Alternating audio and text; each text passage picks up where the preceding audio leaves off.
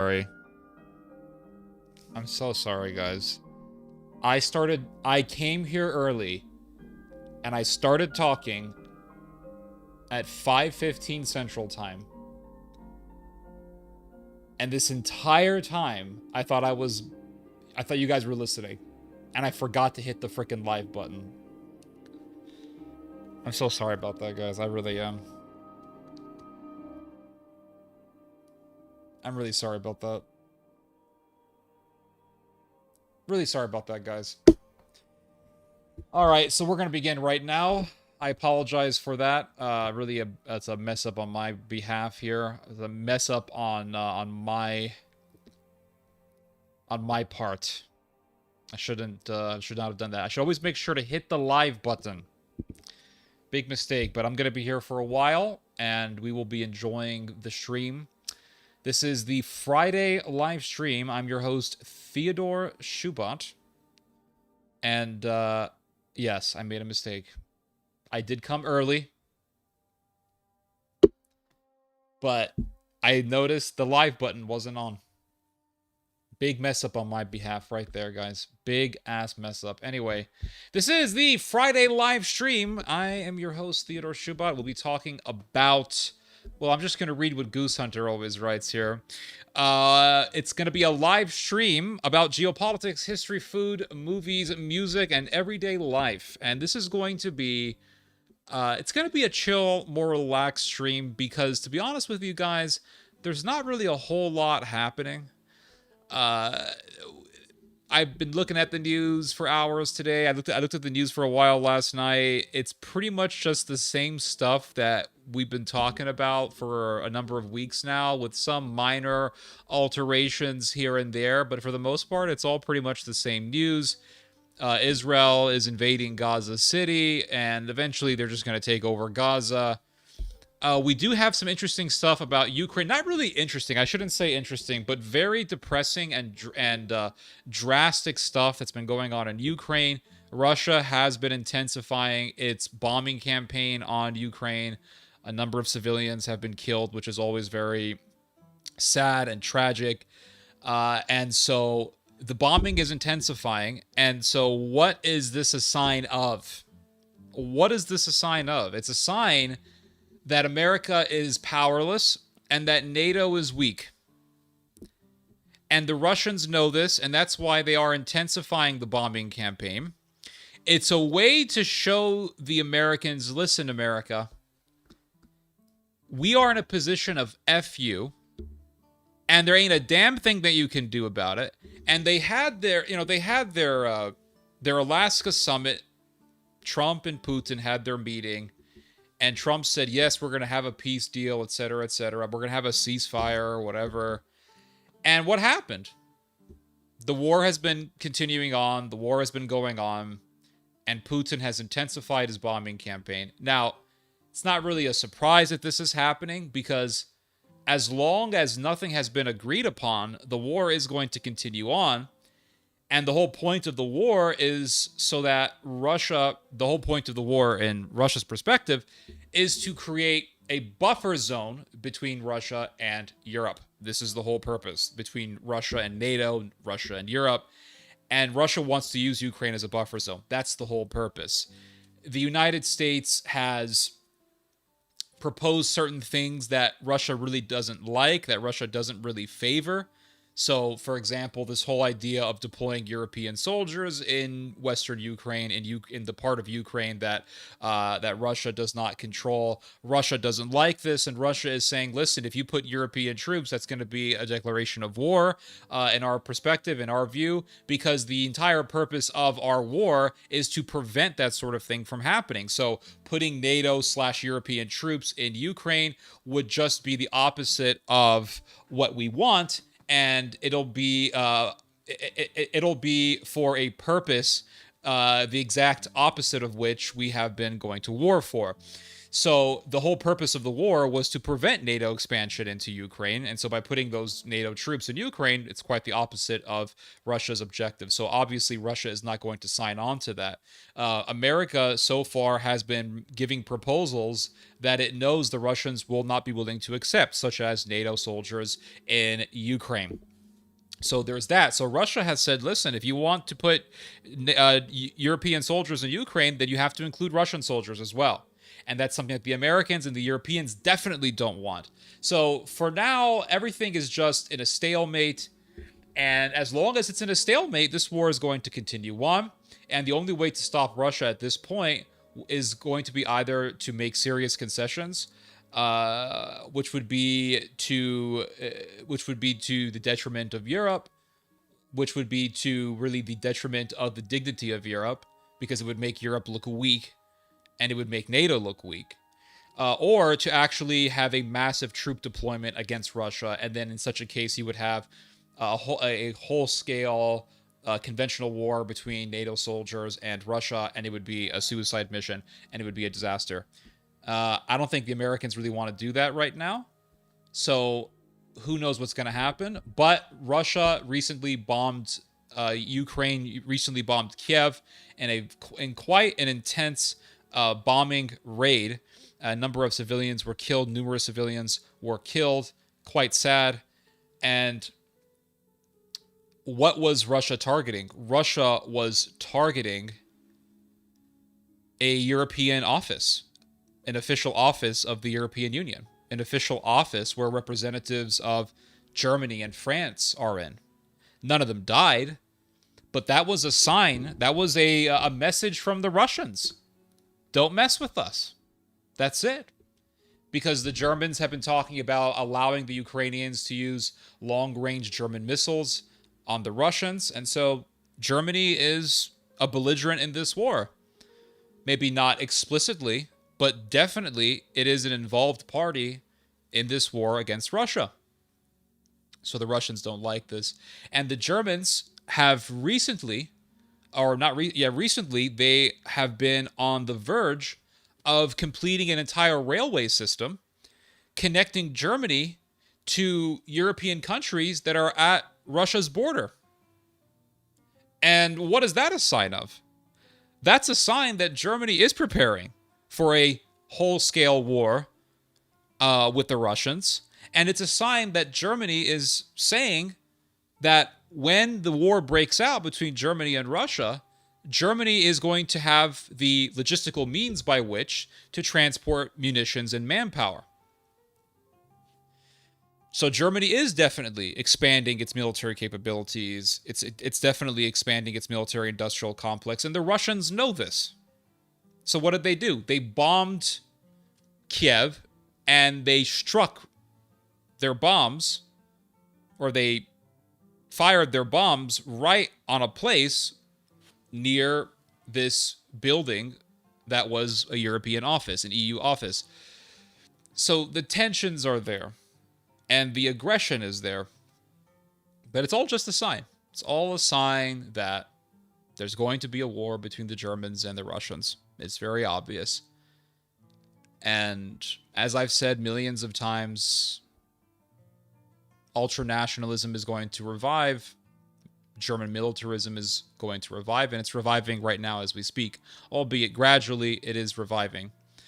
And now the Germans are talking about bringing back the draft. And as I've said before, they want to draft or really enlist 40,000 recruits a year. That's militarism.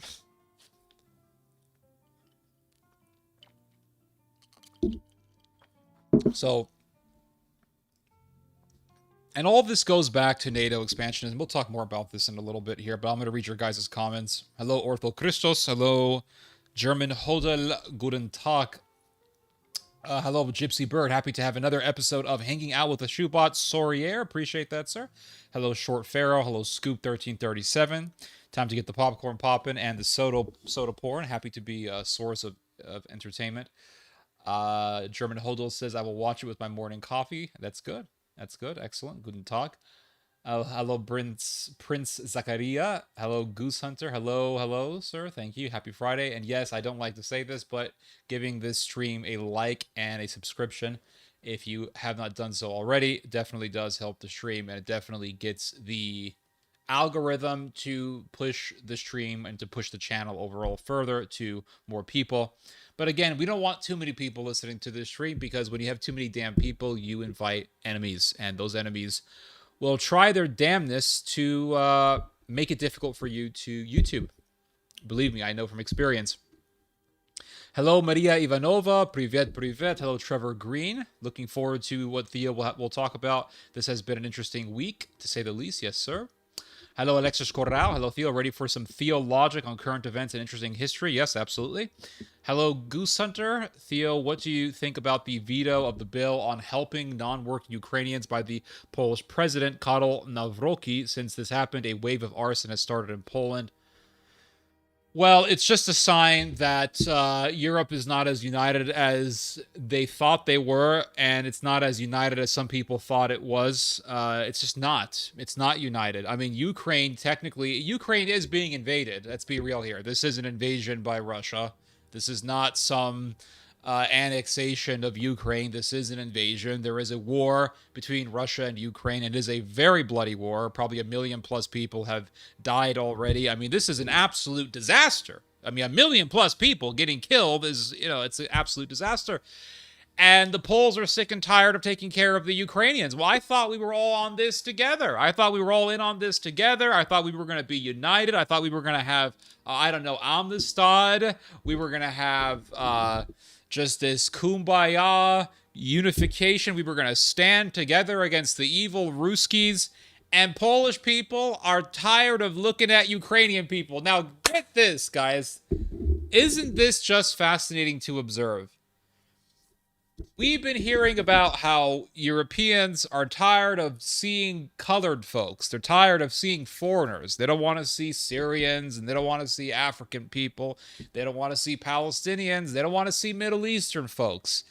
They just want to see their own kind. They just want to see white folks. Okay, fine. You guys want to see more white folks? Here's a few 100,000, or really a few million Ukrainian people. We're going to park these Ukrainians in Poland. You guys look alike. Your languages are very similar. Your cultures are similar. You're both part of the Slavic world. And you guys are going to look at each other every single damn day. And guess what? Even though they look like each other, even though they're Slavic, even though they're European neighbors, they don't like looking at each other. They don't like looking at each other. They're sick. Well, the Ukrainians want to be there. They don't want to be in a war zone. But the Poles don't want them there. They're sick and tired of looking at them. Which really goes to show that even if you were to remove all of the migrants, even if you were to get rid of all of the foreigners out of Europe, though Europeans will find a way to hate each other regardless. You take out all the foreigners out of the UK, guess what? Englishmen is going to hate on the Irish people again, and vice versa. And Scottish people are going to hate on the English, and vice versa. And the Northern Irish are going to hate on the Irish, and vice versa. And they'll go right back to the ways of old, because mankind, for some strange reason, always finds a reason to hate itself. I mean, there wasn't a whole lot of foreigners living in Europe in the first half of the 20th century, and the bloodiest war in human history literally erupted there. And it was white people killing each other. There weren't a whole lot of foreigners in America before the Civil War, and the whites started killing each other. There wasn't a whole lot of foreign, colored folks, with the exception of the African Americans. There wasn't a whole lot of non-whites living in America. And yet the white man was killing himself in the Civil War. There was a civil war in Germany to force German reunification. It was between Prussia and the German states that were allied with Austria. Basically, you had Catholic Germans versus Protestant Germans, and then when the unification of Germany was established, Germany didn't want to include Austria into Germany because they didn't want Catholics, and they were all white, all Germans, all of them. The entirety of the Balkans in the 1990s, it was all South Slavs. It was all a bunch of Yugoslavs, Serbs and Bosnians and Croatians and Montenegrins and Slovenians, and they all look alike. You can't tell them apart. I can't tell the difference between a Serb and a Croat. And guess what? Who did the biggest massacre of the Serbs? In the history of all the Serbs, who did the biggest massacre of the Serbs? It was Croatians. And they look exactly like the Serbs, and they speak the same damn language. So this whole idea of, well, if we just all looked like each other and all spoke the same language, we would all be friends. And that is a lie. And you're seeing it right in front of your eyes in Poland. They're sick and tired of seeing ukes. They don't want to see ukes anymore. Even though they look exactly alike. They don't like each other. And the reason why Poles don't like Ukrainians is because Ukrainians butchered the Poles back in the 1940s. And then there was a concert that happened in Poland recently. It was like a rap concert or a rock concert or something. And all these Polish people gathered together. They wanted to listen to some music. And then what happened?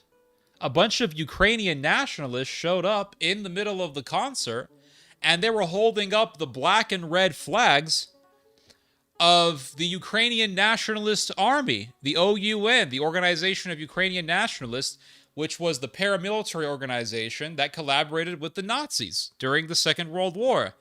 And they had to shut down the concert temporarily to kick out all these nationalists, and they arrested all of them. And then the Polish government released an edict declaring that all of the Ukrainians who were holding up the Banderite flags will be deported.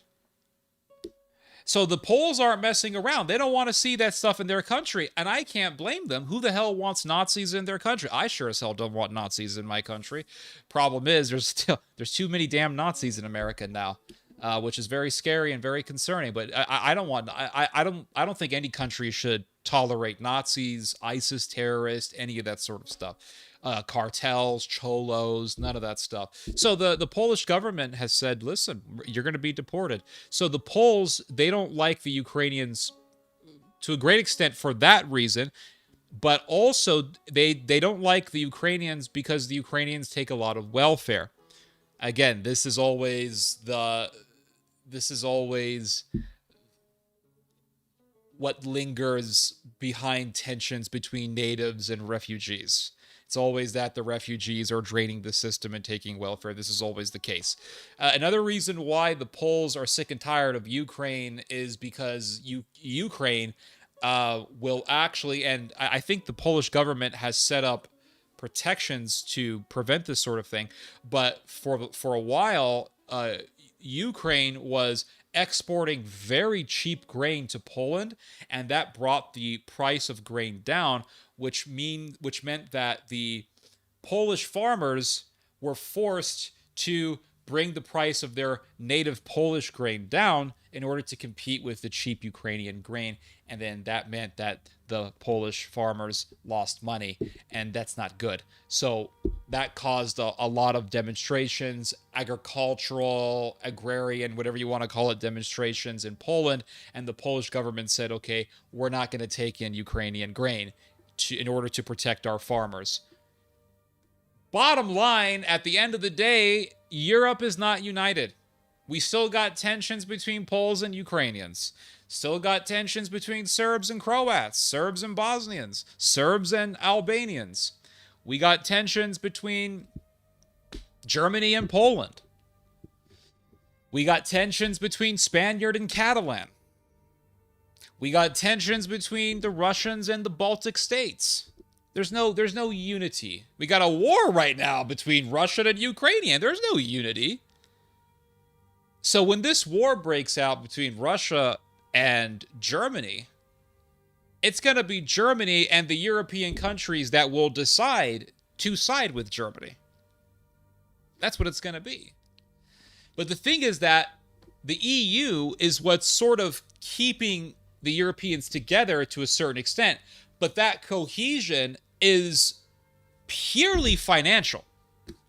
I mean, it is purely a financial union. There's nothing else there. The only thing that's keeping Europe together is a currency called the euro. That's it.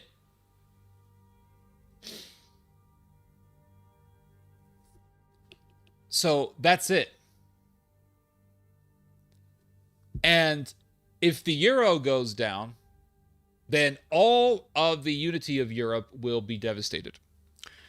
And the thing is that there's a lot of people who hate the European Union. There's a lot of hatred against the European Union within Europe. The Italians hate the EU. I think out of all the countries in Europe, the country that bears the most hatred against the EU is Italy. The Italians hate the European Union. The English definitely hate the European Union. They voted to get out of it, and they're no longer in the European Union. A lot of the Germans hate the European Union. A lot of the Germans want to go back to their own native currency. The Poles, they don't like the EU. They don't. They don't like the European Union. They don't like NATO either. Well, they love NATO. The only reason why they still are connected to NATO is because they want the toys.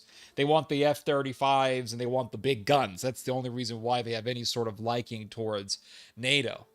But there's a lot of hatred against the European Union. So what's going to happen if the European Union goes crashing down? What's going to happen if the euro is no more?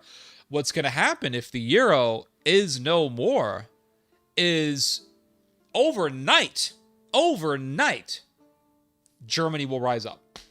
And Germany will have to take the helm, so to speak, and say, okay, the euro is gone. Europe is divided, which means we are very susceptible to being invaded by a warring, aggressive Russia, which means Germany needs to take the helm for the security of Europe. And you will see German soldiers in various European countries. You'll see them in Spain, you'll see them in France, you'll see them in Austria. And you'll see the deployment of German soldiers within Europe. Now, you're already seeing it, albeit it's a very small deployment, but you're already seeing this in Lithuania. There are already hundreds of German soldiers in Lithuania. So if the euro goes down, European unity, what's left of European unity, will go crashing down with it. And Germany and its allies will become more and more of war economies. They'll become more and more, they'll really transform themselves into militarist war economies. There's a lot of talk in Germany about how increasing the German military industry, or there's a lot of talk in Germany about how enlisting a lot of soldiers could destabilize the economy, because then German citizens would be focused on their military career as opposed to their regular day jobs. And I was reading this today and I thought, well, that's an easy fix. Just transform Germany into a war economy. That's it. The whole economy becomes a militarist war economy. And that way heavy industry will be in business. Industry that deals with a lot of raw materials like metals will be in business because they're going to be busy making weapons. And Germany would just become a war economy. And I think that is going to be the case in the future. But I'll read your guys' comments here. Hold up. I don't want to keep you guys waiting. Let's see here.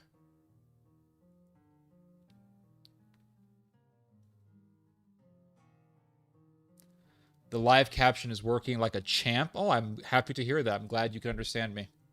That's awesome. An hour of talking to yourself, pretty much. Yep. Happy Friday. Happy Friday to you, Jacob Glowsticks.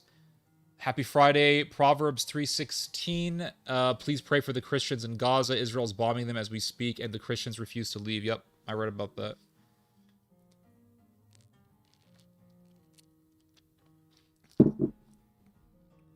Life is messy. Yup, absolutely. Happy Friday, Daniel Barry Sports Highlights. Appreciate that. Trevor Green, what is your thoughts on the joint statement issued by the Greek Orthodox Patriarchate and Latin Patriarchate where they are refusing to leave Gaza City? That is a good question. Well, if Christians get killed, and Christians have already gotten killed by Israel, but if more Christians get killed by Israel, there's going to be more and more of an international story in regards to this war. And there's going to be more international pressure against the Israelis, because then they'll say, well, Israel, you're just killing Christians, and these people aren't Hamas. What are you doing? You're killing priests. You're killing religious people. You're killing Catholics and Orthodox. What are you doing? You're killing Christians. Now, in America, and this is sad to say, I will say this.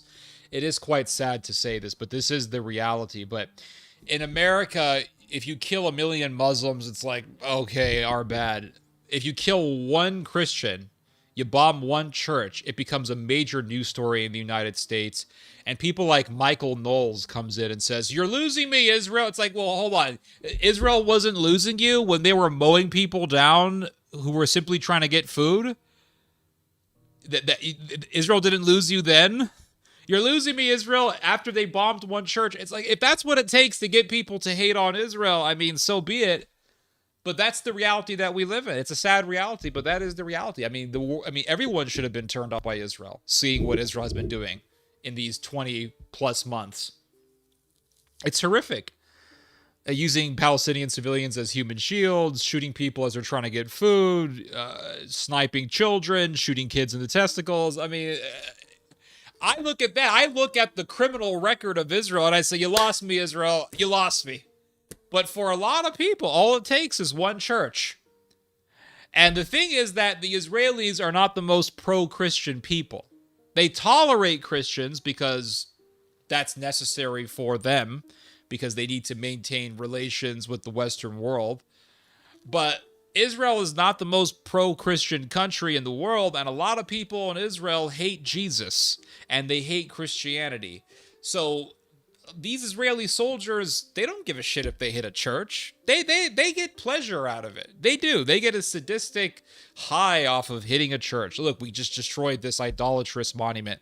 That's how they see churches, by the way. They see them as houses of idolatry, temples of idolatry. They see the Trinity as idolatrous, as pagan, and that's how they see the Holy Trinity.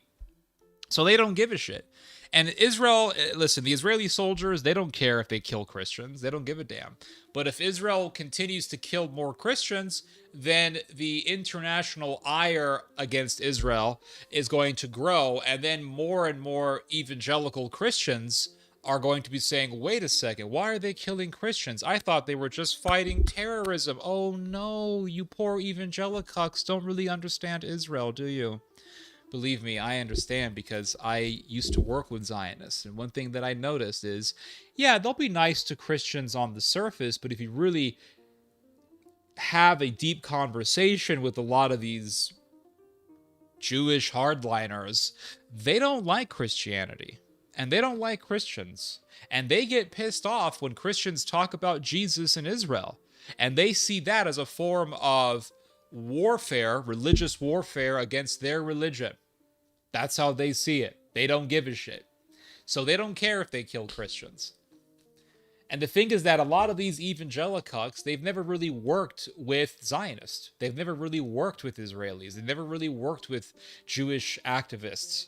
They've never have. Their only experience with Jewish people is, oh, they met a friendly rabbi, or they took a trip to Israel, where their entire experience was catered and completely artificial to a great extent. Not completely, but artificial really to a great extent. I mean, they get in the airplane, they land in the airplane, shalom, shalom. From the airplane, they go directly to the airport. From the airport, they go directly to a bus. While they're in the bus, it's nice and air conditioned, and they're not really feeling a lot of the heat. And it's all just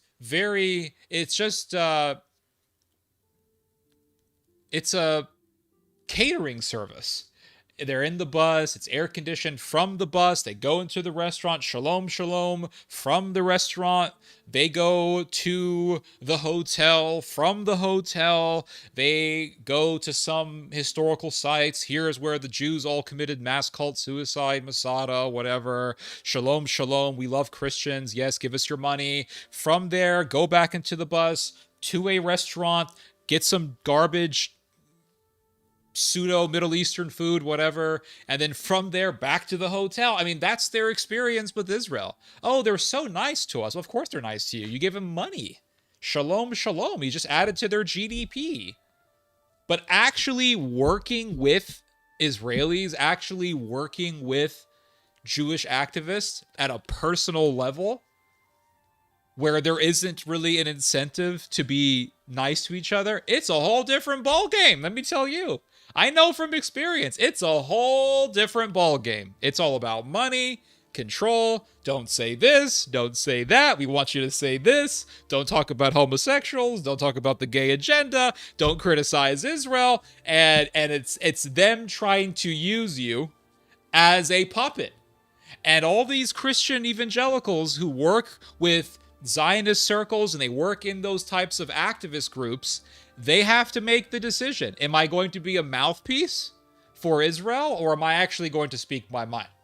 And sadly enough, most of those people choose to become mouthpieces. I know from experience. Trust me, I know.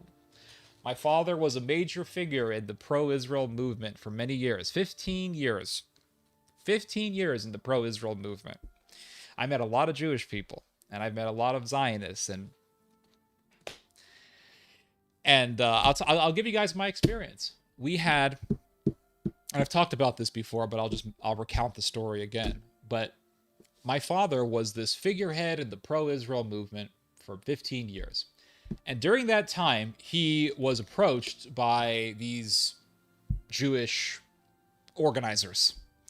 I don't know what organization they worked with. They could have been AIPAC. I don't know what organization they were a part. I don't remember. But they were some organizers, and there was a lot of money that was backing it up. And they approached my dad, and they said, we want you to do a speaking tour. And from this time to this time, from this date to this date, you're going to be doing this massive speaking tour. You're going to speak at all these locations, all these events. You're going to be speaking to crowds. You're going to be speaking at all these different venues, universities probably, etc., whatever venues they had in mind, whatever venues they had on their agenda. And it's going to be from this date to this date. And we'll pay you this much money, blah, blah, blah, blah, blah. My dad said, okay, that sounds fine. And they said, but here's the thing. They told my dad, here's the thing. You're going to be doing a speaking tour with a pro-Israel homosexual. We're talking like a Douglas Murray type. And my dad said, hold up. No. No. Not going to do it. No, but it's going to be a massive event, big crowds. We're willing to put a lot of money into this. No. That's it. And the pro-Israel movement, once they choose you, like a Pokemon, Pikachu, I choose like a Pokemon. Once they choose you and they want you to do certain things, believe me, it's like Hollywood.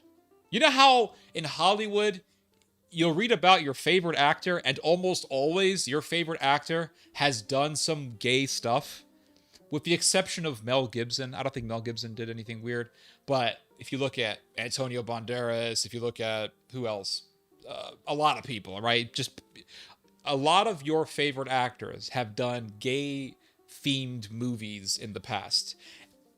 It's because when you're in Hollywood, that's what they want you to do, even though they know that those types of films, those types of movies aren't financially successful.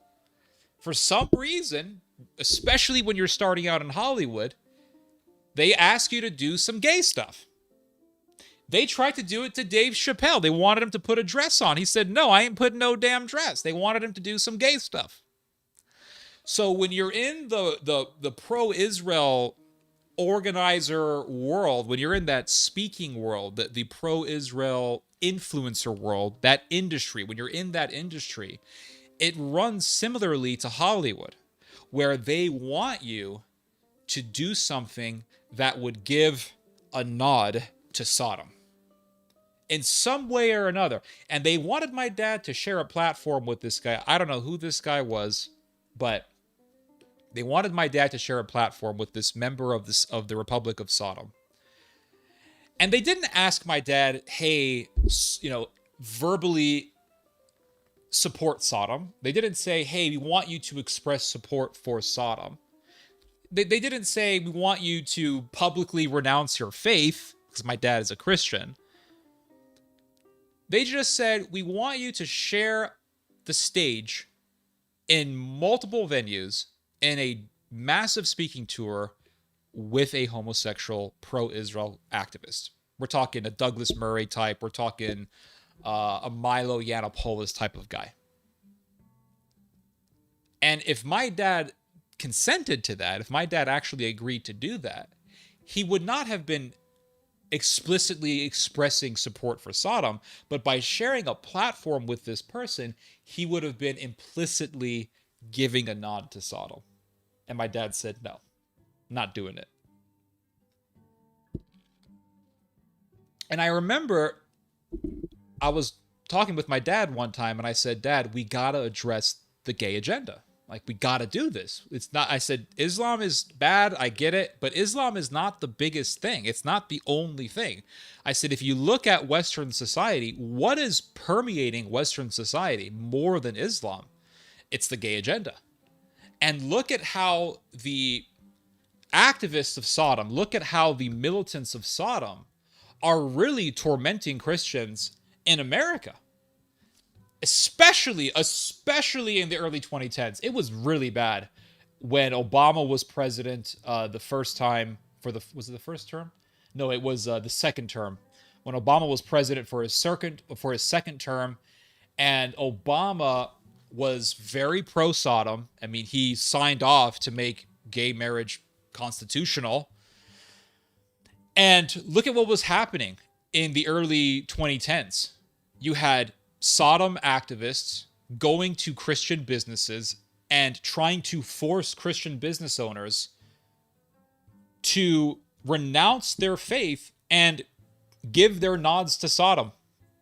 They went to, and the most famous story was the Christian bakery in Colorado. They went to this bakery and they said, we want you to make a cake for Jack and Bill. And he said, listen, I can bake a cake for you guys, but I'm not going to put Jack and Bill. I'm just not going to do it. I'm not putting Adam and Steve on the cake. I can bake you a cake just like you go to a McDonald's, they'll make you a Big Mac. But I'm not going to put Adam and Steve on the cake. And they said, okay, we're going to sue you for, what was it, like $500,000 or something like that. And they ended up winning, and that baker ended up being financially, psychologically tormented by Sodom. And I said, that's persecution. It's persecution. And I said, this needs to be addressed.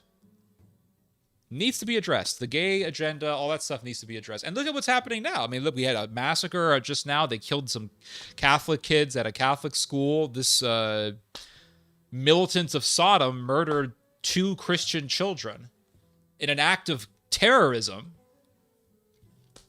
Why? Because Sodom wants to destroy us. That's the bottom line. Sodom wants to destroy Christianity. Sodom wants to destroy the church. Sodom wants to destroy everything good. And so you have these acts of terrorism, you have acts of violence, you have using the courts to persecute people, oppress people. It's really evil. And I started talking about the gay agenda. And I really started talking a lot about the gay agenda in 2012, 2013, writing articles, etc., doing a lot of videos on the subject. And I even did some debates on the topic. And I remember we had this funder, Jewish funder. This was a funder. He was a billionaire. I don't want to give names, but a very well-known figurehead in Hollywood. And every year he was giving us money. He was giving us he was funding our website. He was giving us like $70,000 a year, which for us is a lot of money, obviously. And I remember his wife giving us a phone call. And she said, you guys can't be doing this. You guys can't be criticizing Sodom. We gave you guys all this money so you guys can be pro-Israel. We want you guys to spread the message of Israel. This is what they told us. And if you're going to be criticizing Sodom, then we're going to have to withdraw. We're going to have to pull back and the money's going to stop. And we said, okay. And the money stopped. The money stopped because they wanted us to just be pro-Israel and not address Sodom. Now, they didn't say you have to explicitly support Sodom. That's not what they told us. But what they did tell us was, you have to say nothing about Sodom. Don't say anything about it. Just be pro-Israel. Well, if I am just going to be just pro-Israel, that would mean me implicitly giving a nod to one of the most pro-Sodom countries on earth, if not the most pro-Sodom country on earth. And that would be me supporting Netanyahu, regardless of the fact that Netanyahu says that he embraces pride parades. He loves pride rallies in Israel. That's not going to happen. And right now, Israel is one of the most, if not the most, pro-Sodom country in the world. And what does St. John say in Revelation? He says, Jerusalem, where our Lord was crucified, which is now Sodom and Egypt. And what do you see Sodom doing right now? I mean, is not Jerusalem the capital of Israel? Remember when Donald Trump made Jerusalem the capital of Israel? Remember when Donald Trump made Jerusalem the capital of Israel? Remember that bullshit? And the Vatican said, hey, this is a bad idea because you're just doing provocation, and the Vatican was right. And I think Russia said the same exact thing, that this is just provocation, and Russia was right. Well, you see, if you think about it, what Donald Trump did was a very pro-Israel move. But at the same time, Donald Trump damned Israel. If you really think about it, Donald Trump damned Israel. And this is why I keep telling you guys, everything America does for Israel appears at the surface level to be helping Israel, but it's really not. Not everything, but a lot of things that America does seems to be helping Israel, but it's really not, ultimately speaking. Now, why do I say Donald Trump damned Israel by making the capital of Israel into Jerusalem instead of Tel Aviv? The reason why I say that is because Jerusalem in the book of Revelation is called Sodom and Egypt. So what America did, directly or indirectly, unknowingly or knowingly, it doesn't matter. What America did was declare that the capital of Israel is Sodom. Yeah, where our Lord was crucified, where Jesus was crucified, which is Sodom and Egypt, is now the capital of Israel. So what's happening in Gaza? Israel is destroying Gaza. Israel is doing a genocide. Israel has slaughtered at least 100,000+ people. I don't buy into this, oh, they've killed 70,000 people. No, that's bullshit. You see that level of destruction, it's not 60,000+. It's at least 100,000+ people. And the majority, we're talking 83%. 83% of the people that Israel is killing are civilians. They've actually done a whole study on this recently, and they show. Actually, no, it's not even 50% civilian death rate. It's 83% civilian death rate. 83% of the people Israel's killing are civilians. Not even Hamas. And this is not coming from some Amnesty International study. This is actually coming from leaked documents from the IDF. And this leaked document who leaks this stuff out? I don't know. Apparently there's a bunch of people in the IDF who aren't really happy with Israel. But this leaked document also said that Israel has only been able to confirm 8,000 or so plus Hamas deaths in the entirety of this war. So you've killed all these people. You've done all this destruction to annihilate Hamas, and you can only confirm that you've killed 8,000 plus Hamas fighters? Because what Israel does, you know how when you read the New York Times or the Washington Post, or really any Western media outlet for that matter, on the Gaza war, or the Gaza slaughter, I should say, they always say Hamas, which does not differentiate between combatant and civilian. They always say Israel has killed 60,000 or so people, according to Hamas, which does not differentiate between civilian and combatant. They always say this, always. Doesn't matter if it's Washington Post, New York Times, AP News, it doesn't matter. They always say this. because there's some sort of a protocol that's been established. Well, Israel doesn't differentiate between Hamas combatant and civilian. And I wish that the American press would make it a rule to always say that. According to Israel, they have killed this many Hamas members, or this many Hamas members have been killed, according to Israel, which does not differentiate between civilian and combatant. Because Israel doesn't differentiate. In fact, there was a story that came out last year from Haaretz in which this Israeli soldier said that one time they killed 200 people, and he said we were able to only confirm that out of those 200 people, only a dozen or so were actually Hamas fighters. He said, but we reported the number of dead, 200 people, to our bosses, and then he said the Israeli media came out and said, oh, we've killed 200 combatants today. You didn't kill 200 combatants. You killed 200 people, out of which some were Hamas. The rest were civilians.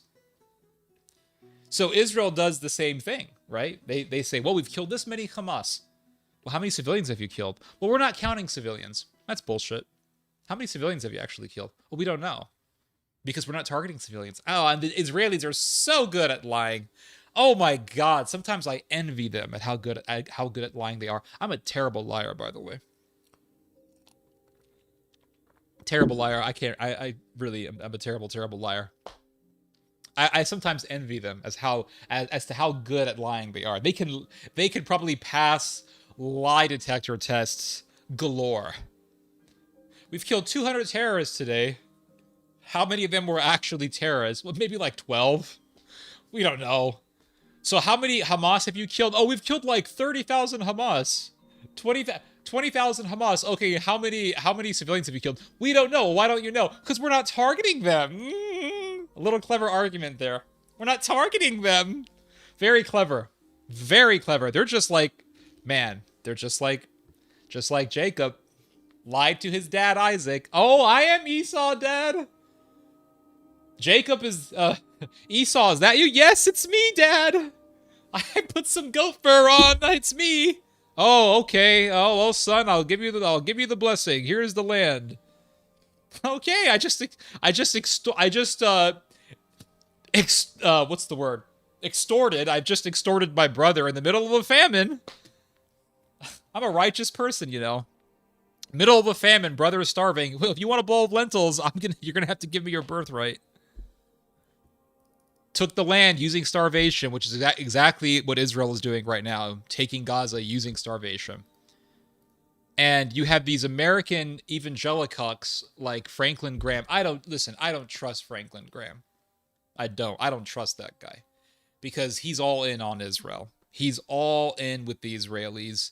Hardcore Zionists. He's in there with the pro-Israel evangelicals. He's in that cult. He's in that industry. And he praises Mike Huckabee. He says, oh, please, everyone, pray for Mike Huckabee, even though Mike Huckabee is lying about all of Israel's war crimes, even though Mike Huckabee, as I like to call him, is covering up for all of Israel's murders and crimes. Please pray for him. He's a good man. F you, Franklin Graham. Seriously, F you. You're a, oh, I don't like that guy. So Franklin Graham's organization, Samaritan Purse, has agreed to work directly with the GHF, meaning that Samaritan Purse, or Samaritan's Purse, will be the very first actual charitable organization to work directly with the GHF, or the Gaza Humanitarian Foundation. And people say, oh, this is great. Listen, I hope I'm wrong, and I hope Franklin Graham feeds a lot of people over there in Gaza. But Franklin Graham's organization released its first batch of food to the Gazans. Do you know how much food it was in Samaritan's Purse first shipment of food to the Gazans? Do you know how much food it was? It was like 48 tons. Now you'll say, well, 48 tons, and I have to fact check myself on this one, but I'm pretty certain it was 48 tons of food to Gaza. Let me just fact check myself here, because I read this last night, but I don't want to have egg in my face here. Yeah, I was correct. 48 American tons. You'll say, well, that's a lot, right? It sounds like a lot of food. 48 tons. I mean, a ton is 2,000 pounds. So it's a roughly 100,000 pounds of food. Listen, in a city of 2+ million people, 100,000 pounds of food is easily vanished in a matter of hours. That's nothing for a region with a population of 1.8 or 1.6 million. It's no longer 2 million. They said for years that Gaza had 2 million. It no longer has 2 million people. It doesn't have 2 million plus people anymore. It doesn't. All right. We all know that Israel's killed a bunch of people. It's like 1.8, 1 point something million people. Still, though, with that number of people, 100,000 pounds of food is not enough to feed the population. Sure, it feeds some people, but let's say, we eat roughly a pound of food a day. Let's say we eat that. A lot of us eat a lot more than that. Let's say, roughly speaking, we eat a pound of food a day. Okay, that's 100,000 people. In a region of 1 million plus people, that's not enough.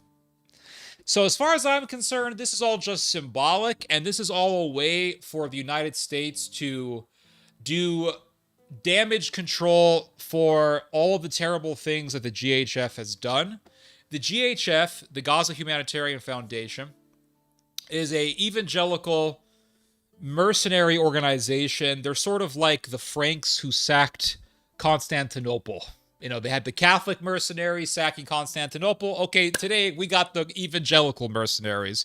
And I'm sure their ancestors were Normans and Franks, and they were barbarians. They probably were involved in sacking Constantinople, sacking Jerusalem, killing, raiding villages in France and during the 100 Years' War, that sort of thing. But anyway, the GHF has been working directly with the IDF, the Israeli Defense Forces, whatever. And the GHF has never criticized the IDF.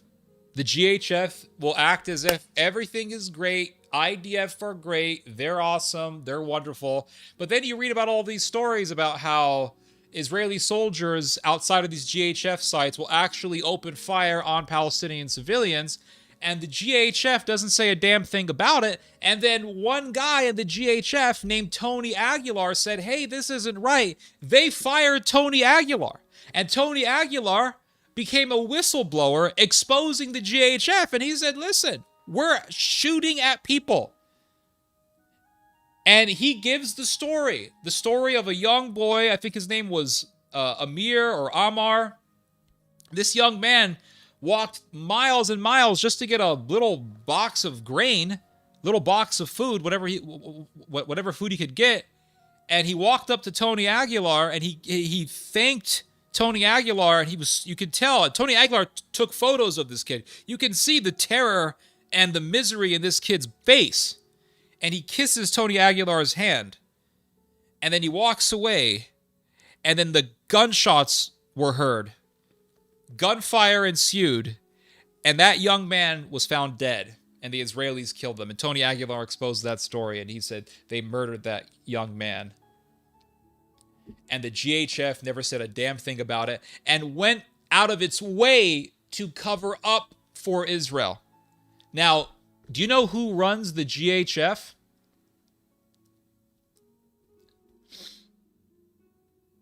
Do you know who runs the GHF? Pastor Johnny Moore. That's right, everyone. A pastor runs the GHF. Pastor Johnny Moore. And Pastor Johnny Moore is a man of God who claims to be a teacher of the teachings of Jesus Christ, who told us to love one another and to not offend these little ones, meaning children. And he told us to love humanity. And he told us to love people even if their religion is different from ours, hence the parable of the Good Samaritan.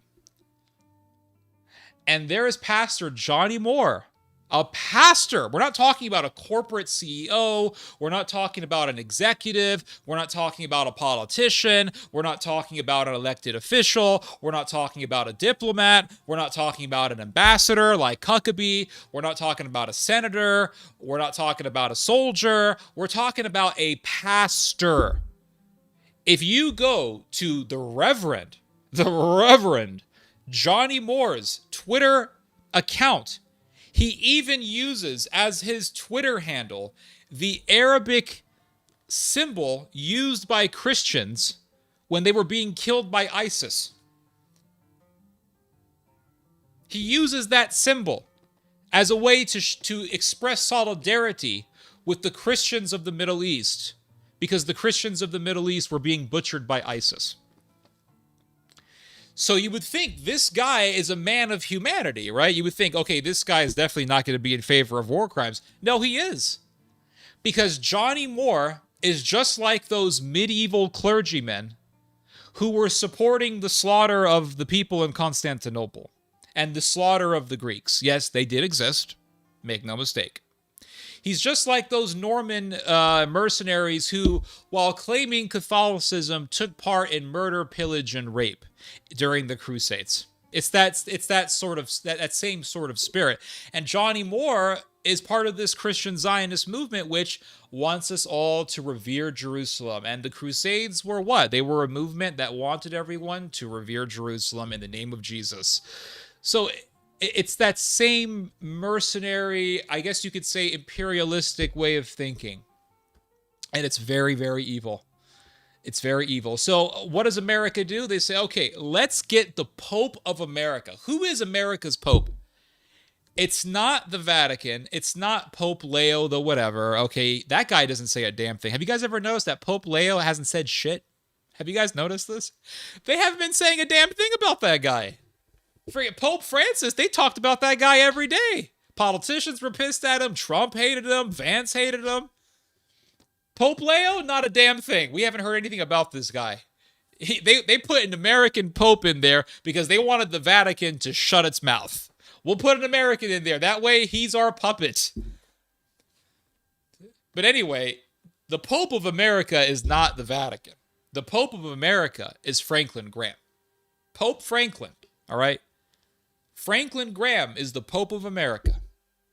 And the GHF says, okay, Franklin, we want you to work with us. And Franklin says, okay.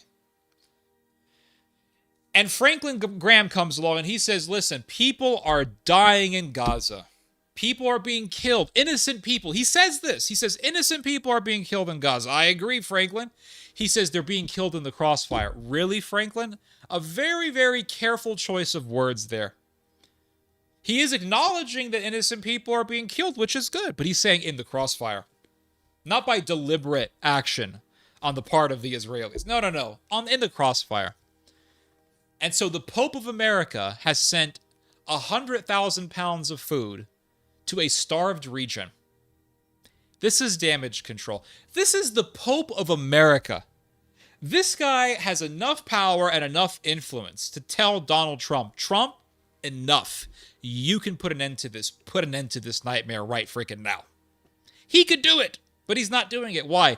Because he is a part of the cult of Israel. That's the reason.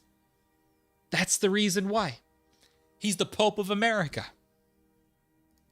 So this is all just damage control as far as I'm concerned. I could be wrong. Maybe Franklin Graham will feed all of the Gazans. I hope so. I really hope so. I hope I'm wrong.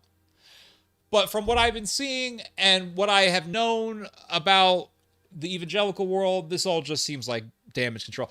Remember, it was Franklin Graham who, while Mitt Romney, was running against Obama, took out Mormonism from his website's list of cults. Yes. Franklin Graham had this, and maybe it's still there, I don't know, but Franklin Graham had this list on his website of all the cults. Jehovah's Witnesses, it had Scientology, it had all these different cults. Mormonism had been in the list. He took Mormonism from the list. And then he was interviewed, and the guy doing the interview said, I noticed that you took Mormonism off of your list of cults. Why did you do that, Franklin? And Franklin Graham said, well, I don't want to call people names. I don't want to call people names. That's not what Christianity is about. Oh, you don't want to call Mormons names. And in this case, the name is cult. That's not really much of a name. It's not really name calling, it's just being objective. But so you don't want to call people names. So why in the hell did you leave Scientology and the Jehovah's Witnesses on the list? I mean, I thought you didn't want to call people names, right? So you should take all the cults out of the list. He should have taken all of those religions off the list, but he didn't. Just Mormonism. And then he said, "Oh, because I don't want to call people names." If he was honest, he would have said, "Listen, Mr. CNN interviewer, I'm a politician. I'm not really a pastor. I'm just here to be the religious representative of the American government, even though we have a separation of church and state. We all know that religion and society and culture are inseparable, so that's why I'm here. I'm basically representing America's ecclesiastical office, and I understand that Mitt Romney is a Mormon and he's running for office against my political enemy, Obama. So I am going to take Romney's religion off of my list of cults because I don't want to bash Mormonism, because I don't want to risk Christians being dissuaded from voting for a Mormon." If he was honest, that's what he would have said. But he didn't say that. He said, I don't want to call people names. When I saw that many years ago, I knew this guy is a politician. And that's all he is. He's a politician, guys. That's all he is, politician. I'll read your guys' comments. Hold up. Gonna get a lot of hatred from people. Or some hatred from people, I'm guessing. I'm not guessing, I know, because I can see your guys' comments. Let's see here.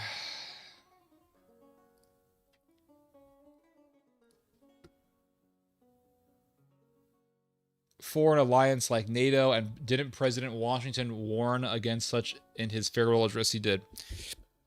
Yes, he did. All of the words of the founding fathers are completely useless and meaningless. They have had absolutely zero weight in how American society is conducted. For example, there was a founding father who said that America will be built for a religious and moral people.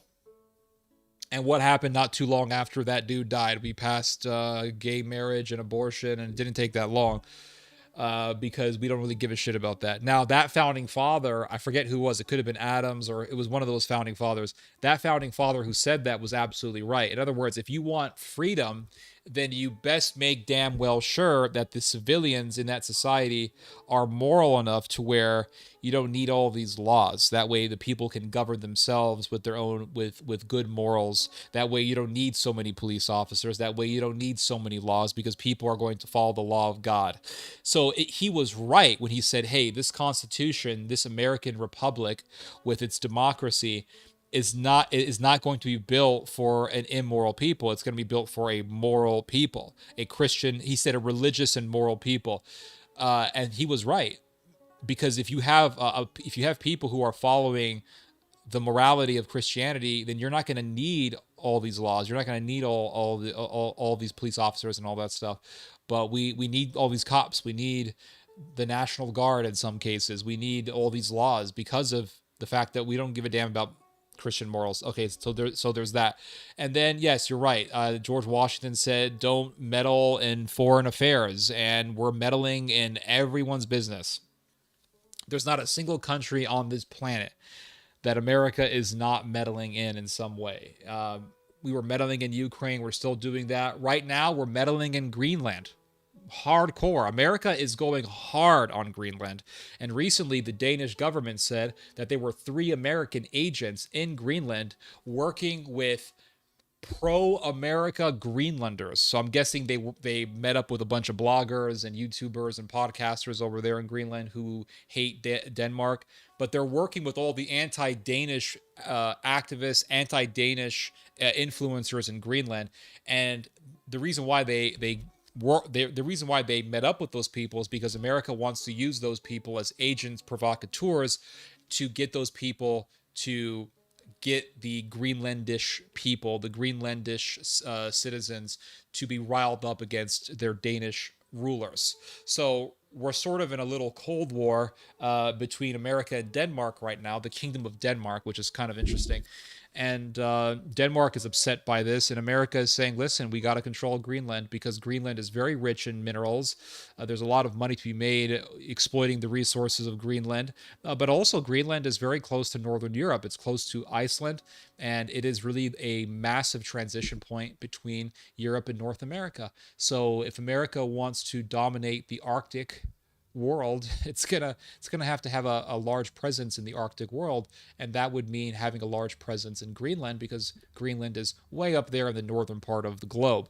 So plus we want to beat the Chinese because the Chinese are very interested and they're very willing to also exploit the Arctic world. So we want to beat the competition. So we want to have we basically want to make Greenland into a giant military base.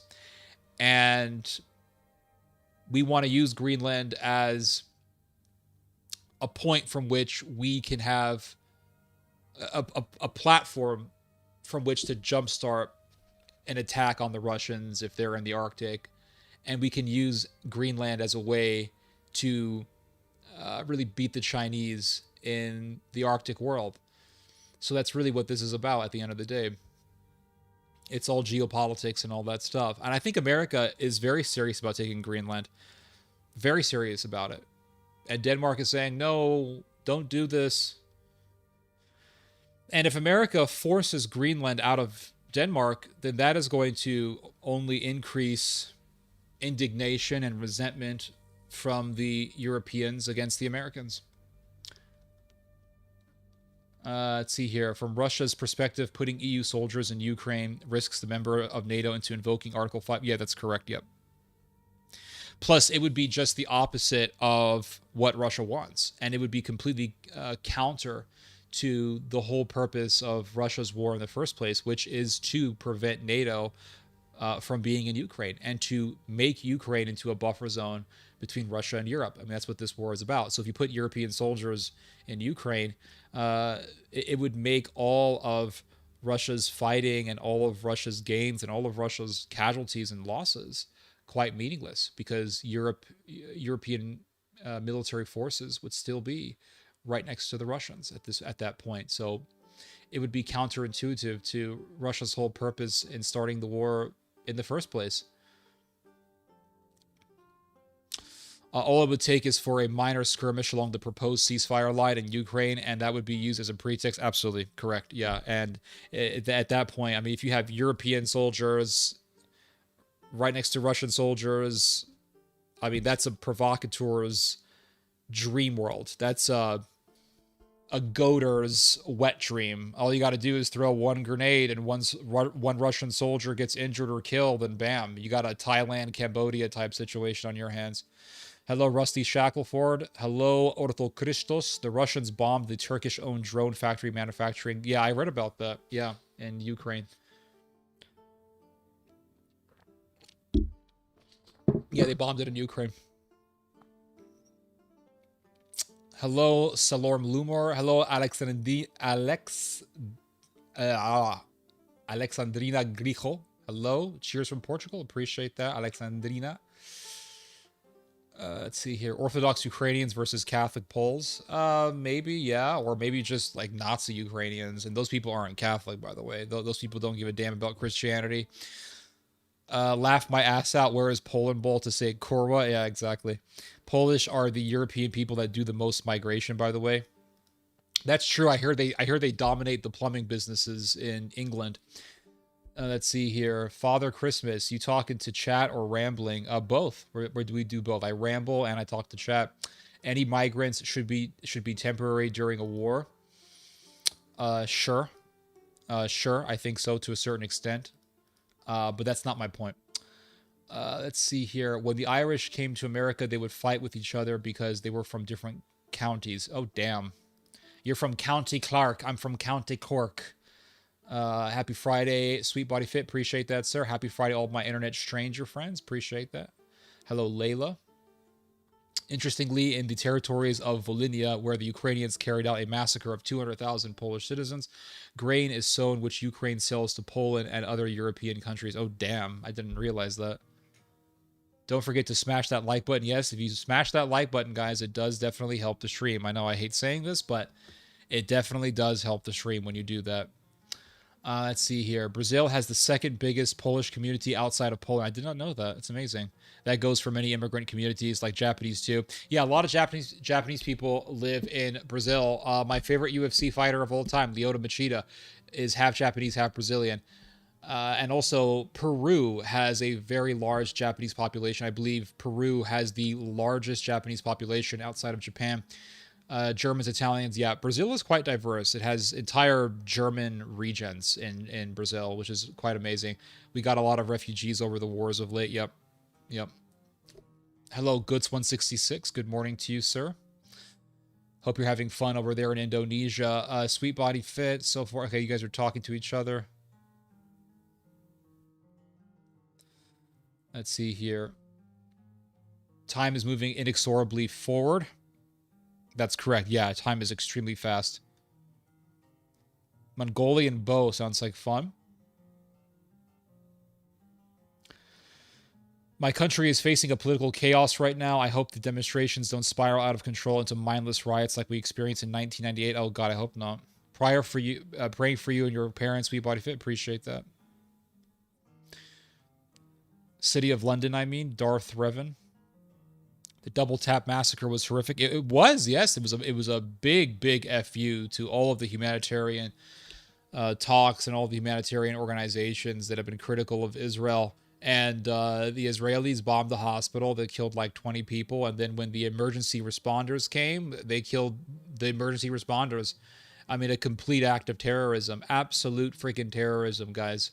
And, the evangelicals are like, no problem here. Everything is great. Which leads me to conclude that the evangelicals who are pro-Israel and the Nazis are no different.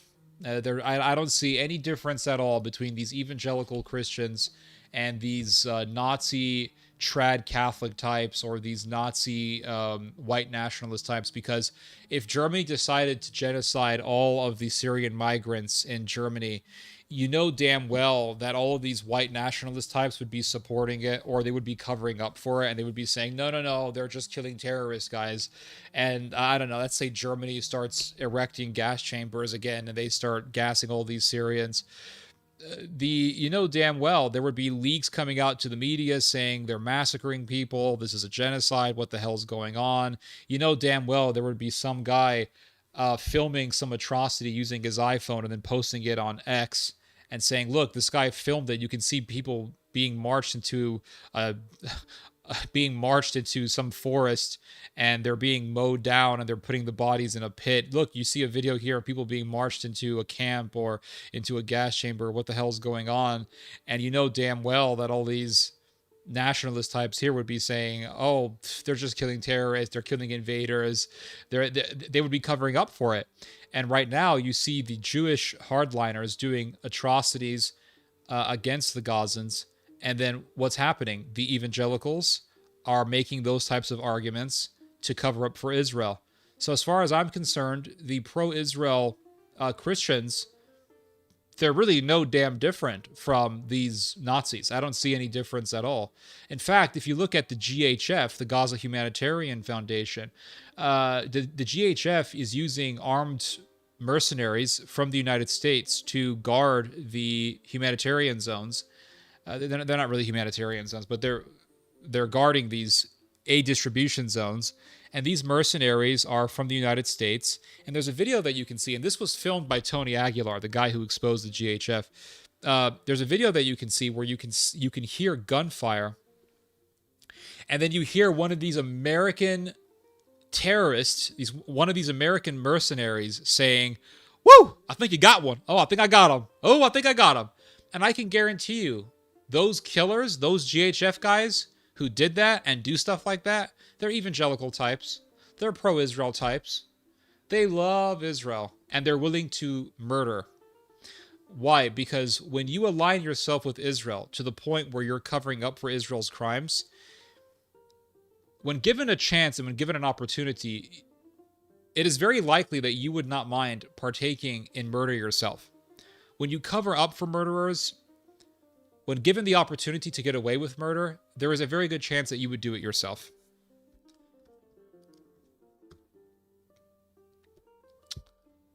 Why are we still sending money to Israel? Good question. Good question. It's because of the evangelical power base. Does anyone else have any prayer requests? I will add it to my prayers. Appreciate that, sir. I hope your parents are doing well. Do you think rabbinic Judaism will survive the 21st century? That's a good question. I don't think so. I think Judaism is going to morph very dramatically and very quickly. I'm not a huge fan of Mr. Noval Hariri or Yuval Hariri, but Yuval Hariri, is that his name? Am I saying it correctly? Yeah, Yuval Hariri. Yuval Harari made an interesting observation about the future of Judaism. Yuval Hariri said that Israel is going to continue on this path of violent and murderous militarism, and that the Palestinians will be driven out, or most likely will be driven out of Gaza. And he said that if the Israelis really fully ethnically cleanse Gaza, it will change the face of Judaism forever. Because Judaism will become strictly a religion of power. Now, you could say it already is, but I'm saying, and I think this is what he is saying, that Judaism will become an explicit religion of power, an in-your-face religion of power. Because right now, the rabbis in Israel, the religious establishment in Israel is overwhelmingly supporting what's happening in Gaza. The religious establishment consists mainly of hardliners who are supporting the war. The rabbis who are critical of the war are outliers. And they are rabbis who are critical of the war, and I give those people credit, but those people are outliers. So if this war continues on this way, and the Palestinians of Gaza are pushed out, the rabbis in Israel will forever portray the Gaza genocide / ethnic cleansing as completely in accordance to Judaism, and will provide religious apologetics for genocide and massacres and atrocities. And rabbis all over the world who love Israel and who support Israel will also express those same will express that same form of genocide apologetics using religion. And they'll do this in the United States, they'll do this in Europe, etc. And it will forever change the face of Judaism. And Judaism from that point on will be known as the religion that justified what happened in Gaza. And it'll become an explicit religion of power, like Satanism. Satanism is an explicit religion of power. Satanism is very Nietzschean. It's all about the strong killing off the weak and the strong dominating the weak, and how strength needs to be the law of the world and how might makes right. And Judaism will become just that. You could say it already is. And to a certain extent, you're right. But after, if Gaza is totally ethnically cleansed or genocided, after such a point, there would be no going back. And Judaism will forever be used as a religious system to justify that sort of thing. And it already is, but they would be doing it in an in-your-face sort of way. And they would be going to the Talmud and saying, well, the Talmud does teach this and it does teach that. And they'll be bringing all of the violent verses in the Talmud, and they'll be misusing verses in the Old Testament to say it was justified what we did. And they will make that into the face of Judaism. So, and then more, and all that will do is it'll get more and more people to hate Jews. And it'll get more and more people to hate Judaism. It's just bottom line. And anti-Semitism is only going to increase. And I've been saying this for a long time. And then eventually Israel will be destroyed. And eventually the whole world will turn against the Jews. And then Rabbinic Judaism will truly be non-existent. Eventually, Rabbinic Judaism will be non-existent. Is that going to happen within the 21st century? I think more than likely so, yes. But it could happen in the 22nd century. I don't know. But eventually it will happen.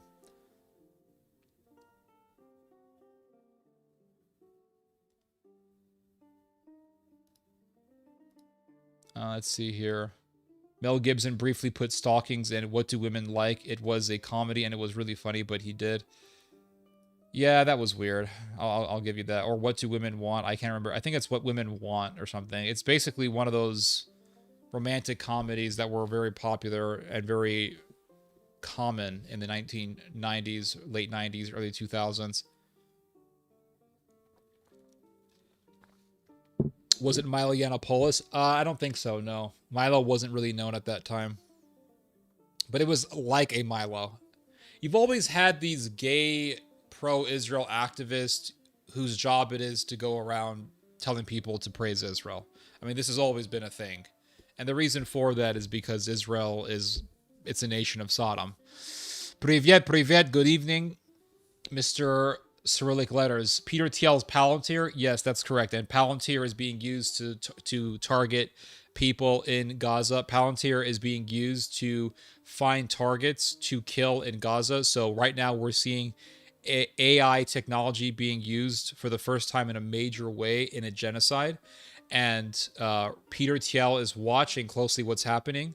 He's watching closely to see how his technology is being used to ethnically cleanse and slaughter a population. And it really goes to show that Gaza is a testing ground. Gaza is a testing ground for all the technology that they want to use to do further genocides. Because in the future, you're going to have more genocides being done by the first world. We're used to, you see, in our post-World War II era that we have become so accustomed to, we are so used to genocides being done by third world countries. We're so accustomed to genocides being done in the third world. When we hear about genocide being done in the first world, it's always in terms of talking about historical events, talking about the Holocaust, talking about what happened with the Chinese or the other Asian communists, talking about what happened in the Soviet Union, talking about what happened in Ukraine, etc., talking about what happened in the Balkans. But in the post-World War II era, discussion on genocides that have occurred and continue to occur are always done, or have always been done until now, in the context of the third world. Right now, we're seeing a genocide being done by a first world country using first world technology. This is not a genocide that's being done by an African country. It's not a genocide that's being done by a poor country. This is a genocide that is being done by a first world country using first world technology, using German technology, using American technology, using Palantir, AI surveillance, data gathering technology. And so the first world is watching, and they're watching to see how their technology can be used to do a genocide. And Gaza will be used as an example as to how to do a genocide using first world technology. Just like how Adolf Hitler looked at the genocide of the Armenians as an example of how to do a genocide. And the Germans got inspiration from the Ottoman Empire, and they took what the Ottoman Empire did and they did it on steroids. And they did it in a much more systematic way, and they did it with much more technology than what the Ottomans did. The Ottomans used bayonets and axes and bludgeons and bullets. The Germans used gas chambers. So first world countries who want to remove particular populations, be they migrants, etc., they're going to look back at this and they're going to say, well, the world did not stop Israel. Just like Adolf Hitler said, listen, no one's going to stop me from genociding all these people, because who remembers the Armenians? That's what Hitler said. He said, who remembers the Armenians? No one cares about the Armenians. No one's going to care if I do a genocide. And people are going to look back at Gaza and they're going to say, well, Israel did a genocide in Gaza and Israel was considered America's greatest ally. So why can't we? Germany for the Germans. Sweden for the Swedes. Britain for the Britons. We can't allow these foreign parasites to be tainting our wonderful soil. Have to get rid of them. The great purging will begin. And I think in the future, you're going to see a situation that's very reminiscent to what happened in the movie Children of Men. If you have not seen the film Children of Men, I highly recommend that you do. It's a masterpiece of a film. I definitely count it as a film in my top 10 list of best movies ever made. Braveheart, of course, will always be number one.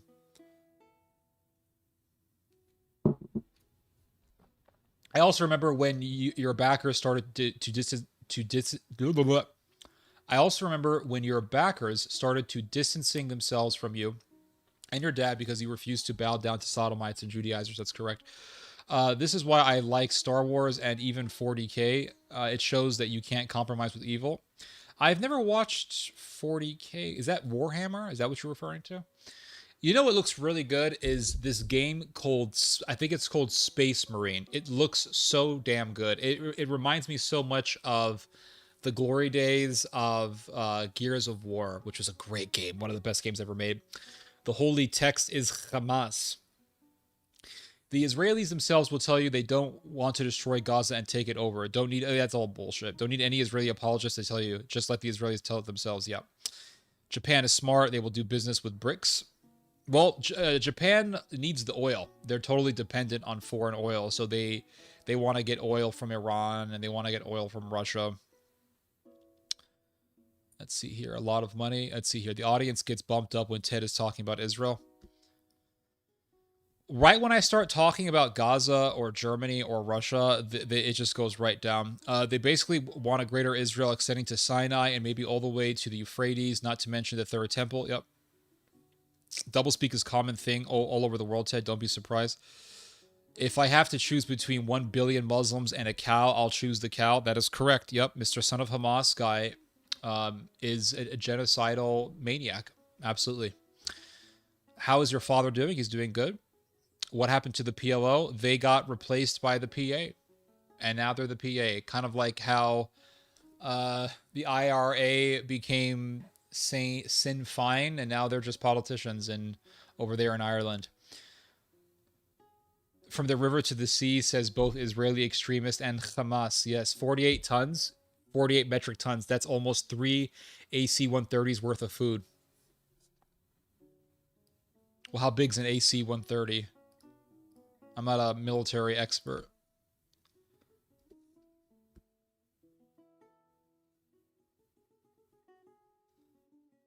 Oh, AC-130. Interesting. The aid they're letting in is minuscule, plus Israeli settlers can be filmed blocking aid trucks. That's correct. And even destroying aid because they want the Gazans to starve. That's correct.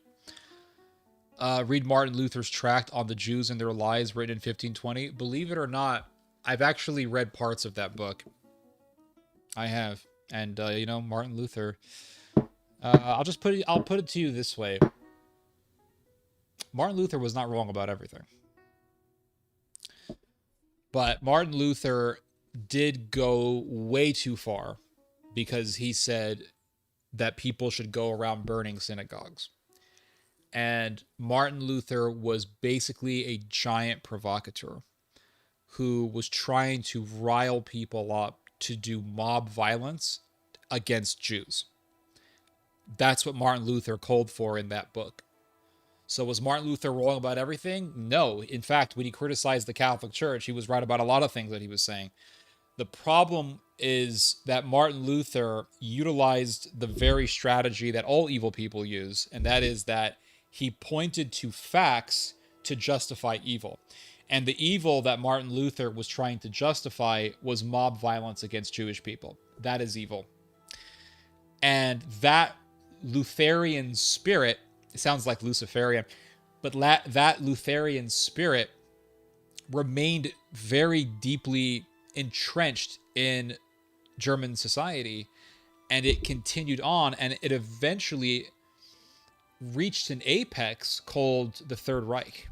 And much of the Nazi Party was influenced by Lutheran thinking when it came to the Jews. And Martin Luther was used as an image or as a mascot for the Nazi Party.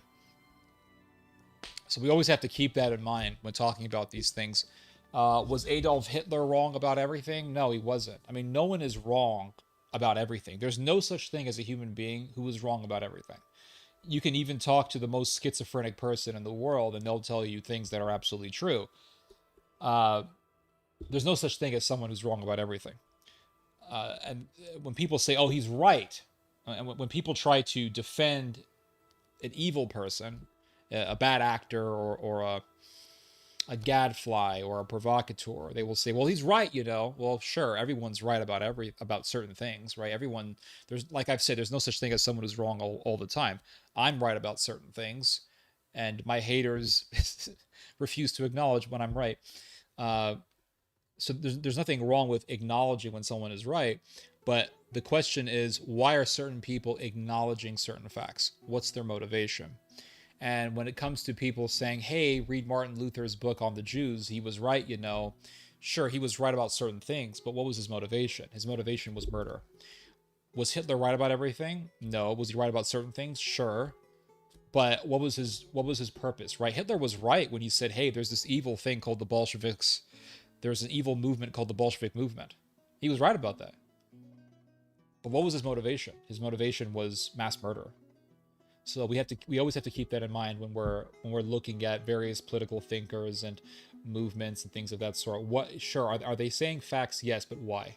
Everyone says facts. I say facts. And yet my haters rarely ever acknowledge when I do say facts. They always act as if I'm wrong about everything. Osama bin Laden said things that were true. ISIS said things that were true. Israel says things that are true. Netanyahu says things that are true. Does that mean that you support them? No, it doesn't. People who will tell me to love Adolf Hitler because he was right about certain things, but then they will tell me to hate Netanyahu, will not even acknowledge when Netanyahu is right about certain things. So if someone being right warrants me following them, then you should follow Netanyahu because Netanyahu is also right about certain things. Why don't you follow Netanyahu? Well, you'll say because Netanyahu is evil. There you go. That's my whole point. It's not about saying facts. It's about why you're saying them. Because everyone says facts, but not everyone says facts with good motivations. In fact, I would say that the most dangerous people are the ones who use facts for evil purposes, because they will point to things that are undeniable. That way people will say, oh, he's right, let me follow him. And then when people follow that person, that cult leader takes advantage of all of the enthusiasm that's around him and says, go out and kill people, just like what Charlie Manson did with his following. And so that is always very dangerous, always very dangerous. And we can talk more about cults and why people follow cult leaders. I was thinking about this last night. Why do people follow cult leaders? You know, what makes a cult leader so magnetizing? And I thought about this last night. And what I said in my mind was this, that the way that cult leaders gain such loyal followers is the cult leader has something that the followers want. And there is a saying that I heard years ago, and it's never left my mind.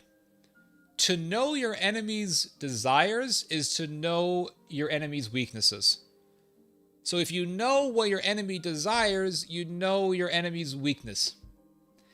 If your enemy is weak in the face of a beautiful woman, use a beautiful woman. If your enemy is weak for gluttony, use food.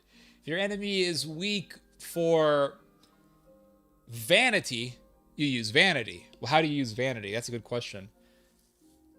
So some cult leaders use women to get followers. Joseph Smith did this. He said, if you follow me, you'll get, hey, according to my religion, in order to go to heaven, you have to have at least 3 wives. So if you follow me, we'll give you 3 wives. We'll give you a wife. And every single simp and every single virgin nerd in the 1800s went over to Missouri or Ohio or wherever the Mormons were to get a girlfriend. You mean if I follow Joseph Smith, I get a girlfriend? Yup, that's right, you damn nerd, simp, whatever term you want to use. So that's what Joseph Smith did. He used women. That's very effective. And he wasn't the only cult. Muhammad also used this sort of thing.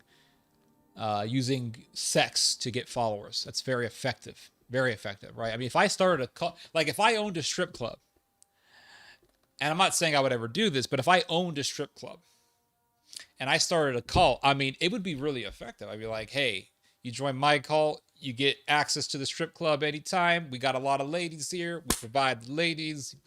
And all you got to do is follow me and give me money. And I mean, you would have a following. 100%. You'd have a following. Some cult leaders, though, don't use women. They don't. Some cult leaders have a more honorable aura to them, and they have a more honorable and moral image with themselves. And they present that image, and it's very effective. And this type of marketing, this type of presentation works really well with people who want order and they want to be honorable. And maybe they mean well, but they want to fight for a cause that's honorable. Maybe it's an evil cause, but they think it's a good cause nonetheless. But maybe it's an evil cause at the end of the day, but they don't think so. And with those people, what really works with them, what really magnetizes those people, is a cult leader who at least has a vibe of honor and at least has an aura of order and honor. And you have cult leaders who are physically really fit. Some cult leaders are like flabby ass dudes. I don't know how those guys get followings, but they do. But some cult leaders are really fit, like physically in great shape. And they have order and they have fitness and they watch what they eat and they stay really trim.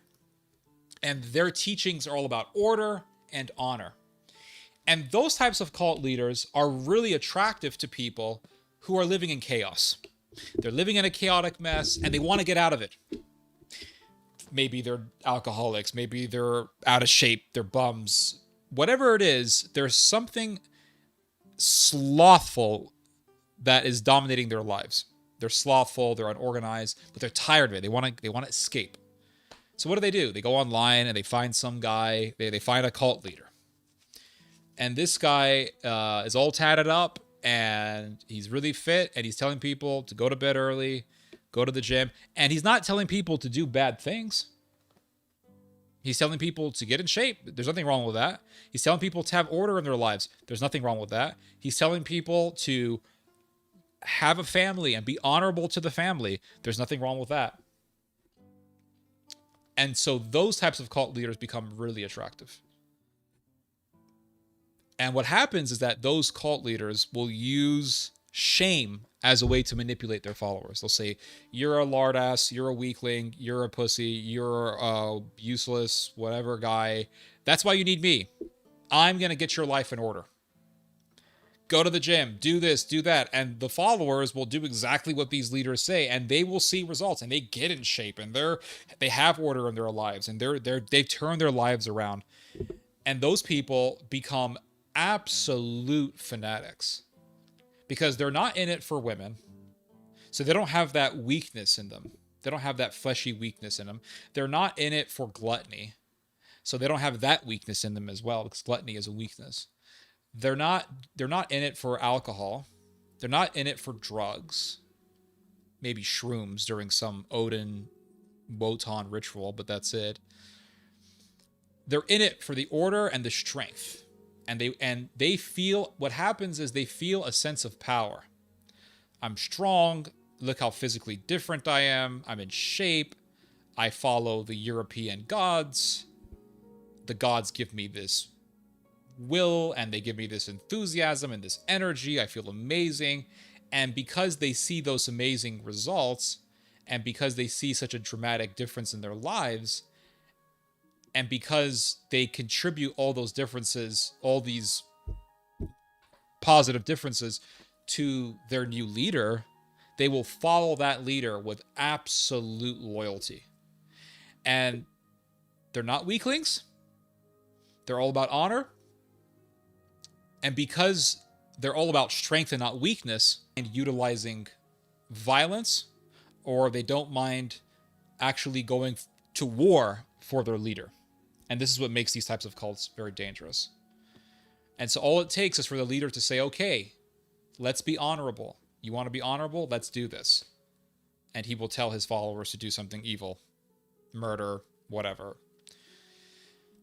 And that's all it takes. And those types of people, those types of followers, they feel very strong, but they're still under the manipulation of the leader.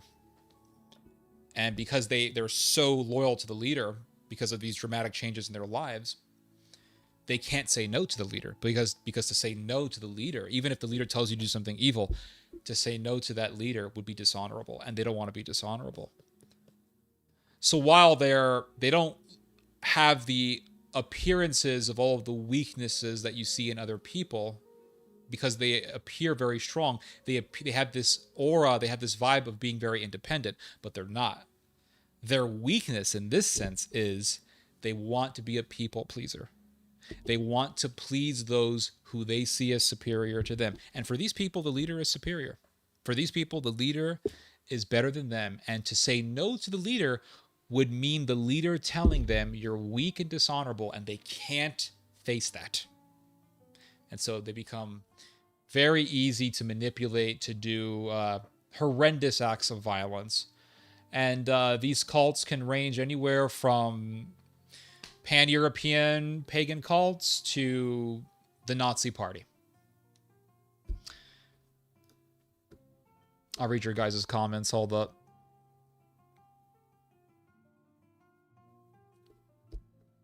Leo is the latest crypto whatever pope. Damn. His writing contradicts other about the situation at Vatican at the time. Let's see here. Luther was right, and I'm a godless heathen. There you go. Oh, you're a pagan. Okay, I'm not surprised. Martin Luther was a heretic? Yes, he was. Willful ignorance is a terrible thing. I mean, he was a heretic, yes. You guys also have Jehovah's Witnesses? Yes, we do. A lot of them. Jehovah's Witnesses are an American cult. They come from the United States.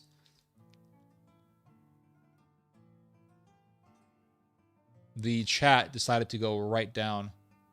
Are you or YouTube deleting my comment? Dude, I don't even know who you are. I'm not deleting your comments at all. I should add, I'm fighting your case, not advocating for Zionists. Dude, I'm not deleting your comments. YouTube is weird like that, let me tell you. Let me actually, I'll check the video right now to see that maybe to see if the comments are actually on there. Hold up, guys. Are you frustrated by YouTube's... Shut up.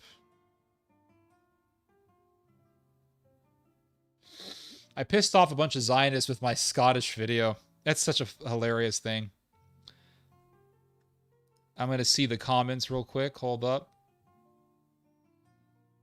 Not seeing your comments. Let me see if YouTube has it on hold. Nothing. Not seeing your comments at all.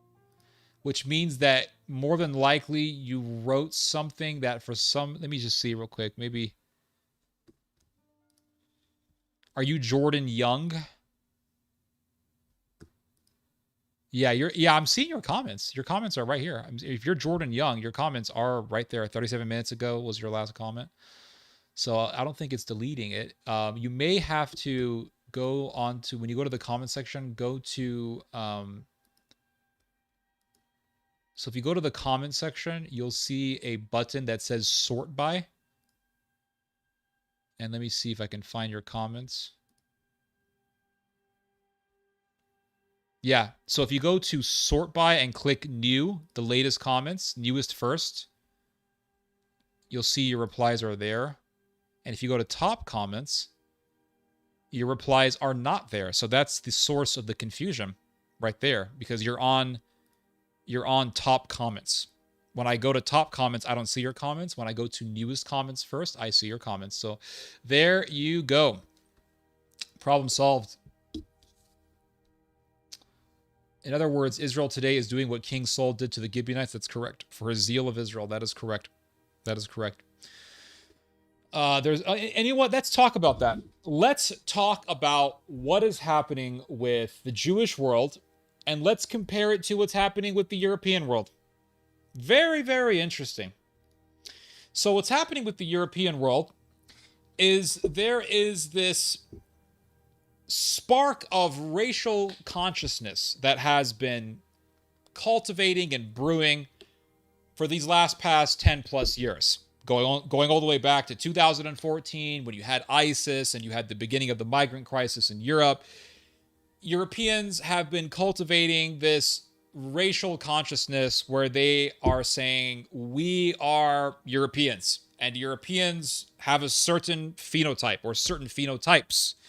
And we want to maintain the physiology and the racial biology of Europe, meaning we do not want foreigners in here with an influx population, because if you bring so many foreigners in, you're going to ruin the face of Europe.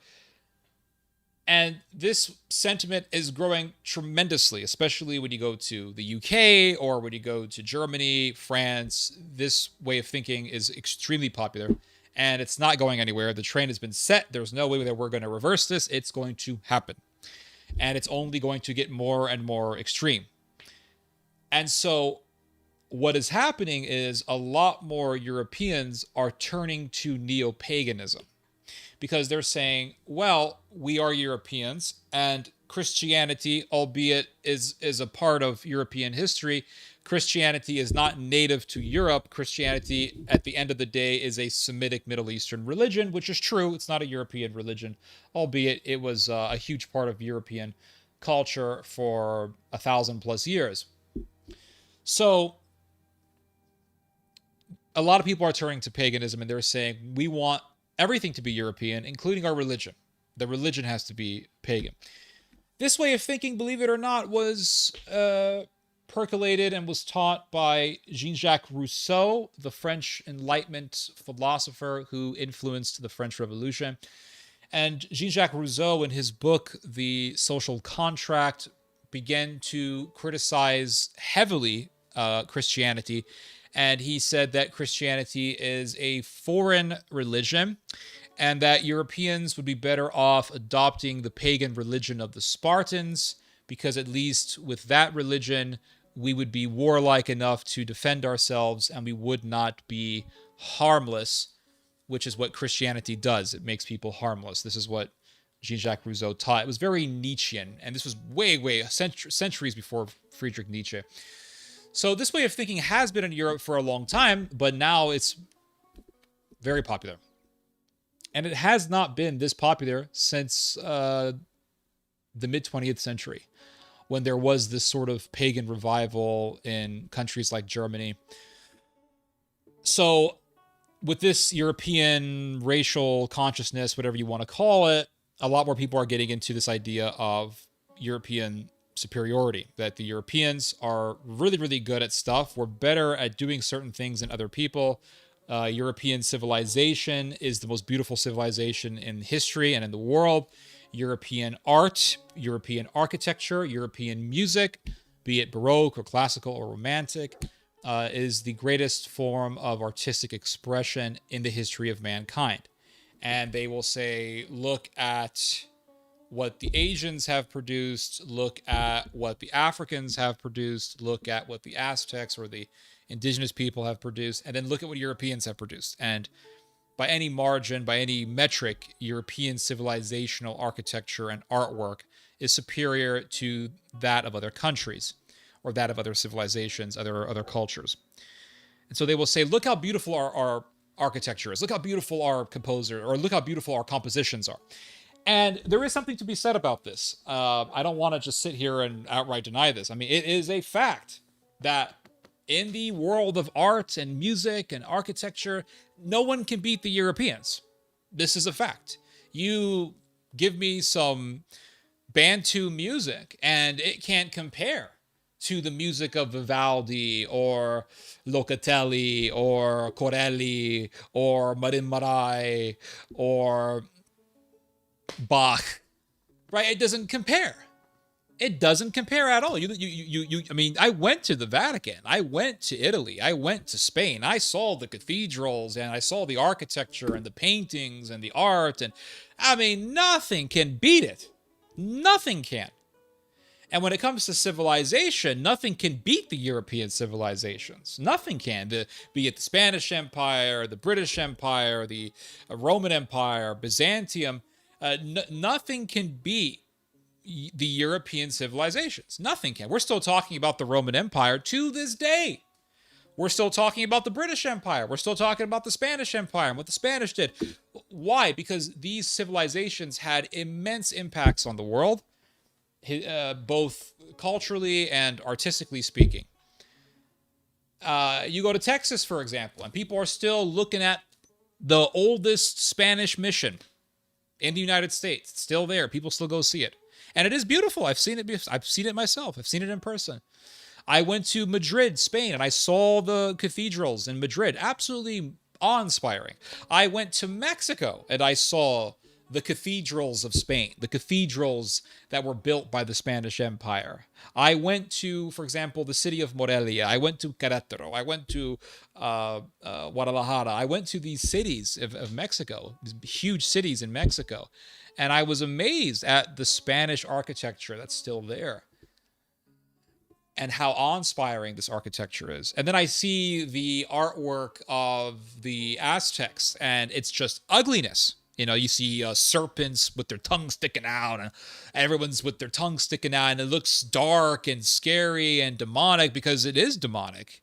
I mean, that religion was all about human sacrifice. It was a demonic and evil religion. And it's ugly.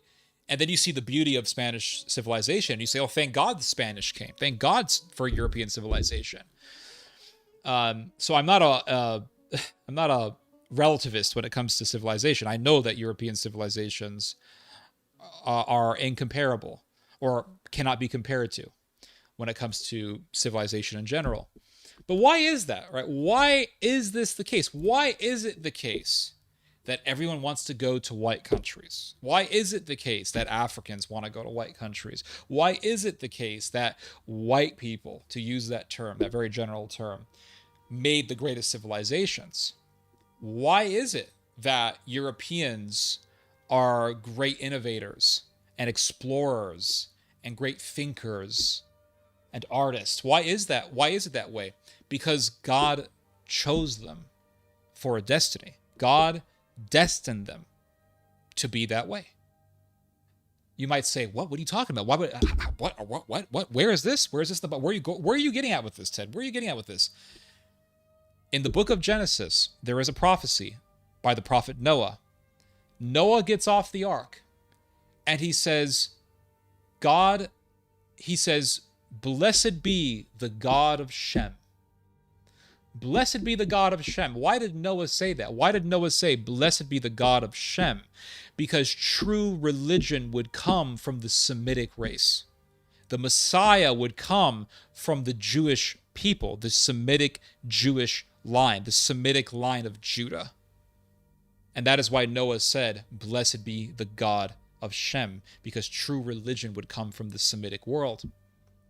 And then Noah says, may God enlarge Japheth, and may Japheth reside in the tents of Shem.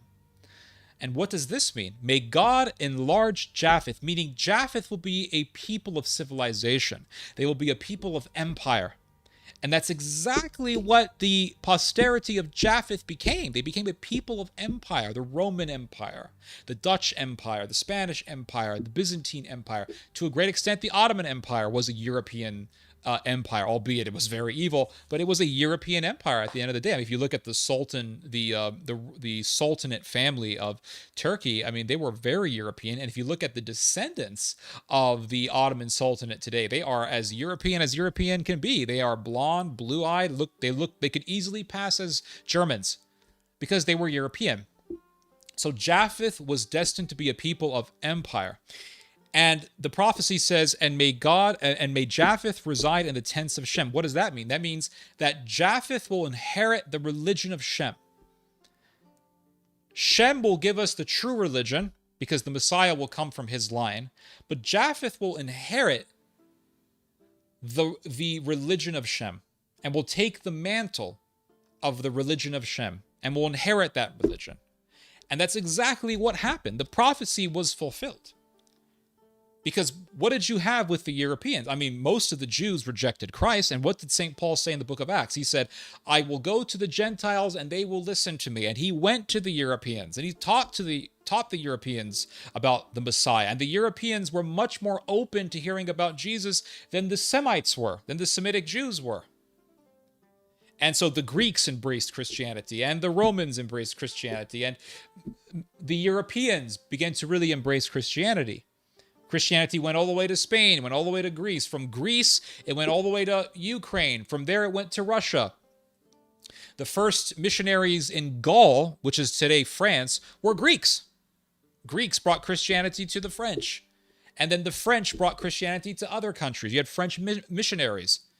And you had British missionaries. You had Spanish missionaries. And from the Japhetic world, Christianity spread throughout the rest of the globe, went all the way down to Australia. But, so what is this? The Jews were chosen for a specific purpose. That purpose was to be a light to the Gentiles. That's what it says in the Bible. You were chosen to be a light to the Gentiles. And to this day, the rabbis will say this. To this day, Jewish people will tell you this. We were chosen to be a light to the Gentiles. That's where the whole tikkun olam concept comes in. Right? We have to be a light to the Gentiles. And so the Messiah comes from the Semitic line and is a light to the Gentiles.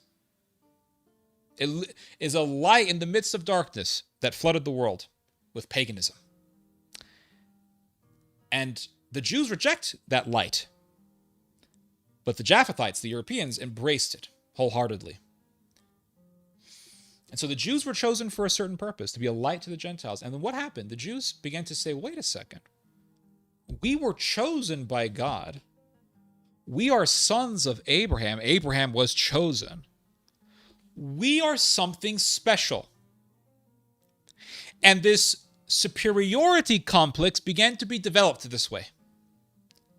And when Christ was on earth, this is what he was facing. He was facing this superiority complex that had become so pervasive in Judea.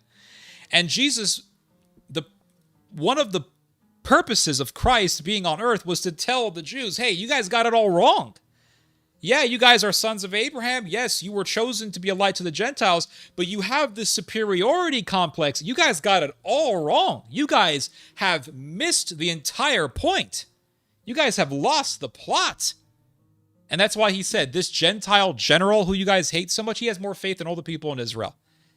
And he said, this bullshit that you guys are doing in the court of the Gentiles, selling, pigeons and ceramics in the court of the Gentiles, where the Gentiles are allowed to pray, you guys are totally abusing your power. You're totally abusing your influence. You're totally abusing the position that God gave you. You guys are using your position to abuse the Gentiles. You guys are using your position to use the court of the Gentiles, which was a place designated for the non-Jews to pray, to sell merchandise and make money. You guys got it all wrong. And so he was trying to face that superiority complex. And then what happened? They murdered him. And then Christ appeared to Paul and he said, Paul, continue the message. And then what did Paul say? He said, you guys missed the whole message. You guys think you're saved because of your flesh. You guys think you're saved because of your circumcision. But I tell you right now, you can only be saved through the circumcision of your hearts. Yes, you guys are sons of Abraham genetically, but not everyone who is a son of Abraham is actually a son of Abraham. This is what St. Paul says in his letter to the Romans. And he says, yes, you guys are of Abraham's biological seed, but truly, who are the real sons of Abraham? Who really are truly of the real seed of Abraham? It's those who follow Christ, because Christ is the seed of Abraham. And that line that you guys read in Genesis where it says, I will bless those, or where it says, Abraham, through your seed, all the nations will be blessed. You guys got all that wrong. You guys thought that through the Jewish race, you guys are going to be blessing all the world, and that's going to give you a very special position. No, because that seed is Christ.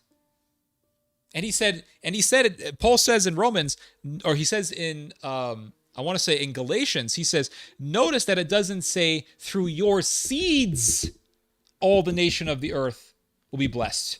It says through your seed, singular, not plural. And why did Paul make that distinction?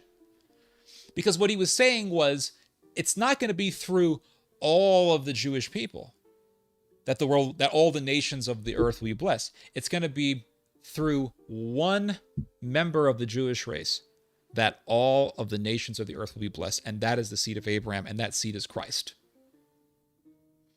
And they rejected Christ's message, and they rejected what Paul was saying, so much so that Paul, at the end of the book of Acts, tells them, I will go to the Gentiles, and they will listen. Thus began the missionary work to the Gentiles. And then Japheth, all of a sudden, hears about the gospel and embraces it much more enthusiastically than the Jews did. And then you had all these Christian empires, Holy Roman Empire, Spanish Empire, etc. And then what happened? Well, the Europeans began to think, you know what? We have this civilization. We have this amazing civilization. And God has blessed us with this amazing civilization. And we are more civilized than these foreigners who we are ruling over. We are more civilized than these Africans. We are more civilized than these indigenous people. We are more civilized than these aboriginals. You know, we're actually pretty special. We're pretty damn special. Look at the art. Look at the architecture. Look at all the things that we have produced. No pygmy, no aboriginal, no Mesoamerican could produce what we have produced. And so what happened? The sons of Japheth began to have a superiority complex, just like the Jews did. And the Jews were chosen for a specific purpose, and because they were blessed so much, they began to have a superiority complex. They began to think, well, this is because of us. We're very special. And the Europeans were chosen for a specific purpose, and they were blessed by God. And because of those blessings, they said, you know, we're pretty damn good. We're pretty superior. And they began to go down the same path of the Jews, the path of superiority, supremacism. And that is why you eventually have the phenomenon of race science. And in the 20th century and the 19th century, you have the rise of race science, eugenics, Darwinism, that taught that the European was superior. And because of that superiority complex, the sons of Japheth began to do atrocities. They did atrocities to the people of Namibia. They did atrocities to the Aboriginals. They did atrocities to even members of the Semitic race, be it the Jews in Europe or be it the people in Algeria who were killed and massacred by the millions by the French Empire. So the European chose the path of the supremacist Jew. And just as the Jews went down the road of supremacism, and that road led to their own demise, the Europeans in the 20th century began to choose, not began, they were already treading upon this path towards supremacism, and that led to massive destruction of the Japhetic peoples in World War II. And World War I also, because in World War I they had this thinking of strength being the law of the land, and they had this idea that war was something that was noble and amazing, and all men should strive to go to war. And war and militarism became really a huge ideology before the outbreak of World War I, and that led to destruction. Now you could say, well, Ted, when did the Jews go down this path? Well, they went down this path before the time of Christ with the phenomenon of the school of thought of Shammai. Shammai was a major Jewish thinker who was extremely popular before the time of Christ and during the time of Christ. And Shammai basically taught that the Gentiles should not really be allowed into the temple. The Gentiles should not be proselytized to. We should not be inclusive to the non-Jews. We should be more of an exclusive tribe. So Shammai was very tribalistic. And that way of thinking was it became the predominant way of thinking in Judea before Christ. And it was there, and it was very strong in the time of Christ. So then what eventually happened is the and I've talked about this a million times, but I'll talk about it again. The governor of the temple, after 40 years after the crucifixion, said that no Gentile will ever be allowed to enter the temple and do sacrifices. That was racial. That was tribalistic. And the Romans said, what? Not even the Caesar? Not even the Caesar. Oh, that's a declaration of war. You've just said that the Caesar is not allowed to enter your temple. That is hostility towards the Caesar, and that cannot be tolerated. And so the empire declared war, and they invaded Judea, and there was a very long war that ensued, and a lot of people died. And 1 million+ Jews were killed in that conflict. And then what happened? After the destruction of the temple, the Romans were bogged down in a war with the Parthians. The Parthians were an Iranian people who were sort of a mix, from what I understand, they were sort of a mix between Circassian and Iranian or Persian, but they were an Iranian people. I guess you could call them Indo-European.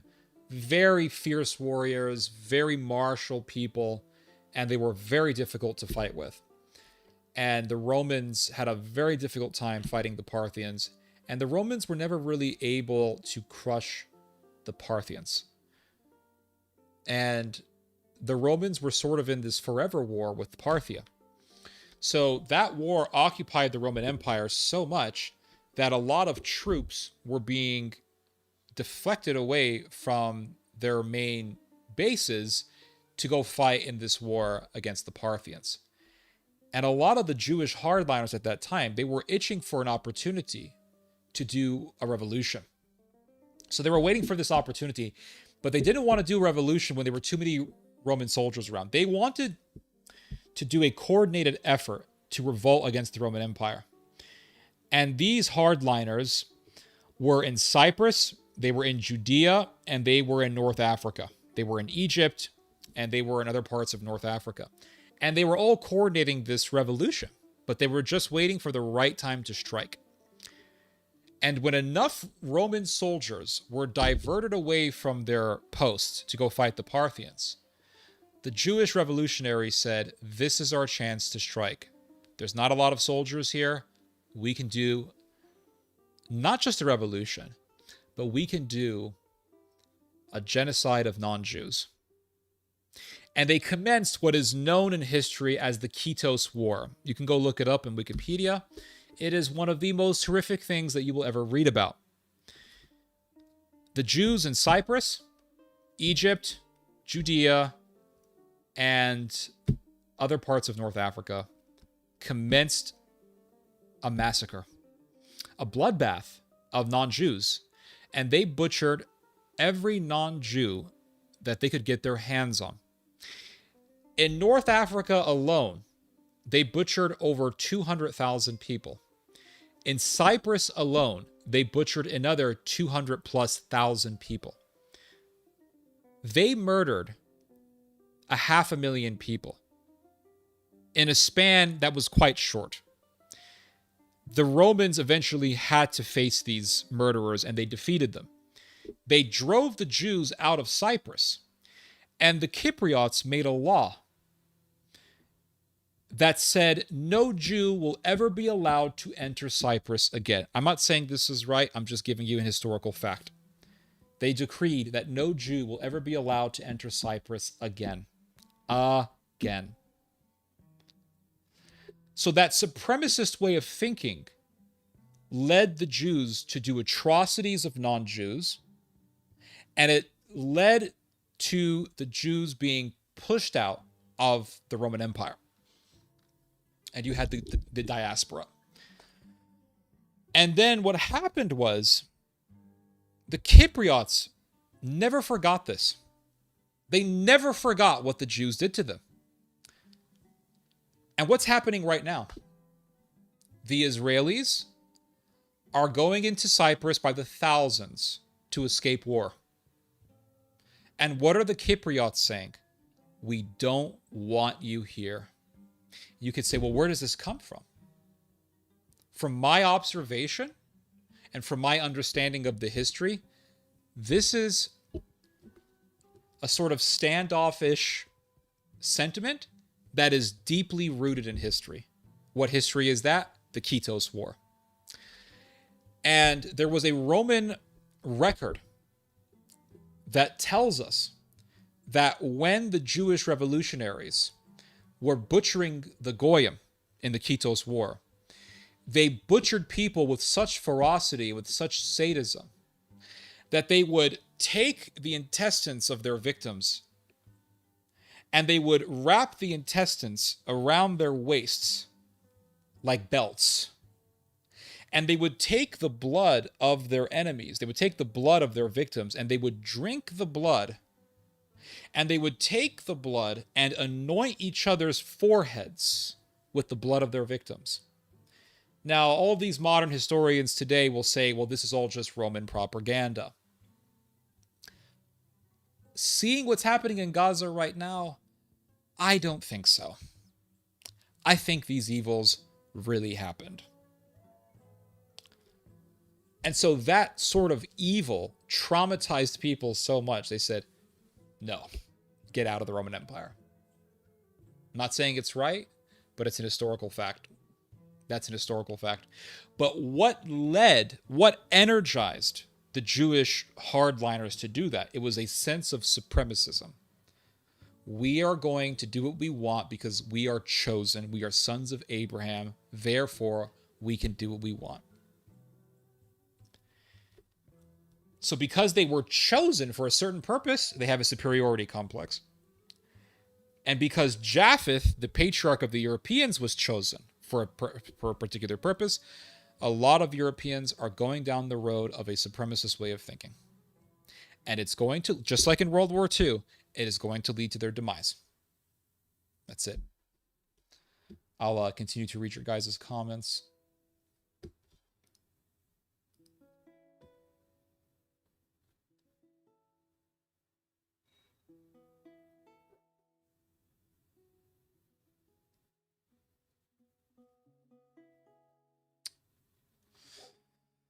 Let's see here. Hold up, guys. Trying to keep track of all the comments here.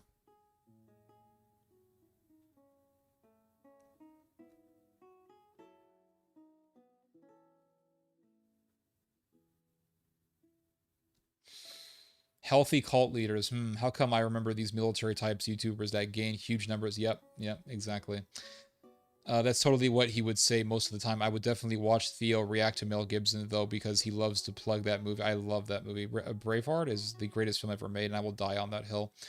I never say human beings are demons, and Kenneth Copeland. Yep, who can forget? What the F, Theo? I'm drinking vodka and working out. How do you know so much about my life? Oh, damn. Oh, damn. Well, I'm happy to be your background noise while you exercise. I do the same thing myself. Sometimes I'll listen to a podcast as I exercise.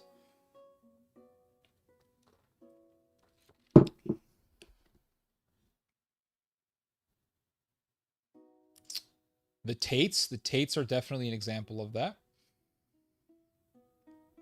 In the past decade, none of these countries prepared for war, and we all see that we are entering a pre-war era. Yep. Same thing with Satan tempting Jesus. Hold up.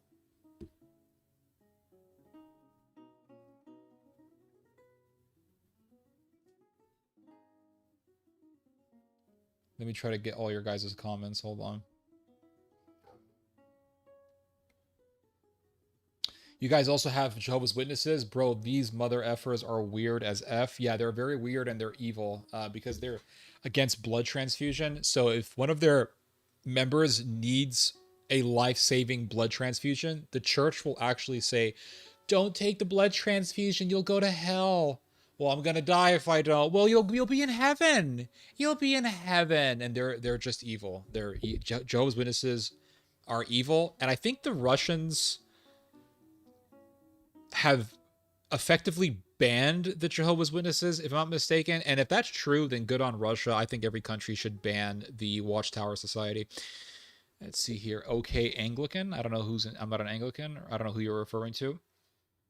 Also, Theosophical occultism regarding Arianism influenced the Austrian painter. Yep. Also, y'all can congratulate me. I just got my hunting license. Oh, damn. I didn't know they had hunting in Russia. Washington and Franklin were both opposed to allowing Jews in our union. Is that right? Lots of protest. I mean, I'm pretty certain wasn't it a Jewish guy who funded the American Revolution? Wasn't it a guy named something Morris? Was it Robert Morris or something like that? He funded the American Revolution. The American Revolution was funded by a Jewish guy. Lots of protesting and Protestantism. How many slices are in that pie by now? I mean, way too damn many, let me tell you. Indigenous, I guess. 100% agree with you, Theo. Appreciate that, Maria Ivanova. To think that an ice sheet would spill the end of NATO as well. I think NATO eventually is going to end. I don't care. I could be wrong, but I think it's going to end. And I think the European Union is going to end also. Has anyone seen the last Mission Impossible movie? I've never watched it, no. I was never really crazy about Mission Impossible. I've always seen it as sort of a retail version of James Bond, or it's like an American attempt at making a Bond movie. And I've always just seen it as a Bond ripoff. I've never really liked any of the Mission Impossible movies. I saw a number of them when I was a lot younger. I saw one of them I saw a number of, I think I saw the first Mission Impossible when I was in theater, I saw it when I was very young. And then I saw the third Mission Impossible, I want to say, in theater. It was the second or third one. I mean, they're okay, but they're not amazing movies. These aren't films that make you think. These aren't films that have a psychological impact on me at all. I'm not thinking, oh, what a wonderful masterpiece of a film. I'm thinking, okay, it was a quick action movie, and that's that. I just never really was crazy about the Mission Impossible films. Russia already ruled the Arctic, Ted. They have numerous states. Yeah, Russia has already beaten us in dominating the Arctic. That is true. So America desperately wants to control Greenland for that reason. Let's see here. Could you imagine if America got Greenland and Alberta? I could actually imagine that. And the reason why you have Americans who are saying we should take Alberta is because, and I've actually been to Alberta. I was there for 2 weeks. Alberta is the only conservative region of Canada. So you could take Alberta, and I think the Albertans will be happy with that because the Albertans are sick and tired of the Canadian government. They are conservative people, and they're tired of all the high taxes, and they're tired of the Canadian government encroaching on certain rights, such as with the example of the truckers who didn't want to be vaccinated. I think what happened to those truckers was absolutely wrong and unjust. So I think the Albertans, for the most part, would be very happy being a 51st state because they could be a red state. And that red state would actually mean something as opposed to being a conservative state in Canada. Canada fracturing, and West Canada wants to join the United States. Thank you, Maria. Thankfully, I got it okay in time before the rules change. Oh, damn. The U.S. with Greenland alongside Alaska to surround Canada. On your hunting license, blah, blah, blah. Theodore, are you or YouTube deleting my... Okay, I already read that. Thanks, Guts. All I had to do is apply and give them a proper photo. A lot of weird stuff going on in Indonesia. Looks nasty.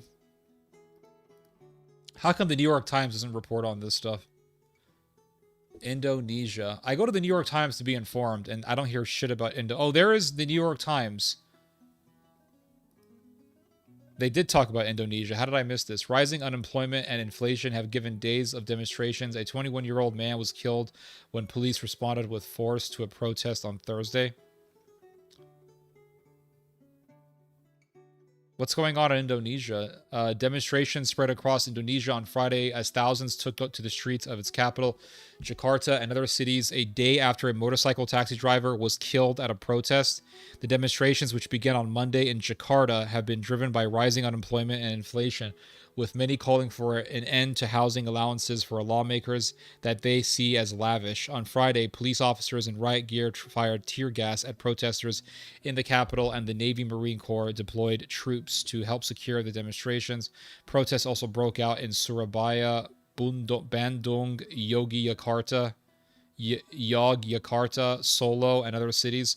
By night, some of the protests had turned violent, with cars being burned. Okay, so typical rioting. So do they want to overthrow the king, or what do they want to do? They want to overthrow the government? I don't know. I mean, there's massive protests that are happening in Serbia also. It's a political struggle between several factions that are hijacking the grassroots movement that criticize corruption. So what are the factions involved? Because I know I'm not going to read about these factions in the New York Times. Theo, even the Nazis were more humane than the Israelis. At least they treated my grandma and her family like a human when they were occupying Western Russia. Damn. Oh, I got the Elden Ring music playing in the background.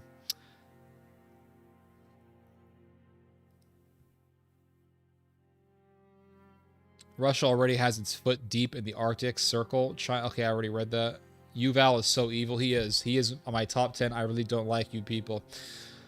That explains how the two witnesses will be butchered in Jerusalem. That's good. That's what I'm thinking. I'm thinking the same thing.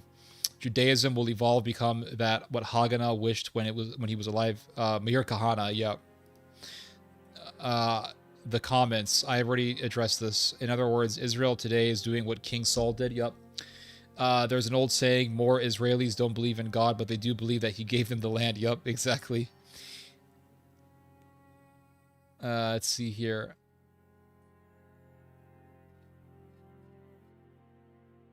I personally believe that the technology will be used against them in the Haman fashion. I agree. Yeah, I totally agree.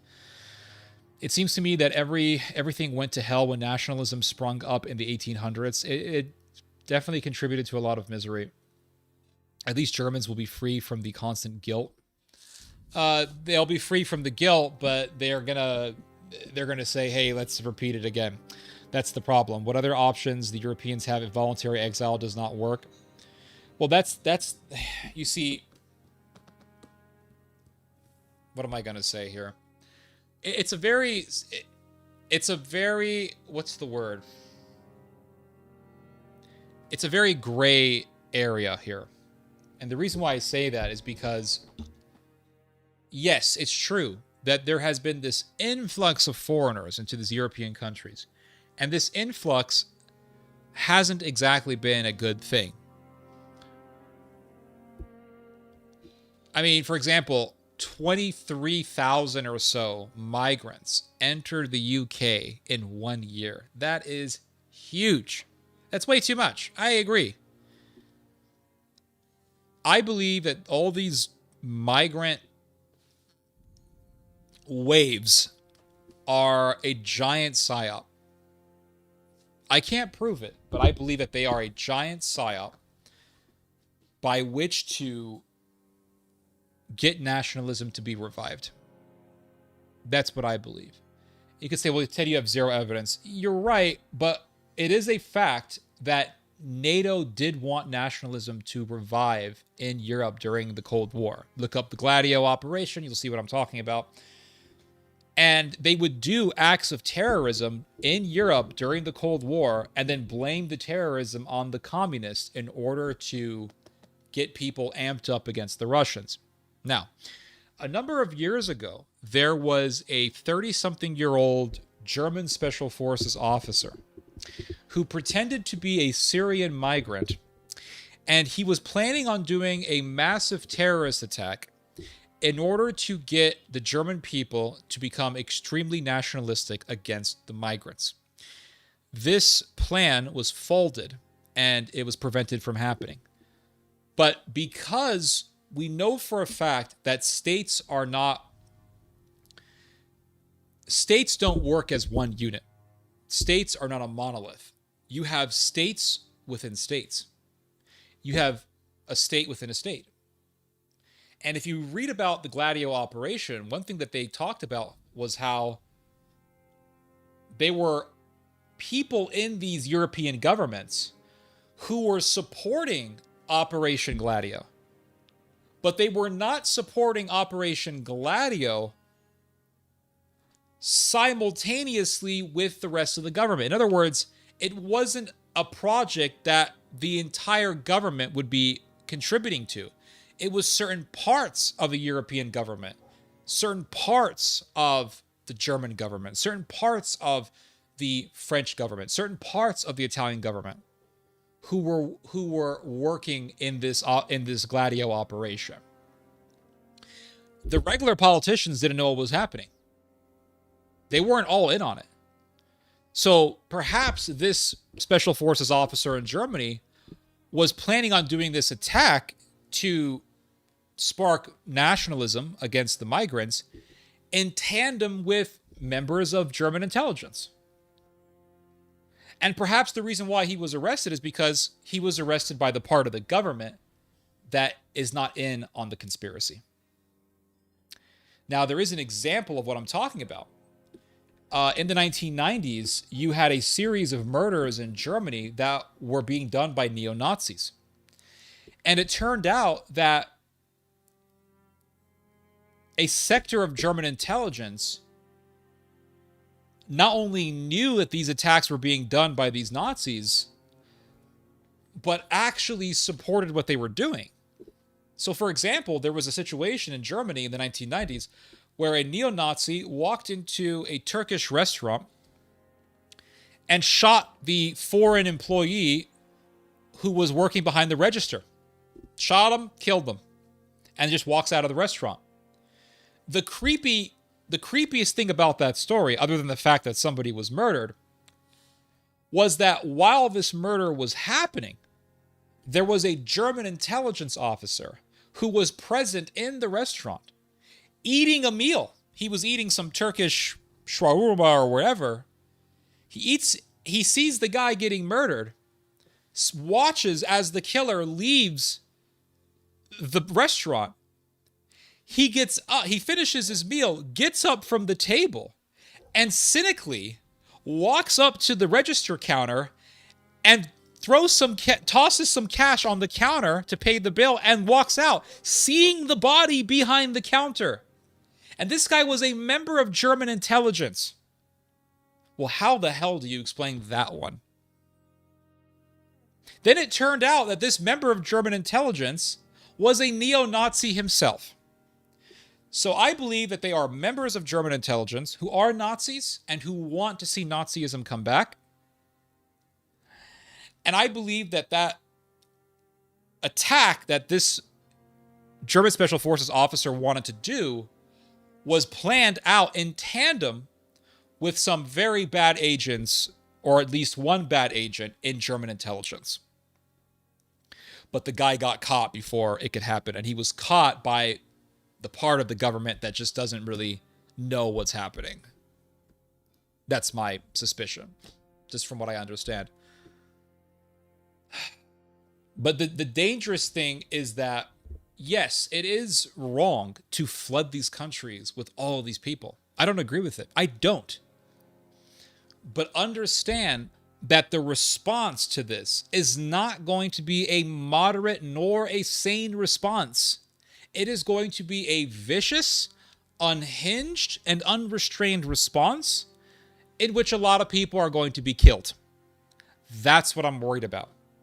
If you want to tell me, listen, I don't want to see this influx of Africans in my country because they're going to totally change the culture, and I can sympathize with that. I can. It's one thing to say, I don't want to see the face of my country change, right? It's one thing to say, I want to maintain the culture. So, for example, you can go to Mexico, and you can go to some very nice areas of Mexico, areas that are very calm and traditional and very normal. And then you can go to areas where a lot of American tourists like to be, and you can see the difference. The traditional area is calm, quiet, more relaxed. The area that has been flooded with American tourists is loud, full of drugs, full of strip clubs, and other forms of degeneracy. And if I were a Mexican, I would say, I don't want to see this influx of American tourists because they ruin the culture. So just as I can sympathize with a Mexican who says that, I can sympathize with an Okinawan who says he's tired of seeing drunk American soldiers acting rowdy. And I can sympathize with the European who says, I don't want to see, I want to see my culture remain intact. I can sympathize with that. What I cannot sympathize with is this idea that this somehow justifies reviving the cult of the painter, the Austrian painter. That's the issue. And I wish people would understand that when I talk about this, because every time I bring up this concern, I always hear, "What are you saying that we should just destroy?" I've never said that. Take what I am saying, and if you disagree with me, that's fine.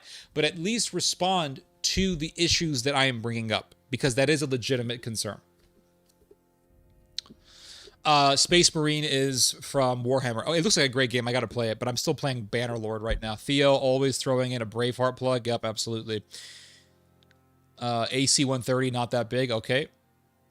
So true. Heck, if I had a live stream, I would probably be always throwing in Conan the Barbarian. Really? I've only seen a little bit of that film. It doesn't look too great in my opinion. Remember when you were trying to convert the son of Hamas to Zionism? My, how the When was I trying to convert the son of Hamas to Zionism? When? Could you explain this, please? They can freely exit, but it's all about the military. In the past decade, none of these countries prepared for war, and we all see that we are entering a pre-war era. That's correct. Same thing with Satan tempting Jesus, some truth that ultimately leads to destruction. That's correct. You don't make money writing science fiction. You want to make money, start a religion. True. Is that quote about enemies' weaknesses from Sun Tzu? Maybe Sun Tzu said something similar to that, but honestly, I heard that line from a European soap opera many years ago. Movement leaders, on the other hand, I'm going to start the Temple of Crom. Imagine Theo starts movie reaction videos. Oh, that would be crazy. Cults give them the justification to say and do what they want. That's correct. What the F, Theo? I'm drinking vodka. Okay, I already read this. I never said human beings are demons. Okay, you're quoting that Kenneth Copeland guy. That's totally what he would say most of the time. I would definitely watch Theo react to Mel Gibson, though, because he loves to plug that movie. Yep. It's like those karate cults. Absolutely. Yep, 100%. Theo is making me think of Mr. Beast for some reason. Those latest venture with Amazon has me aghast. I don't know what you're referring to, but I'll have to look into that. Funny how the JWs sell the idea of Jesus dying on the cross. Oh, it went down. Hold on, I lost it.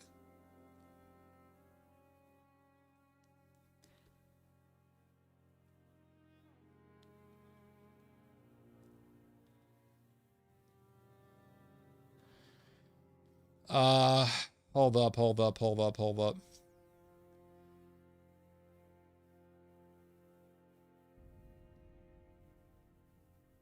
Okay, funny how the JWs sell the idea of Jesus dying on a pole, yet their earliest publication depicts a cross and crown. I don't know. I don't like those people. They're just freaking weird. Thoughts on Operation Raise the Flag in the UK? It speaks directly to what you're saying. Same exact thoughts. No different. It's the UK is going to explode any day now, and there's going to be I think there's going to be such a massive movement of rage and ferocity and violence. It's going to be so bad that the authorities in the UK are going to have tremendous difficulty restraining it and stopping it. And it's going to be terrible. It's going to be terrible. And we got a sample of this last year, in the summer of last year, with the riots and the looting that happened. And cops weren't able to stop a lot of it from happening. Because when enough people become violent and start looting, the police they don't really have the wherewithal nor the means to really efficiently and quickly stop that sort of mob activity. So and I think a lot of people are going to rise up. A lot of people are going to rise up. And it's not going to be good. Innocent people are going to be harmed, and at worst, they're going to be killed, and I don't want to see that. I do not want to see that at all. But that's what's going to happen, sadly enough. And who knows? You could actually have a revolution in the UK. I can see that happening. Because if you have enough of a massive wave of enraged people, and that would include members of the armed forces, and those people have guns, then you could be seeing an armed revolution. That is possible. I could see that happening. Nigel Farage is going to have his election in 2029. So that's a little while from now. That's roughly 4 years from now. So is Nigel Farage going to win? Yes, he's going to win. That is why Keir Starmer started to recently talk like a nationalist, because he doesn't want to lose voters, but he is going to lose because people see him as fake and not real. Even when he talks like a nationalist, they just say, "Oh, he's just trying to keep his party intact and get votes," and that's all it is. People are going to vote for the Reform Party, the Reform UK Party, which is Nigel Farage's party, and it's being backed by the richest man in the world, Mr. Elon Musk, and he's going to win. And Mr. Farage has stated that he wants to deport 600,000 people. He could do it. I could see it happening, deporting that many people. But what I also see happening is a lot of people being disappointed with Nigel Farage. Is he going to do deportations? Sure. But he could end up like another Boris Johnson. Remember, Boris Johnson was a nationalist. He was very popular. And people were saying pretty cringe-worthy things like, oh, he's the Churchill of our time and all this bullshit. And Boris Johnson ended up being very much so hated. And people were very disillusioned with him and angry with him because he wasn't really what they wanted. Because what the people want, and this goes for the America, it goes for Germany, it goes for France, what the people want is a fanatic at the end of the day. They don't want, just a politician. They want a fanatic. And they want someone who's going to do violence. They want someone who's going to do something violent and something dramatic from the customary deportations. It's not just about deportations. It's about deporting everyone. And it's not just about deporting migrants. It's about removing certain people because they don't fit a certain physiology. Believe me, this is the fact. Because if it wasn't the case, you wouldn't be seeing Republicans calling for Mamdani to be stripped of his citizenship. It was never just about illegals. It was never just about migrants. It has always been, at the end of the day, ultimately about getting rid of certain people that they just don't like. The good, the bad, and the ugly, it doesn't matter.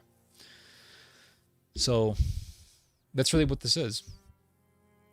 Because they say, okay, look at this Indian guy. This Indian guy was born in the UK, speaks perfect English, but they will never see this guy as English because he's not English. He's not the descendant of the Anglo-Saxons. He's not a descendant of the Celts. He's not a descendant of the Anglo-Normans. He's not a descendant of Norse Vikings. He's the descendant of some Dravidian people who lived in some region of India. I don't know. I can't remember all the regions of India, but he's some guy whose parents came from India. He doesn't fit the phenotype. He doesn't fit the physiology. And I'm not saying that this view is moral. I'm not saying it's good. I'm just saying this is how people see it. This is how people see it. Doesn't matter how good their English is. Doesn't matter if they go, oh, blimey, mate, let's go for fit. Don't mean shit. They don't see those people as English. Plain and simple. Because when it comes to what is a true Englishman, what are people going to say? True Englishman looks like this. They have a look, right? He looks like some character from Harry Potter. That's what they think. And this is how a lot of people think. I see it all the time on the internet. Some people say, oh, the English guy, and the guy's Indian. And they say he's not English. And you see this way of thinking here in the United States. I mean, ultimately speaking, how do people see an American? Like, what is an American? How do people see? They're all going to choose the dude who looks like Owen Wilson. I don't give a shit what anyone tells me. That's a fact. Doesn't matter how good my English is. Doesn't matter how long I've lived here. Doesn't matter that the only language I know is American English. Don't matter. Don't matter. Ultimately speaking, when people can be nice and we can be friends and all these things, but when it really comes down to it, people see a true American as white. I'm not saying this is right. I'm just saying this is how it is. This is how it be. And you can deny it all you want. It's the fact. You know, the stream is buffering. Really? I hope it wasn't too bad. But anyway, did you guys miss anything? Hold on a second. Oh, the connection was fine. Your internet must have just had issues.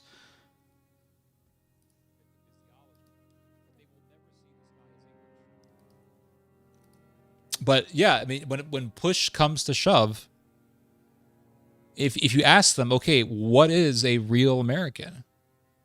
They will always see the real American as white. And you can deny it all you want. And I'm not saying it's good. I'm not saying it's bad. I'm not judging people. I'm not doing any of that stuff because everyone's like, are you anti-white? No, this is a fact. It's just a fact. Okay, here's a great example. Khabib. All right, let's get to the Russians here. Khabib Nurmagomedov, or however you say his last name, is a Russian. He's born in Dagestan, which is a province of the Russian Federation. Speaks Russian. Russian citizen. By all means, by definition, he is as Russian as borscht. Right? Technically, he's as Russian as borscht and pelmeni. But is he really a Russian? Well, when he fights in the UFC and they show his picture on the screen, what does it always say? Russia. What flag does it have to represent him? The Russian flag. So the average person sees that and says, oh, he's Russian. But you talk to people in Russia, and the Russians love Khabib. They love him because he is a Russian, technically, and he's representing Russia. And he's beating all these Americans, and he beat up that loudmouth Conor McGregor, and he really gives a good name for the Russians. He's honorable, he's intelligent, he's quiet, doesn't badmouth anyone, he's respectful, and he's a very good fighter. So he gives a good face for Russia in the world of athletics. But when it really comes down to it, do Russians see Khabib as a Russian? If you were to take, who's a famous Russian? I always, when I have to remember a name, I always forget. My mind goes blank. I don't know why my brain does this. But who's a famous Russian? Let's just look up a famous. Let's look up a famous Russian. Okay. Not in the past. Famous Russian today. Who's not Putin? That's too easy.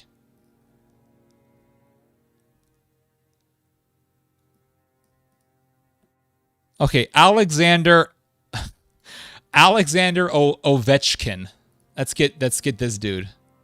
All right, this dude is a famous Russian, right? Alexander Ovechkin, famous hockey player. So you take Khabib and you take Alexander Ovechkin, and you say, okay, in your heart of hearts, which one do you really believe is actually Russian? They're all going to choose Mr. Ovechkin. Because at the end of the day, they're going to say, Khabib, he's cool and everything. We're glad he's representing the Russian flag, but he's a Dagestani. He's a South Caucasian, South Caucasian guy. And plus, we had a war with the Dagestanis and the Chechens, and they beheaded our people, so F them. That's how it is.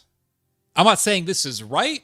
I wish more and more people weren't like this, but this is how it be. It truly is the reality. Guys, do you remember that story of that girl with blonde hair and blue eyes, and she was killed in the Caribbean? What was her name? Very famous story. What was that girl's name? Blonde. I'm going to look it up right now. Blonde girl murdered in the Caribbean. What was her name? Natalie Holloway. Okay.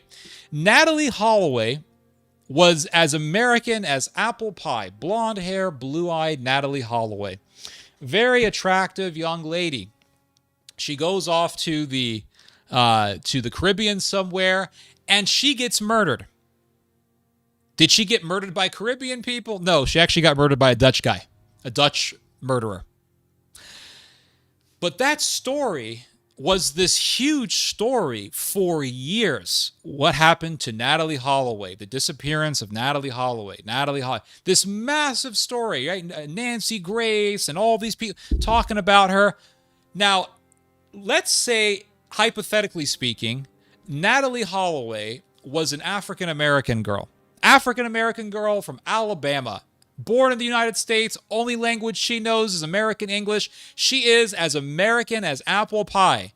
And they said, here is Shaniqua Johnson, the disappearance of Shaniqua Johnson. Would anyone care? The answer is no. They wouldn't. They're like, I hope they find her. God rest her soul. Too bad, you know. It would have never become a major story. Why? Because that girl would not look like Natalie Holloway. Because in the heart of the hearts, all right, in the people's heart of hearts, Natalie Holloway, that's an American. It's the damn truth. And everyone knows that I'm right. Everyone knows that I'm right. You go to China. Let's say you're born in China. Let's say you're a white guy, you're born in China. You speak Chinese, you're born in China. You know Chinese. All you know is China. Doesn't matter how Chinese you act. Doesn't matter how good your Chinese. Doesn't matter how good your Chinese is. Doesn't matter if you could cook the most delicious dumplings, whatever. It don't matter. You will never be seen as Chinese. You could be born in Japan, speak Japanese. You could act like a Japanese person. Yeah, you'll have Japanese friends. They'll be nice to you, all that stuff. Not denying that. But you will never be seen truly as a Japanese. That's how people are. That's just the way it is. That's how it be. I don't make the rules. I hate to say this is the reality, but it is the reality. It is what it is, as people say. I experienced this myself in various situations. In America, I experienced this. After 9/11, guys, after 9/11, thousands of Americans were slaughtered in the buildings. And even though those people were, let's be real here, those people were murdered by America in conjunction with the Mossad and the Saudis and all that stuff. But we all were blaming the Muslims and we were blaming the Arabs, and Middle Eastern people became enemy of the state. All right. They became public enemy number one, Middle Eastern folks. Everyone was hating on Middle Eastern people. And let me tell you, after 9/11, it was all eyes on you. I'm an American. Listen, guys, I don't like what's happening. I mean, I'm watching the TV. I'm seeing the towers on fire, smoke billowing into the sky. Like, I don't like this. No, you're one of them. No. Like, I'm not with this. That ain't me. I'm not about this. No. But guess what? I was called a terrorist. Oh, yes. And I was told by a teacher of all people, my 6th grade teacher told me to go back to the Middle East. She said, go back to where you came from, where they all kill each other. Her exact words. Oakland? Because that's where I was born, by the way. I was born in Oakland, California. Are you saying I should go back to Oakland? No, the Middle East. Oh, well, I wasn't born in the Middle East. I don't come from the Middle East. Why did this woman have this perception? Because we were in the middle of a war. Our people got slaughtered. The media was telling us it was 19 Arabs who did it. And so guess what? If you were Middle Eastern, didn't matter how good your English was, didn't matter if you were born in the United States, didn't matter if the only language you knew was American English, you were seen as not American. Get out of our country. I don't give a shit what anyone tells me. That is the damn truth. You will never be seen as a true American. It's the truth. I'm being very real with you guys. You guys expect me to sit here and wave the American flag and be like, oh, yes, I'm an American. Oh, sure, yeah, I can do that. I can play that game. But I know the reality. That is the reality. That is the reality. If I show... Remember that story? What was her name? There was a girl who was murdered. Not really murdered, but she was killed accidentally in California by some illegal immigrant. What was her name? Very famous story.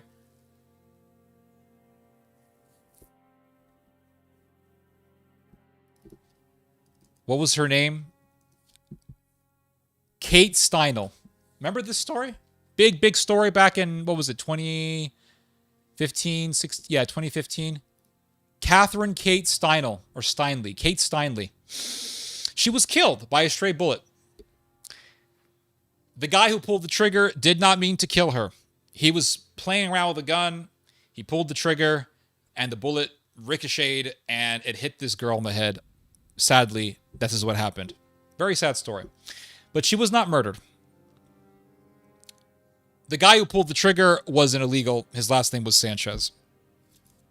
Or Zarate. Garcia Zarate or whatever.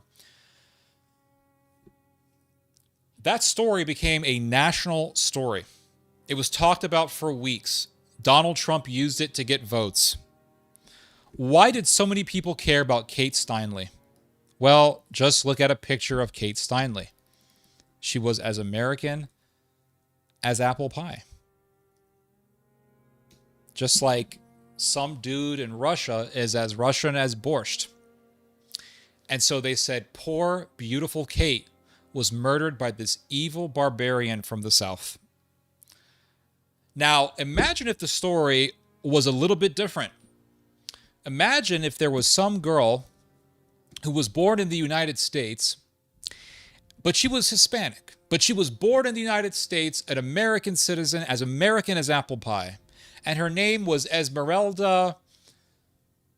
No, let me think of a different name. Her name was Lolita Garcia. And Lolita Garcia was killed by a cartel. And she's an American.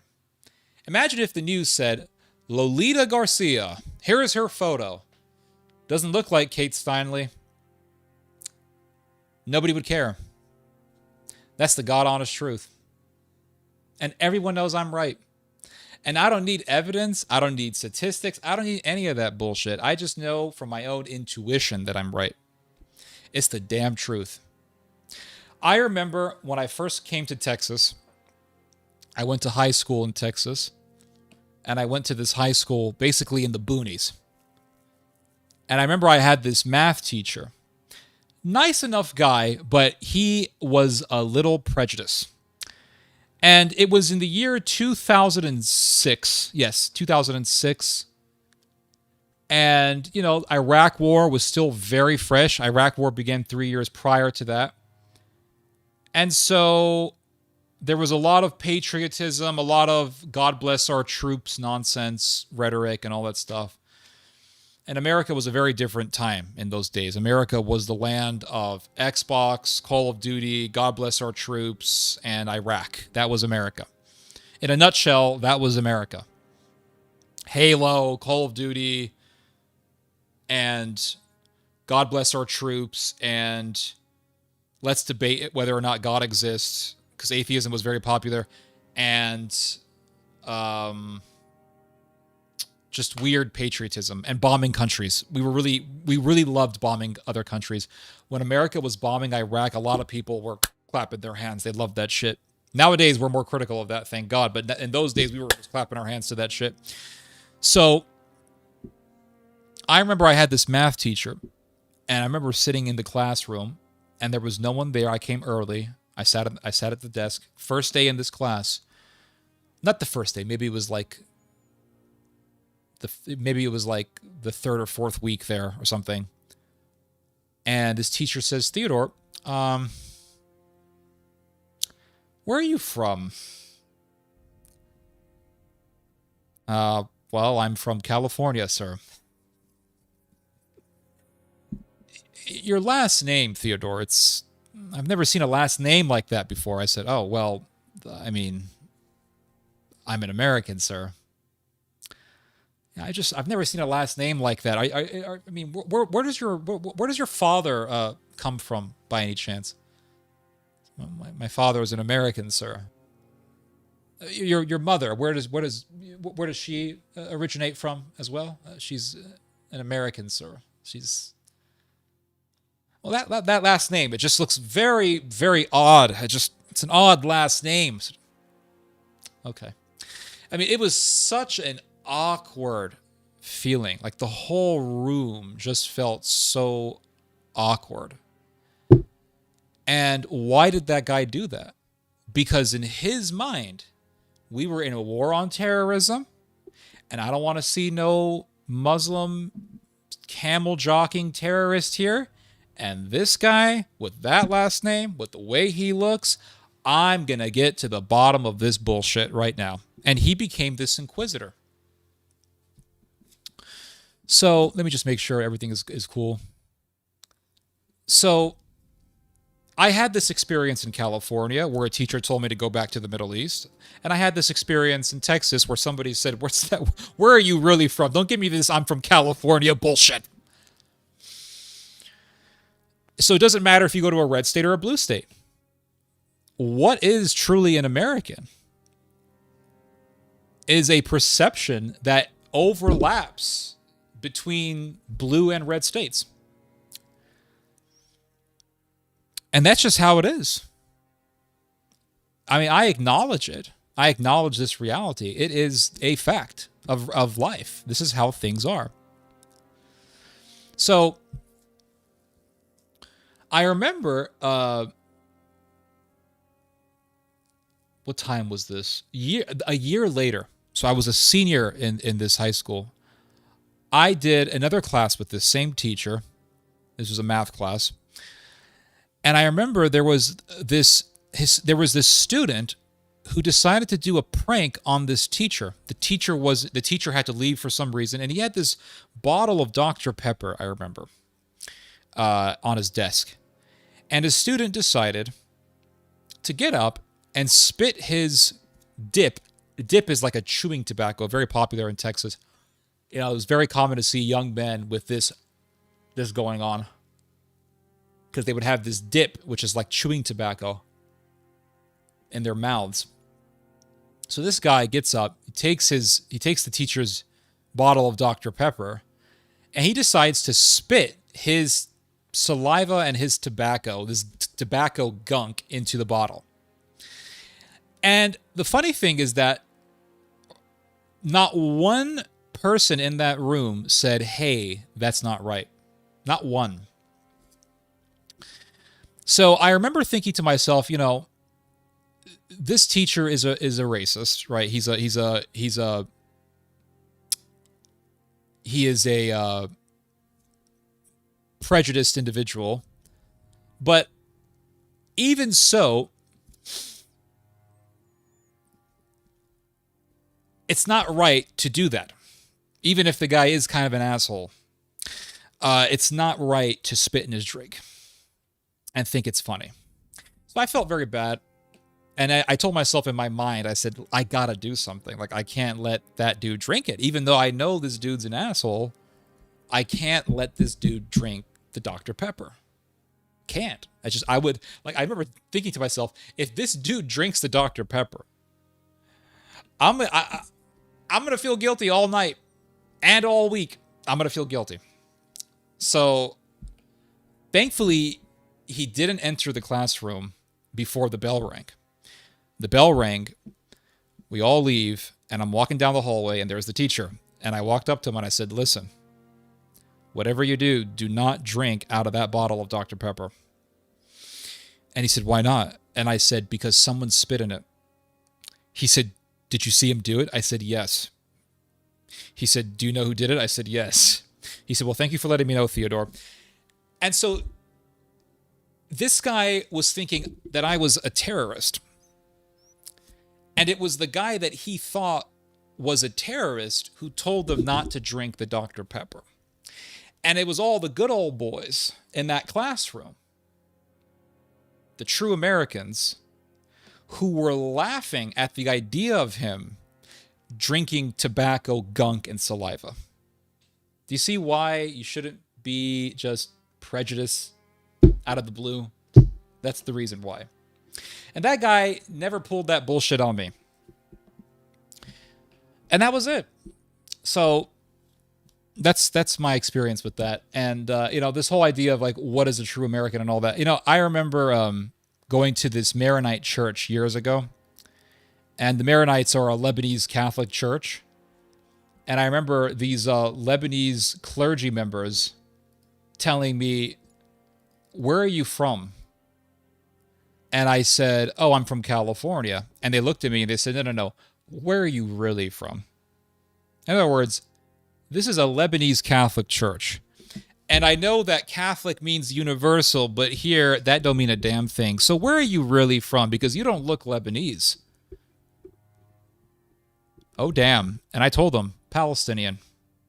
Fuck you. I didn't say fuck you, but I said Palestinian.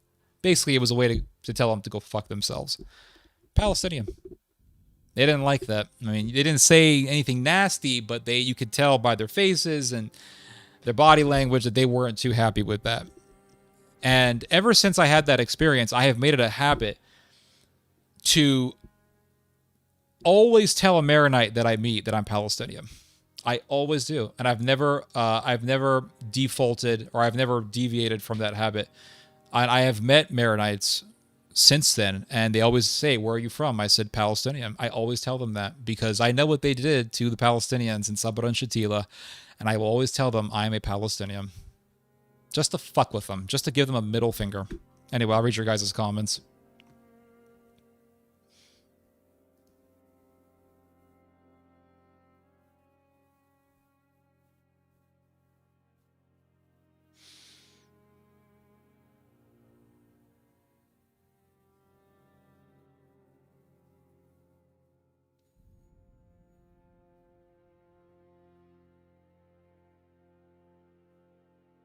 Let me read I'm going to try to get all your guys' comments. Hold up here.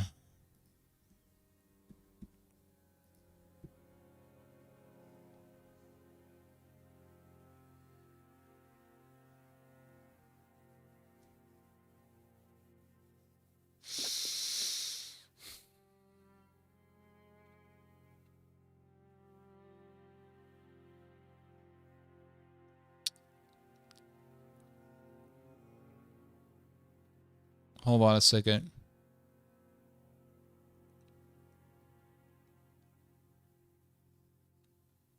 I'm trying to get everyone's comments here. I don't want to miss anyone here.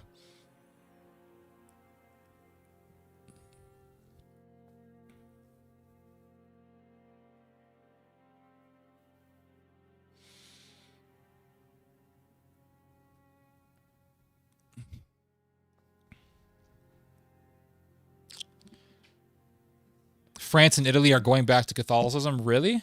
Is there a poll that you can cite or a link to an article? I would love to read about that. That's fascinating. I just poured Hein Rare into a glass. Cheers. That's awesome. Christianity is the only reason Northern Europe is relevant. What is Europe without Charlemagne? True. Lyle, don't forget the homosexual Last Supper at the Olympics. Yup. The Anglo-Saxon UK, for the most part, is definitely turning back to paganism. Yup. Neo-paganism is the fastest growing religion in Europe right now. It's not, people say it's Islam. It's not. It's actually neo-paganism. Especially if you go to Denmark. Denmark, neo-paganism is huge.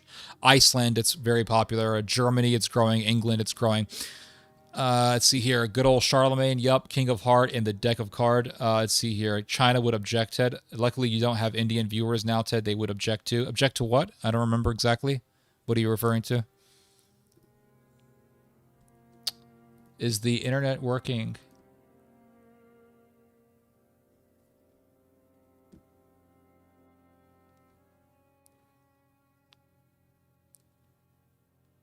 Let me see something here.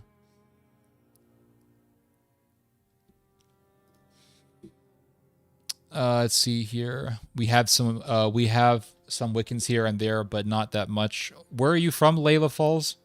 The most savage culture tends to be the most impoverished and oppressed.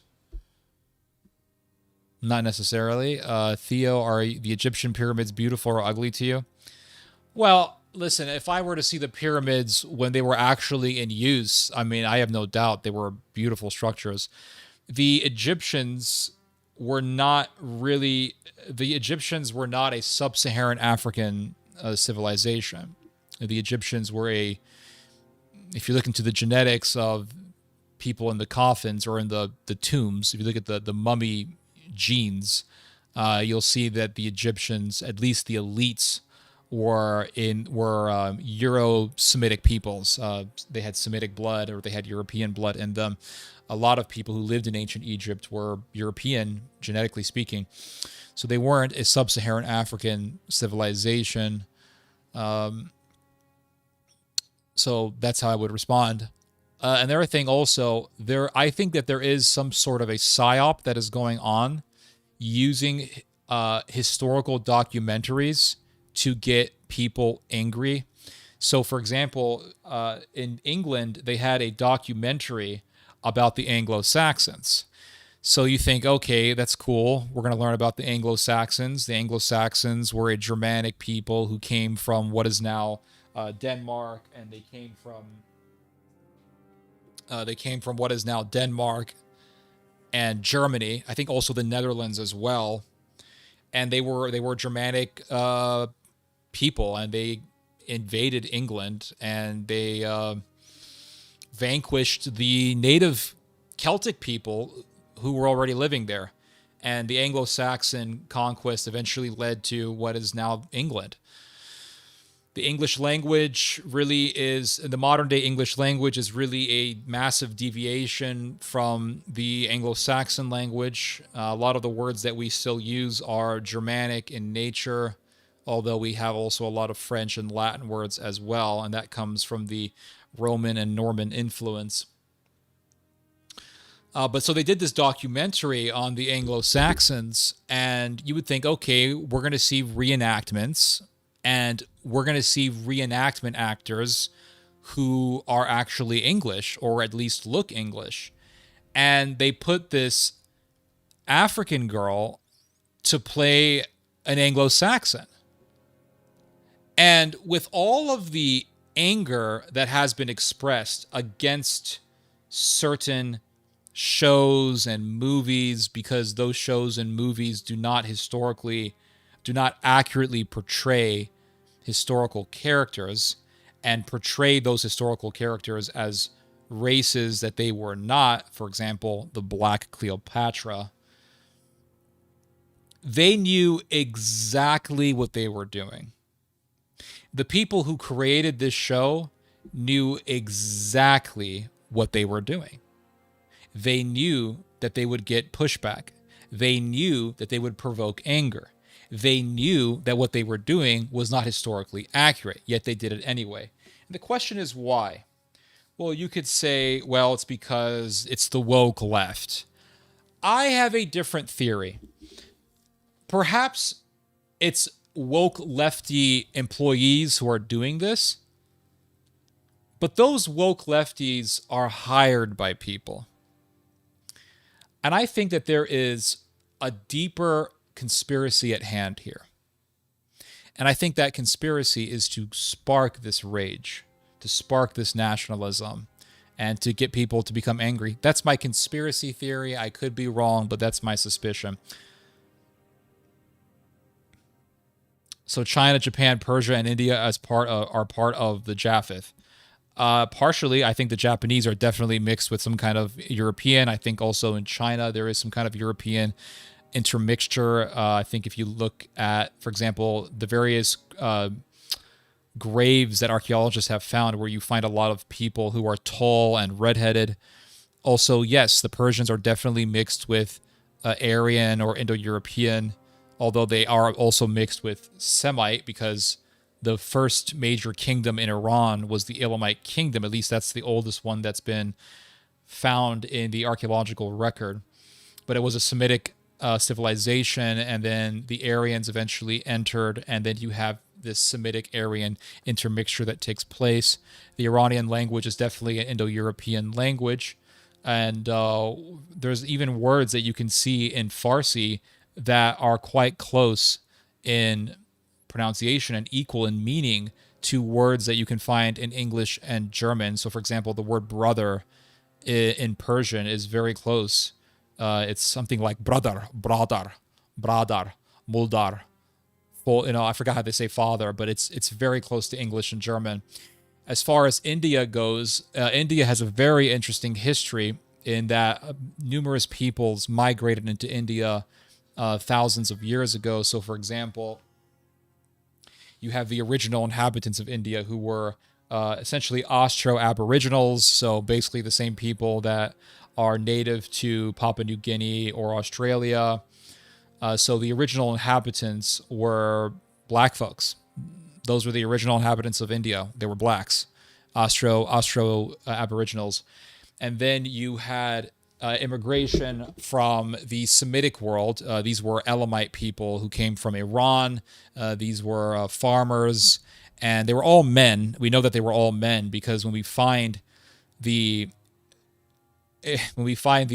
agrarian Iranian DNA, it's all from the Y chromosome. It's all paternal.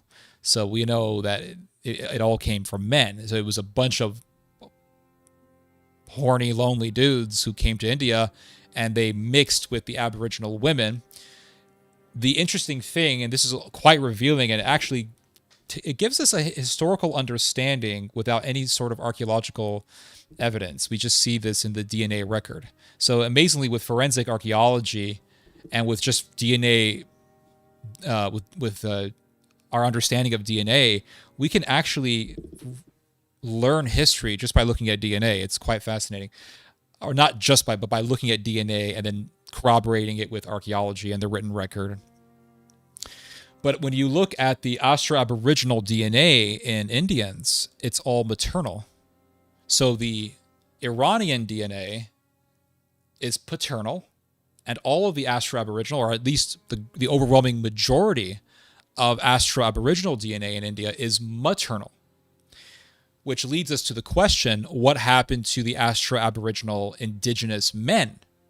Well, the conclusion that we can come to is that they were genocided. There was a genocide that took place in India in which the men were killed and the women were taken to be wives, concubines, etc. And then, so the Iranians and the Austro-Aboriginals, they mix up, and then you have a new civilization or a new type of people called, I think they're called Dravidian people. And these people formed the first Indian civilization. Then later on, you had the Aryan invasion that took place. And these people were really Europeans. These were people who were genetically the same as people in Ukraine today. So these were, I guess you could call them a proto-Slavic people who entered India. And these people brought over the Vedic religion. And I think this is the reason why a lot of skinheads and neo-Nazis and neo-pagans in Russia and Ukraine and Belarus are very fascinated with the Vedic religious text, like the Rig Veda, etc., because reading these texts actually gives us insight as to the religion of these ancient, very ancient Indo-European people. And it gives us an insight as to what these pre-Christian Indo-Europeans believed in. What did the earliest Europeans believe in? And so they had these gods that were very much the same gods who were worshipped in Iran, which means that the Indo-European people of Iran were the same as the Indo-European people, or at least very related to the Indo-European people who settled in India. And religiously, they were very similar. They both worshipped, for example, the god Indra. Original Hinduism can be learned by reading the Rig Veda. The Rig Veda is the oldest text, if not one of the oldest texts in Hinduism. And in the Rig Veda, it talks about how it speaks of these barbarian peoples, and I think it calls them the black ones or the dark ones. And there's a debate over who these people are, but one opinion, and I think this is the most likely conclusion. One opinion is that the dark ones are the native population that the Aryans invaded and took over. And it's interesting because in the Rig Veda, in the earliest Vedic text, it actually condemns the worship of the male phallus. Phallic worship was very common in the pagan world. You can still see it today in Hawaii. You can go to Hawaii and you could see these native statues of phalluses all over Hawaii. It's pretty creepy. It's one of the reasons why I don't like Hawaii. It's a very pagan, it's a very heathenish society. Even the evangelical Christians in Hawaii are tainted with this heathenry, and I've seen it myself when I was over there. But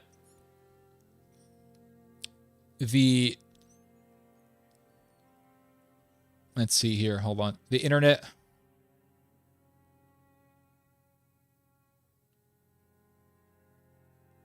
Was the internet bad?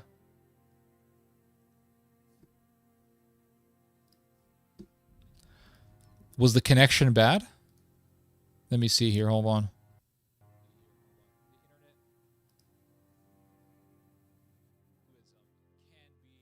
The connection's working fine for me. And so they had these gods that were very much... Yeah. So anyway, in the earliest Vedic texts, phallic worship is condemned as savagery and evil. And it basically says that whoever worships phalluses is a barbarian and a lowlife.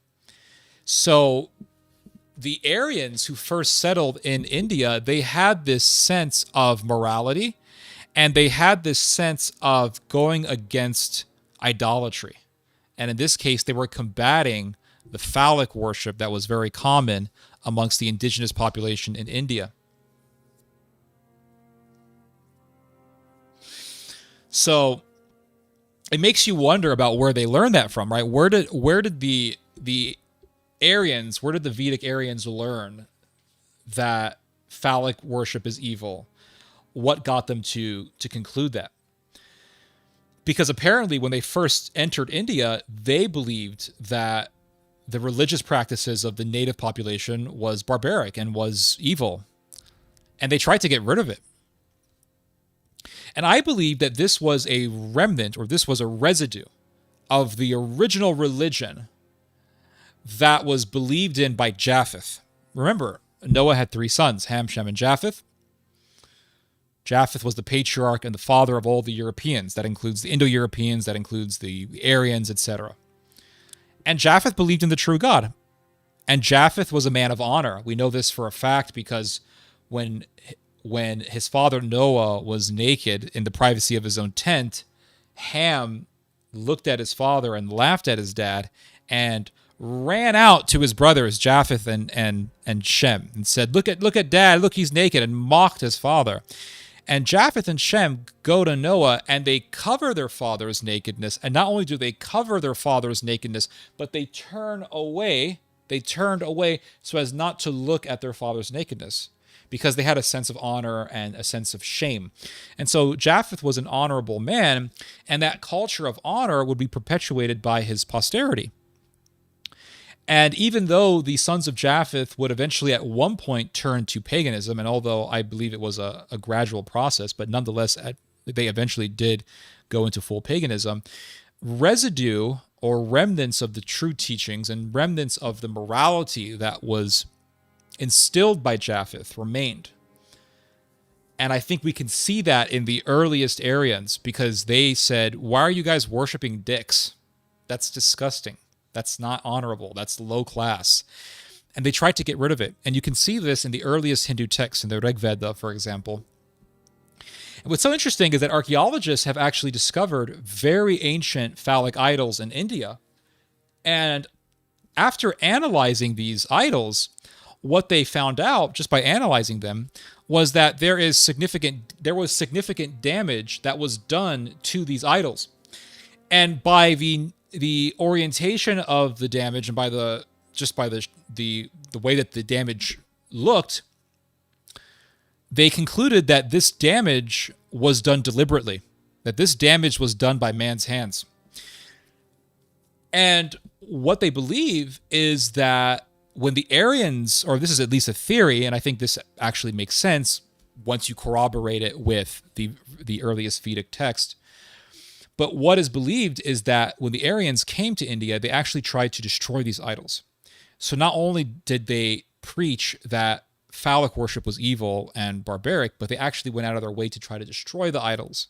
Kind of like how when the Spanish entered Mexico, they tried to destroy the idolatry of Mexico. So that religion of Japheth, that residue of the true religion that Japheth believed in, sort of remained, albeit in a very limited way, within the religion of the earliest Indo-Europeans. So very, very fascinating stuff. And I've always found the whole history of the Aryans to be extremely fascinating.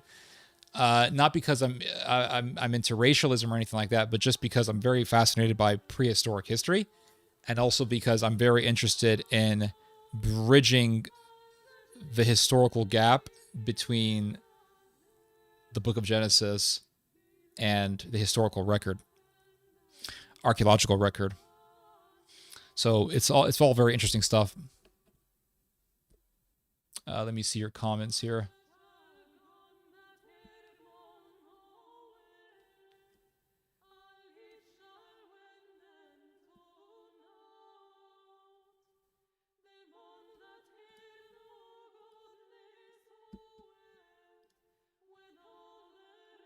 I love this medieval chant. This is beautiful music.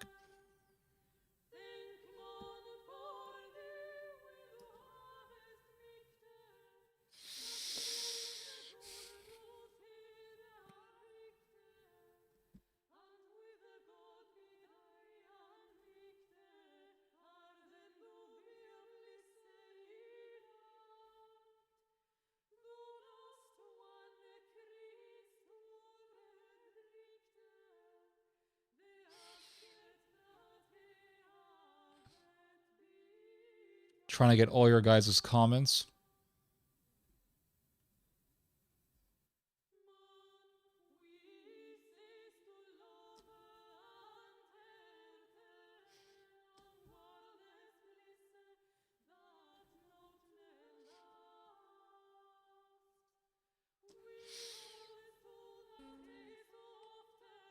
You guys have a lot of comments here, which is good. I'm glad.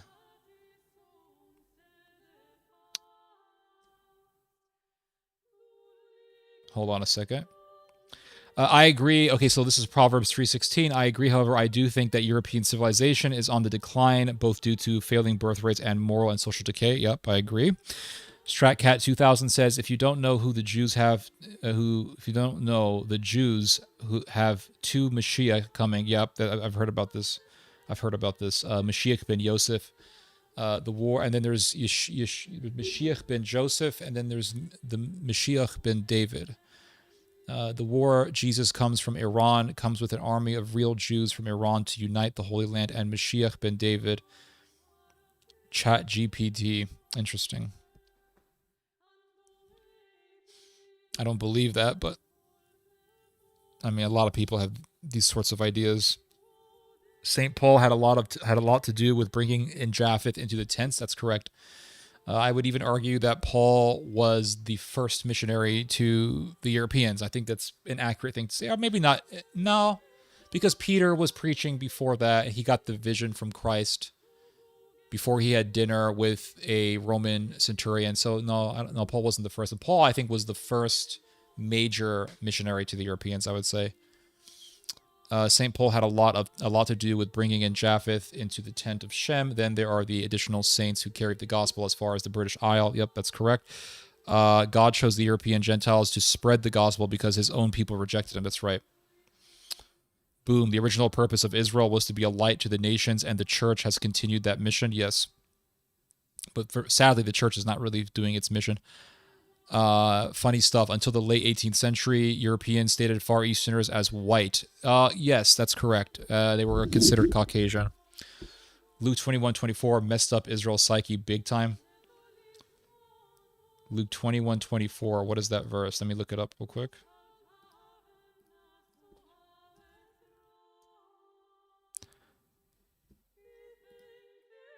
And they shall fall by the edge of the sword and shall be led away captive into all nations, and Jerusalem shall be trodden down of the Gentiles. That's correct. Until the time of the Gentiles be fulfilled. Yep, that was the prophecy. Until the times of the Gentiles be fulfilled. Has that been been fulfilled yet, though? Only in the 19th century during Industrial Revolution did the Europeans begin to treat the Far Easterners as a lower race. Yeah. I wonder if Theo still has bottles. I got plenty of bottles of that stuff, dude. Plenty of it. To this day, it still haunts me that what's happening right now is happening. It's very surreal what's happening. Galatians. Okay, thank you for that. The reason that the descendants of Japheth are being mistreated by them is because of jealousy. I think I get it. The descendants of Japheth are being mistreated. Oh, jealousy. I see what you mean. Yeah. What Paul said is a continuation of the Genesis part. Yep. That's correct. Hello, Stone Will, 96. That too is prophetic. Remember what God told Isaac's wife, 2 nations are in your womb. 2 nations are in your womb. It was Jacob and Esau. Ted, yes, Ted, exactly. Now the circle soon will be completed. Yep. The Europeans suffered from a bad case of chosen people syndrome. That's correct. They thought their favor with God made them better than everyone else, but now look at the state of Europe. Do not tempt God. That's right. So all these civilizations and Jews had the same sin of Satan. They thought they were something special because of God's blessing. The thing is that everything is a test. This whole life is a test. This whole time that we spend here on earth is a test. Is a test. If you're ugly, that's a test. It is. It's a test. Okay, you were ugly. Did you resent other people because you were ugly? Did you resent good-looking people because you were ugly? That's a test. If you're good-looking, that's a test. You were good-looking. God gave you good looks, but did you look down upon others who were ugly? Right? You were good-looking. Did you look down on ugly people? You were ugly. Did you hate on good-looking people? It's all a test. Everything here is a test. You were born a dwarf. Did you hate people because they were not dwarves? Did you hate people because you hate the fact that you're a dwarf? Or did you take the fact that you were a dwarf with happiness and content? You were born with whatever condition. Like, everything's a test. You know, everything's a test.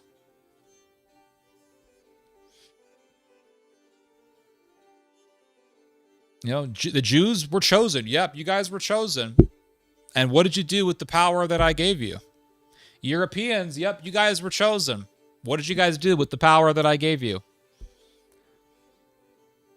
I like when Ted talks the Bible. I appreciate that, sir. I'm glad you like it. The Europeans are repeating the mistake of Israel. Yep. I remember the exact time this understanding came to me. I was taking a shower. Interesting. Little shower thought there. Those are always really good. Recently, at one of the London auctions, I saw surgical instruments used by a surgeon of one of the Roman centurions. Some of these tools were very sophisticated. Oh, yeah. Oh, yeah. I know the oldest medical text that we have comes from India. And there are some very sophisticated things in that text, things that we beforehand believed were only things that were figured out recently. So I think people were a lot smarter than we give them credit. I think they were super intelligent. The Puritans in the English Civil War as well. Yeah, they were pretty vicious. Mormons and Jehovah's Witnesses are popular with the CIA. That's in their level of sketch. Interesting. I didn't know that.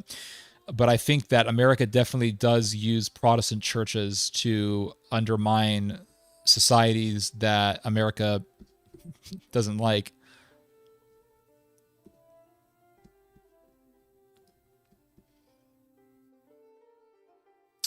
Theo, kid you not, Mission Impossible tells you a lot of things. I'm sure it does. I think so. Like when they make a disease and all that, right? The TV show Mission Impossible was better. Never saw it. It's garbage cinema, but man, that was one of that got everything. Are you talking about they make a disease and then they make the cure to make the money? Alberta will be a good land bridge to Alaska. Yeah, and Donald Trump has this vision of creating a direct route from the United States all the way to Alaska.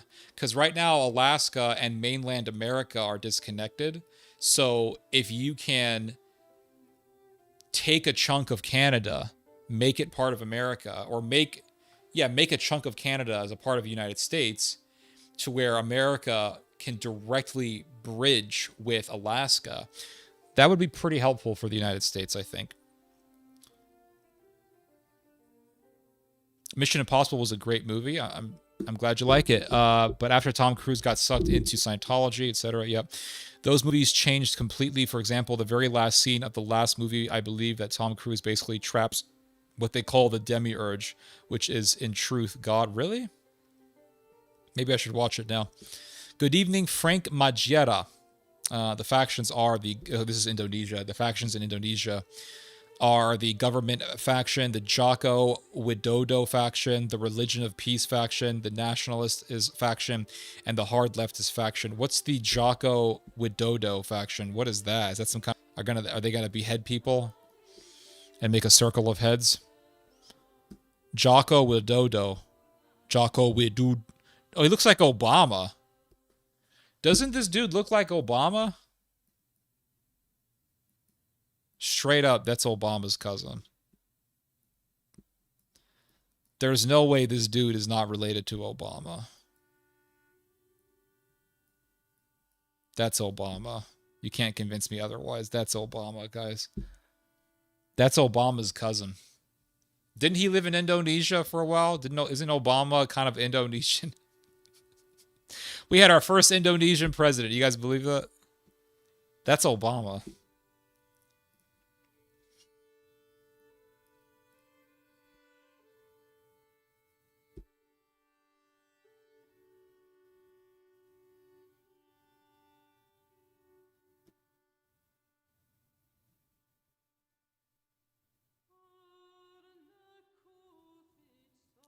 Try to get your guys' comments here. Hold on.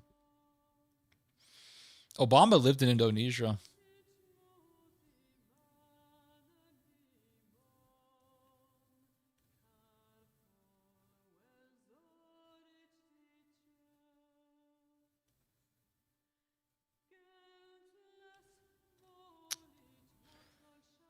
Let me read. I'm trying to get all your guys' comments here. Hold on.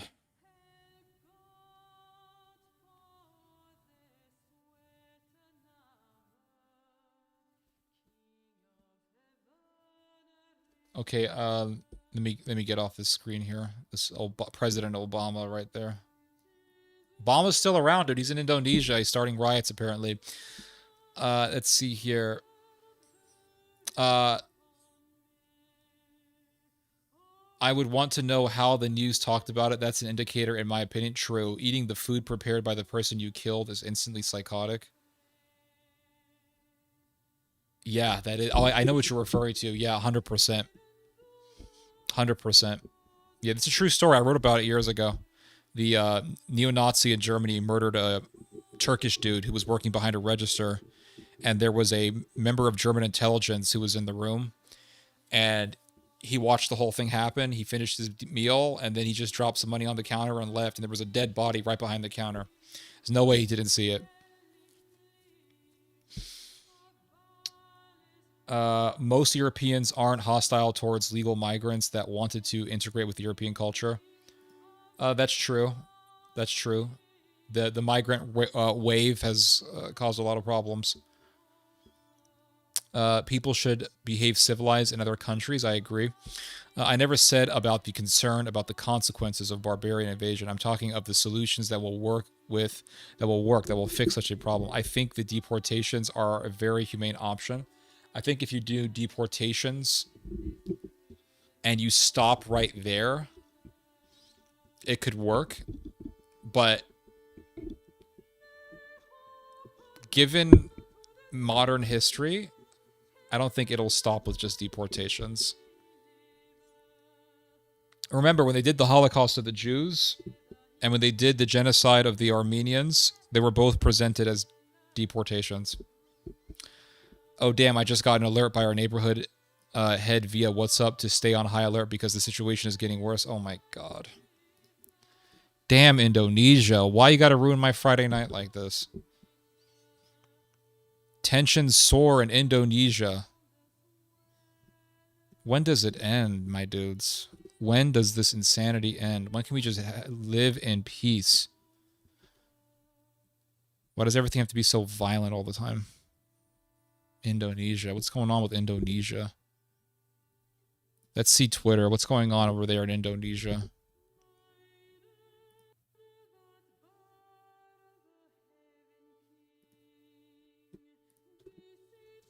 Indonesia.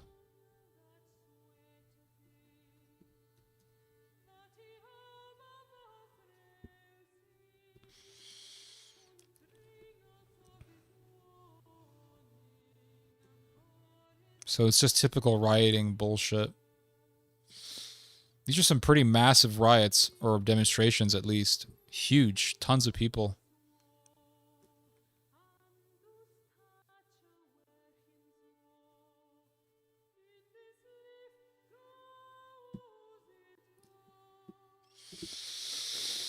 Like the stream, everyone. Yes, if you like the stream, it helps the stream, guys. I hate to say this, but it's the truth. It definitely helps the stream. Let's say something here. Theo, live stream is banging, bro. Appreciate that, Scoop 1337. I'm learning lots right here. I showed my friend a snippet of you doing an impression of that Zionist guy a while back, and he found it amusing. I'm glad. Glad to know. Glad you guys are liking the stream. Appreciate that. I hope the demonstrations in my city doesn't target the U.S. consulate, which is very close to my home. Oh, damn, dude. If that happens, you know America's behind this. Because America will say, well, we got... Oh, you know, this reminds me. Indonesia. Indonesia. Isn't it Indonesia that wants to buy the Khan fighter jets? Maybe they're just mad that Indonesia doesn't want to buy F-35s. Yeah, Indonesia signed a contract on July 26th to buy 48 Turkish fighter jets. Maybe America is mad. They're saying, why aren't you... hey, Indonesia, why aren't you buying F-35s? Is Indonesia buying F-35s?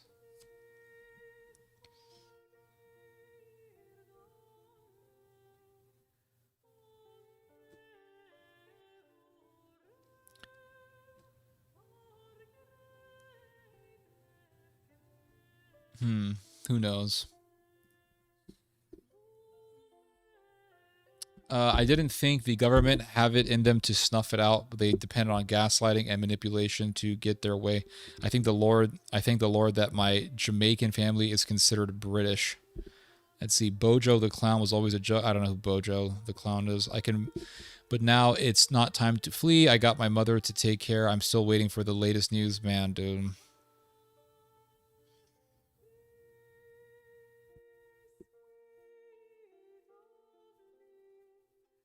Saint Rambo, that's funny. Is the stream buffering? I don't think so. I hope not.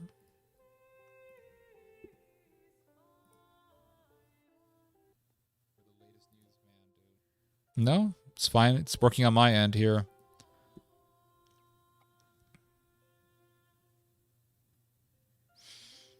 Many Chinese Indonesians get treated like that too by the natives. They don't like the Chinese. What kind of American are you? That's right. I remember that movie. Ted is all fired up now. Yeah. Habib is a Russian citizen, but we don't see him as a Russian. There you go. Yeah.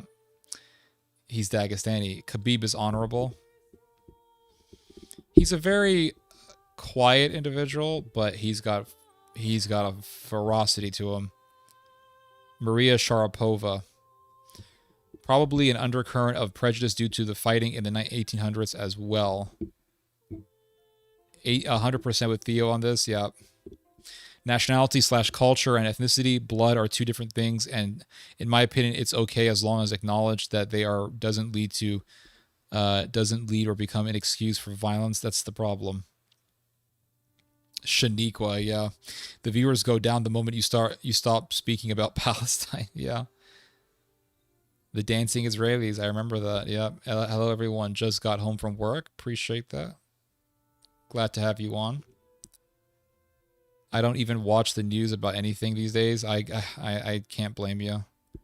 The news is absolutely exhausting, and there's always something new that they keep adding, and it's just exhausting. Some stories are really worth paying attention to, but a lot of articles are just there to give people the impression that the news cycle actually has something to say.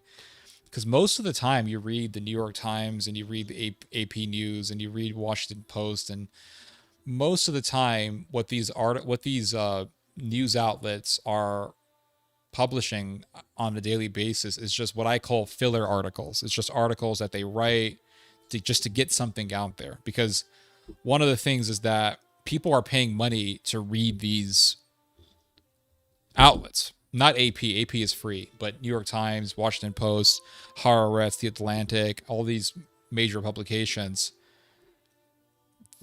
people are paying the money. So in order to keep the customers happy, they have to at least give the perception that they're publishing articles every single day. They are publishing articles, but they have to give the perception that there's things happening every day. And what I like to say is most articles are just commentary on all the major stories that are being talked about.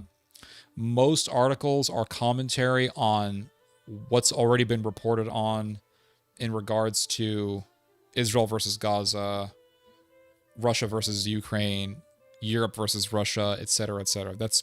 That's what the majority of articles are. And so the majority of articles are just fluff. They're what I call filler articles. You know, they're just there to give the customers the impression that we're reporting the news every day, but a lot of the times they're just giving commentary on what has already been reported and what has been being talked about for the past 2, 3, 4 weeks.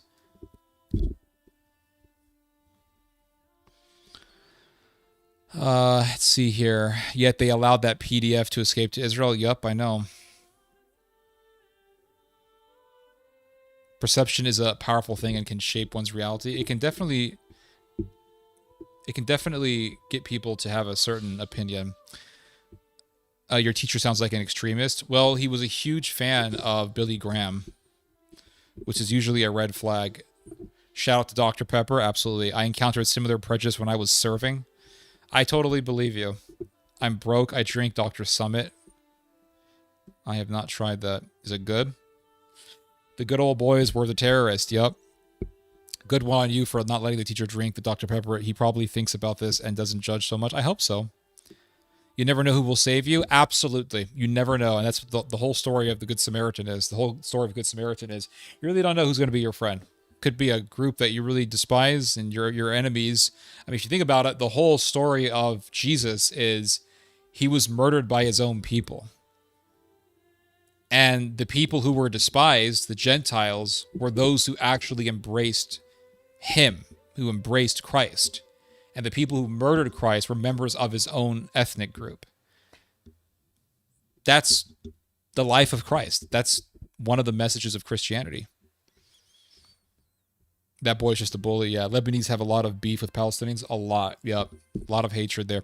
What's funny is over here, I ask that question every single day to people, and it instantly breaks the ice. Honestly, Ted, I probably wouldn't think you were from somewhere. Of course, I am a dorky. It's fine. That's why I don't believe in the two lung stuff. The Pope has no control over the non-Roman Catholic churches. Ton of witches where I'm from, Massachusetts. Oh yeah, yeah. California has a lot of witches also. I remember when I was living in California, every year around Halloween, they would always say the same thing. If you have any cats, especially black cats, keep them indoors because there's witches out there. It's interesting that the Sikhs are very Indo-European, being that the Punjab region is the first to experience the Aryan invasion. Punjab is up in the north, if I'm mistaken. Your stream only lagged out like 20 minutes ago for 30 seconds. Okay, it's working fine. The Aryans believe in the Sky Father, which is interesting. It's the womb of Columbia. I don't know what you're referring to. To make a long story short, it goes back to the Babylonians, Tammuz and Semiramis. Oh no, that's not true. That's not true. Semiramis and all that stuff, that a lot of that has been totally distorted by Protestant writers, especially. It goes all the way back to some dude named Alexander Hislop, and he wrote a book called The Two Babylons, and he was the one who popularized this idea that all paganism goes back to a woman named Semiramis. That book is so ahistorical. The author is Alexander Hislop. I call his book His Slop. His slop. That's what I call it, because it's slop. I think that Japheth had known God, of course, but that knowledge became corrupted and lost. Then came St. Paul and the missionaries that converted Europe. That's right. I believe Nimrod's wife is known as Semiramis or Ishtar. Okay, this person just deleted the comment. Never mind. Do you know the true reason why Arab nations around Gaza are not helping the Palestinian civilians? Well, I think, you see, there's different opinions on this, and I've heard all of them. One opinion is that if they allow the Palestinians to go into their country, the Palestinians will start a revolution. That's possible because the Palestinians did do that in Jordan, and they did do that in Lebanon, and I think they did this also in Egypt. I don't think so, but I know they tried to do this in Jordan. They tried to overthrow the king. So there's that, and then also another reason as to why they don't want to accept the Palestinians is because if they accept the Palestinians in, and then something bad happens, like some Palestinian terrorists do something, and then the government reacts and kills a bunch of Palestinians, then Israel could say, now that's your problem. Now it's your problem. And they put that problem on the shoulders of another country. And those countries just are saying, no, that's their land, that's their homes, that's where they live, and they shouldn't have to be kicked out. And I understand that sentiment, and I respect that sentiment.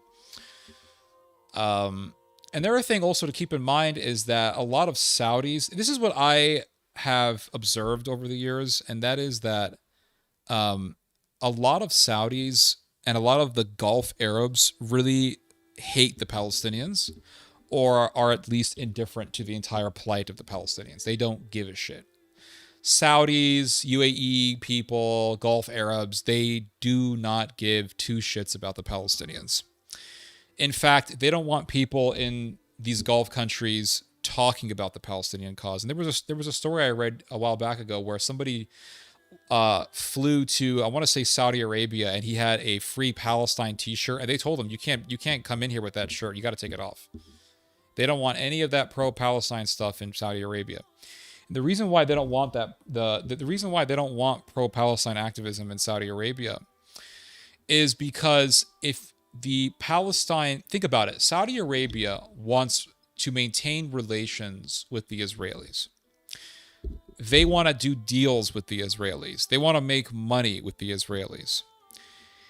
If this Palestinian cause becomes extremely vocal, because it's already popular in Saudi Arabia, most Saudis are pro-Palestine. But if it becomes explicitly vocal on the streets of Saudi Arabia, on the streets of Riyadh, or in the streets of Dubai or wherever, then the Gulf Arab governments would then be put into a difficult position where they would be pressured to address the suffering of the Palestinians. And that could jeopardize relations between the Gulf Arabs and the Israeli government. So the Saudis and the other Gulf Arabs, they live in luxury, they have a lot of money, and they just want to keep it that way. They don't give a shit about Islam. They don't give a damn about any of that stuff. They want strippers. They want to throw money at belly dancers. They want to eat their fried shrimp. They don't give a shit about any of this Palestine stuff or Islam stuff or anything like that. They just want to maintain the status quo and make as much money as possible. And if that means collaborating with the Israelis, then they will do so. And if that means hindering the pro-Palestine cause from being expressed in the Gulf Arab countries, then they will do so. They don't give a damn, because a Palestinian cause means, hey, we're actually going to have to confront the Israelis. And they don't want to deal with that. They just don't want to deal with that. So that's the reason why. And a lot of rich Saudi dudes, I mean, you'll see their videos on Twitter/X, and they'll say things like, I don't give a fuck about the Palestinians. I just want to live my life, and that's it. They don't care. And the other thing that I have noticed is that the ISIS-type Islamists also do not really care about the Palestinian cause. ISIS, for example, declared war on Hamas. Now, you would think ISIS, being this fundamentalist Islamist organization, really a gang, criminal organization, would be very adamant about the Palestinian cause, and they would be very adamantly against Israel. But that was not the case with ISIS. ISIS, in fact, declared war on Hamas. ISIS, in fact, expressed hatred towards the Palestinian flag. They saw the Palestinian flag as haram because the Palestinian flag is not necessarily a religious flag. It is a nationalistic symbol. And so they didn't see the Palestinian movement as Islamist enough, and they declared war on Hamas. And a lot of these Islamist types, Al-Qaeda types, they don't really care about the pro-Palestine cause. And if you look at the pro-Palestine cause, it's actually quite ideologically diverse. Yes, you do have people who are Islamic fundamentalists who are pro-Palestine, but you also have secular nationalists, you have people who are secular liberals, you have Palestinians who are not even religious, you also have a lot of Westerners who are not Palestinian, who are white people, who are white Europeans, who are very pro-Palestine, and they're not really religious or not necessarily religious people, but they're very, very, in their heart of hearts, very adamantly pro-Palestine. And the biggest example of this is the Irish. The Irish are very pro-Palestine, by far the most pro-Palestine people in all of the Western world. I've never seen a people more pro-Palestine than the Irish. I would argue that the Irish are more pro-Palestine than the Gulf Arab world. The Irish will have fiery speeches in their parliament supporting the Palestinians, and you don't see those speeches being expressed in the Gulf Arab states. So the European world is putting the Arab world to shame. And I think this is going to be the reason that will be presented by the Turks and by the Iranians to justify bombing the Arab Peninsula. They will say, you did nothing for the Palestinians. You lived a life of luxury. You lived a life of lasciviousness, and you deserve death. And they will destroy the Arab Peninsula. The Arabs do not care about the Palestinian cause. They just don't. People in Jordan do, because Jordan is predominantly a Palestinian society. The Egyptians do not give a shit about the pro-Palestine cause. Now, Egyptian people do care, but the Egyptian government is very callous towards the Palestinian people. They have blocked aid from being entered through Egypt.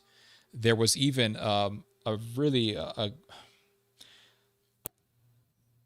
it's very sad, but at the same time, it was a very beautiful expression of humanity.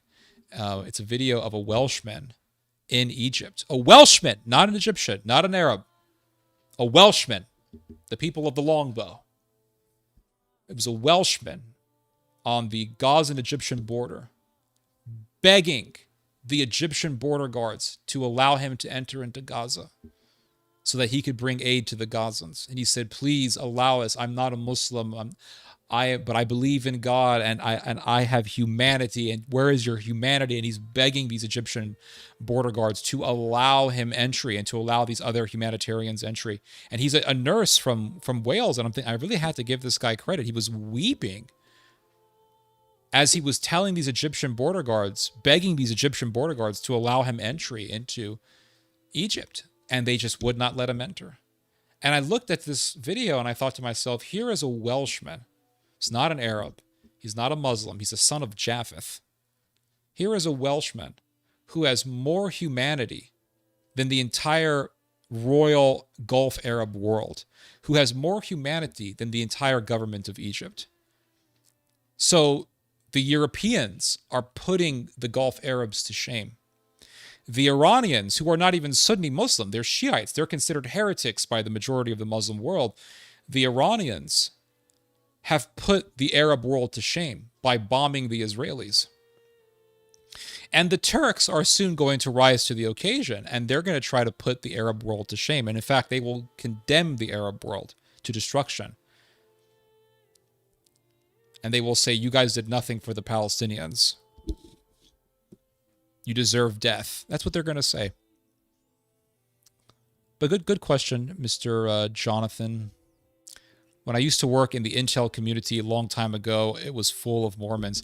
That is amazing. I did not know that Mormons were so deep into that world. I wonder what the purpose of that is. European explorers fascinated by the indigenous monuments, mounds, vast cities, almost like Atlanta. Yeah, absolutely.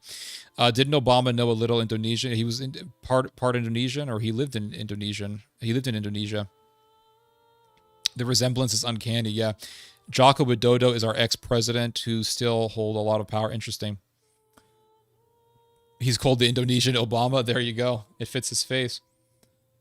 African politician named after Austrian painter. Interesting.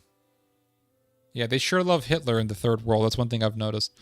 Obama said in a podcast that young men need a gay mentor. Yeah, I saw that. It was pretty disgusting. Yeah, it's very sick. Live in peace, yeah.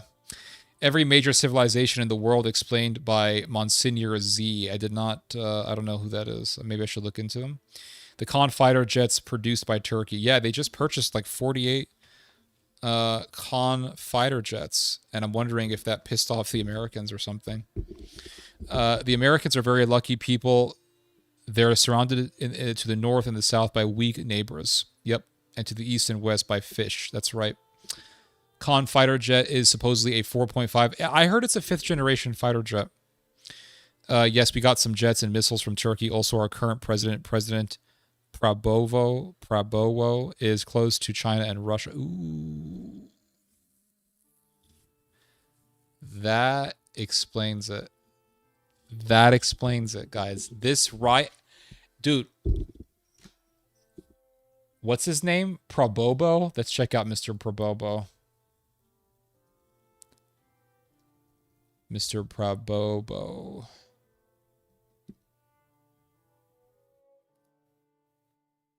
This dude, okay, hold up. Mr. Prabowo Subianto. Let's see, China and Russia. What's his relation with China and Russia?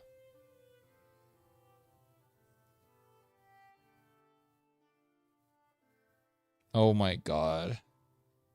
Indonesian President Prabowo Subianto stated that Russia and China have always taken principled positions and fought for global justice. Indonesian President, and this was in June 20th of this year, 8 days ago. Indonesian President Prabowo Subianto is to join Chinese President Xi Jinping and Russian President Vladimir Putin at the Shanghai Summit. Hold up. Wait a minute.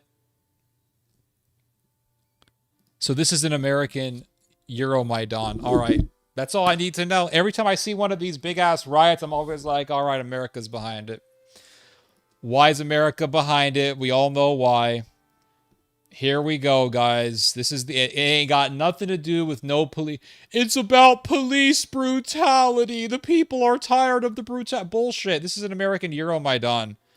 Every time I see one of these big-ass riots in a different country, I always know. I just ask, where's the American? We all know he's there. President Prabowo to attend SCO summit in China. 8 days ago, Beijing, Indonesian President Prabowo Subianto is set to join Chinese President Xi Jinping and Russian President Vladimir Putin at the Shanghai Cooperation Organization Summit scheduled for August 31st, September 1st in Tianjin, China. Prabowo will attend the summit following an invitation from President Xi conveyed by Chinese Foreign Minister Wang Yi during a bilateral meeting with Indonesian officials.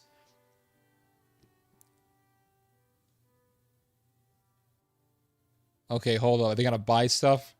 Presidents expected to attend include Recep Tayyip Erdogan. That's why they had those riots against Erdogan, by the way. The Americans want that guy out because he's too warm with the Russians. Lukashenko, Masoud Pezeshkian, Qasem Jomart Tokayev. So all the gang, the global South gang is coming.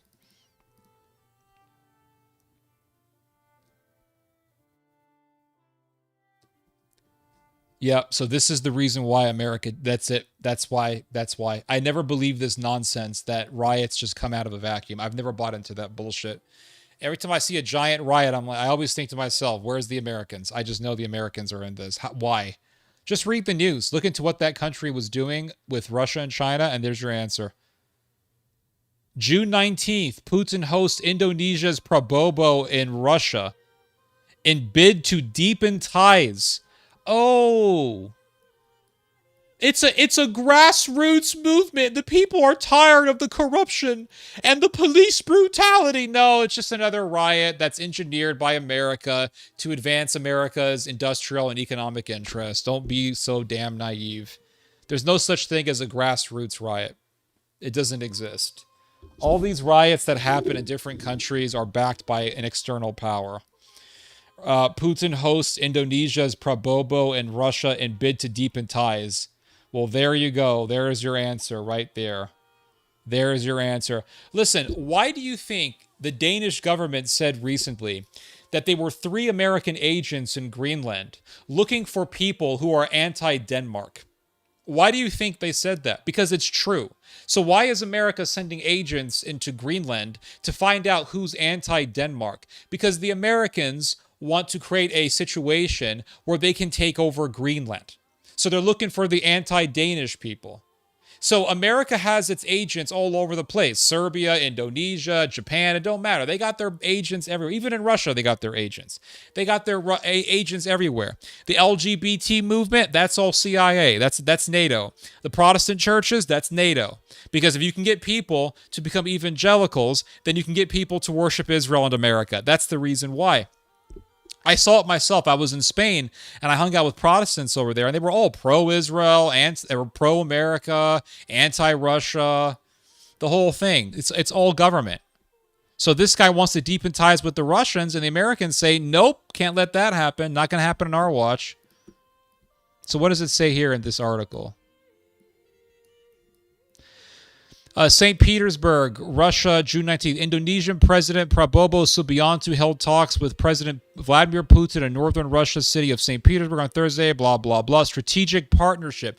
Well, okay, hold on. After which the duo signed a declaration on a strategic partnership between the two nations, the Kremlin said. The deepening of ties between Russia and Indonesia, part of Moscow's bid to forge new relations with the global South amid Western attempts to isolate it over its war in Ukraine, has perturbed some powers, such as Australia. Okay, so they want to isolate the Russians. They don't like the fact that Mr. Prabowo wants to be friends with the Russians, so they want to get rid of that. They want to overthrow Prabowo. They want to put in a puppet there who's going to be anti-Russia. Okay, so there we go. We know the conspiracy now. We know the conspiracy now. The deepening of ties between Russia and Indonesia, part of Moscow's bid to forge new relations with the global South, blah, blah, blah. Foreign Wealth Fund Dan Antara, Indonesia, and the Russian Direct Investment Fund also signed an agreement on Thursday to create an investment fund worth 2 billion euros. The agreement was signed by both CEOs. Say no more. Say no more. We all know what this is. We know why the riots are there. That's the reason why. It's NATO espionage. Let's see here. His slop. Yep, exactly right. Didn't the Palestinians side with Saddam? I believe so. Ethnic pride and financial gain supersedes religious convictions in most cases. That's Correct to a certain extent. I wouldn't say that it's totally the case, but to a certain extent, yes. The Palestinians also helped Saddam during his invasion of Kuwait. This really leaves a really bad taste in the mouths. Yeah, that's true. Speaking of Turkey, Erdogan has unveiled the Steel Dome while also celebrating, military conquest. Yeah. I didn't know about the Constantinople part, but I did know about the Steel Dome part. It's for Israel, by the way. That's not for anyone else. It's for Israel. It's not a fifth-generation jet fighter. I'm pretty certain it's a fifth-generation jet fighter. Turkey also severed all ties with Israel. No embassy. Yeah, I heard about that. No diplomatic relations. No air access for Israeli flights. Pretty big development. Yep. I read about that. Yeah, it's gonna happen, guys. The clash between Turkey and Israel is inevitable. So Indonesia is having its own Maidan. Absolutely. The Russian knows better than we do. It was quite obvious. Yeah. Very curious that the demonstration exploded near when Prabowo is scheduled to appear in China. Exactly right. LGBTQ CIA. Exactly. Same kind of thing happened during the earthquake a couple of months ago that collapsed the important building that was to be the headquarters of an important Chinese government entity. They are playing chess. Oh, damn. They can make earthquakes? America, Israel, Australia, New Zealand. Yep. That's the mafia right there. He's also building bomb shelters for his people. Yeah, Turkey's preparing for a massive war, guys. Turkey has the ability to amass armies of millions of young men. It's true. That's why Germany needs Turkey, because if Germany is going to have a serious military force, it'll have an even better military force if it has a Turkish military alliance. Venezuela is about to explode. Well, it's about to explode with all the oil they have over there. That's why America's interested in Venezuela, because it's got like the most oil than any other country in the world. It's a massive oil gold mine.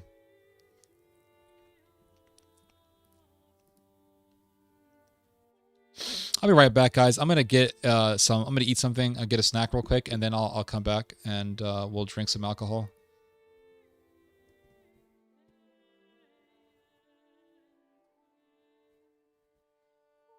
I'm gonna play some music for you guys. Hold up.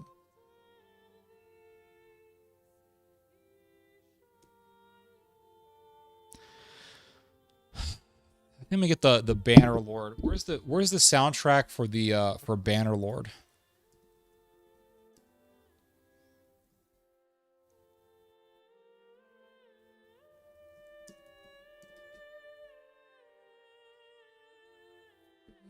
Can I just get nothing but Battanian music, dude? I love the Battanian music.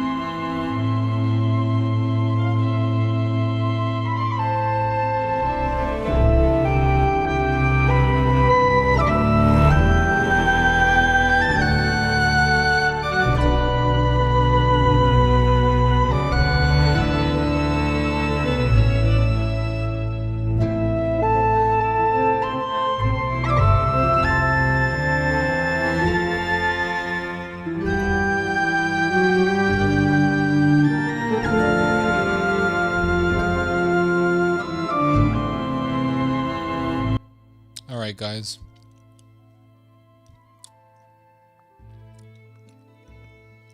Japan and Turkey has been rapidly forming trade partnerships. Yeah, the Turks and the Japanese are going to have an alliance against the Russians. So yeah, Russia, you have Turkey, Japan, Germany. I mean, that's a pretty massive alliance. As people don't understand this, Germany doesn't have the population to have a massive war machine. Well, maybe not by itself, but it could definitely produce a very formidable military force, especially in conjunction with other countries. So imagine Japan from the east, Turkey from the southeast, Ukraine from the south, and then you also have Central Asia. If Central Asian forces join the Ottoman cause and they become part of a Turkic union, and then on top of that, Germany alongside all of its European auxiliary forces, I mean, you're talking about a pretty massive military force. That's pretty damn big.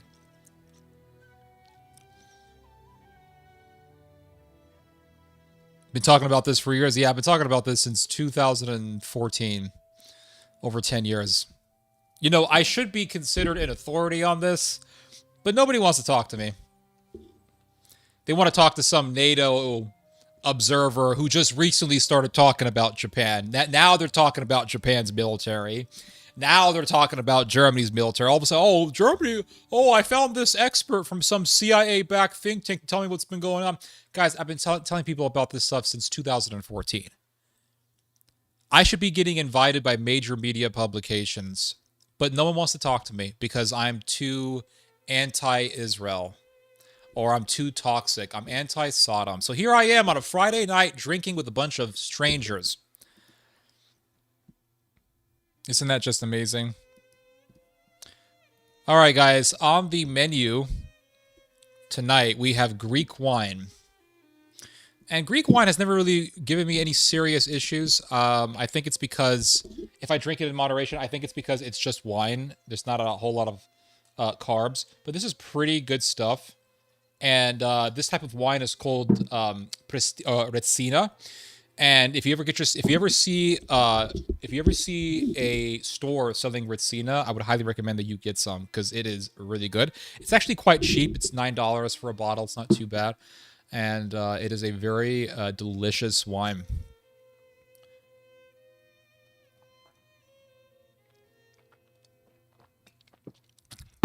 Amazing stuff. Absolutely amazing stuff, guys. I love this alcohol. Very good stuff. Nice Greek wine. Yeah, very good stuff.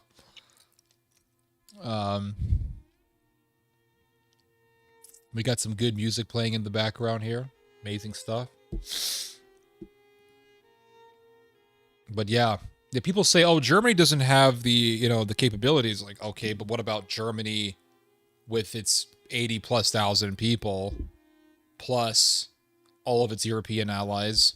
We're talking Scandinavia, which is 3 countries, Baltic states, which is 3 very small countries, possibly France, possibly Italy, the Netherlands, Denmark, Croatia, Bosnia, possibly Bulgaria, definitely Turkey, Japan, possibly Hungary, and then possibly, if Turkey can manage to form its pan-Turkic union, a lot of soldiers from Central Asian countries. When you factor in all this, you're talking about a pretty serious force.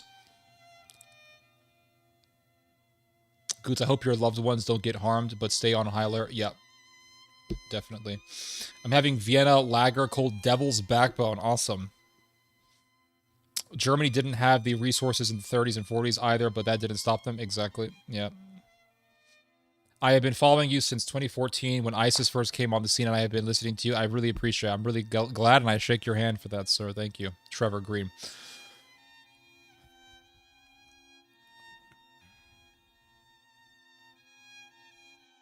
Good stuff.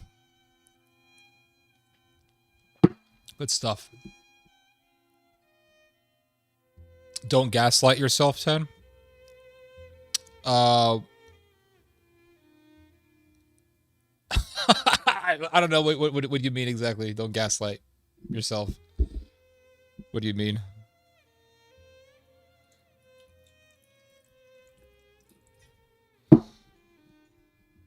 So we're drinking now. Okay, time for some Belgian wheat beer. I have some Greek wine. So we're you're in the Russian side of things. You're in the Sturgian side of things. I am in the Western Empire side of things, and I am drinking the drink that brought. I'm. I am drinking the drink of the people that brought Christianity to Russia. We're getting into the Byzantine side of things here.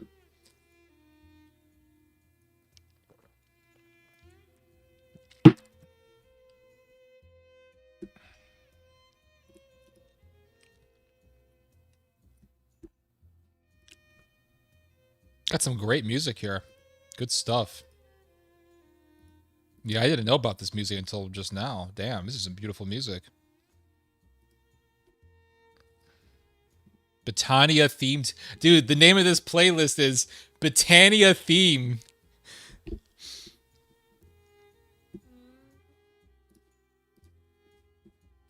Let's see here. My country have one of the strictest gun control in the world. Normal peasants can only own firearms and put it into a safe. That sucks. I'm talking about your depressing rants. You just had little, like, nobody wanted to talk to you. I'm talking about your depressing rant. You just had, like, nobody wanted to talk to you. Oh, yeah.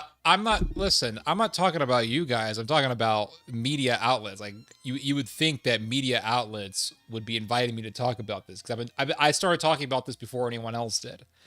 Literally, I was talking about Germany and Japan for a very long time. I started talking about Japan in 2014, Germany in 2016. I've been talking about this stuff way before almost anyone else was talking about it. And it's like, then you have these Johnny-come-latelys who say, oh yeah, Japan's coming back. Germany's coming back, guys. Yeah, I know. I've known this all along. But I'm not saying you guys don't want to talk to me. Have you ever heard of Green Sleeves by the King's Singers? I'm pretty certain I've heard of this. Yes, I'm pretty certain I've heard this song before. But let me just check it out anyway.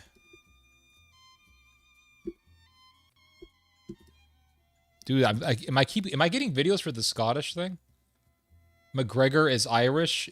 I know McGregor is Irish. The Irish and the Scots are related. They're the same people. Sort of.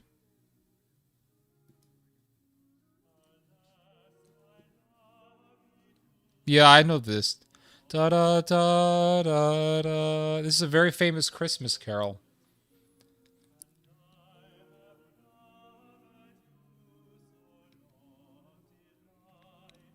Yeah, it's a very beautiful piece of music. I can't deny that.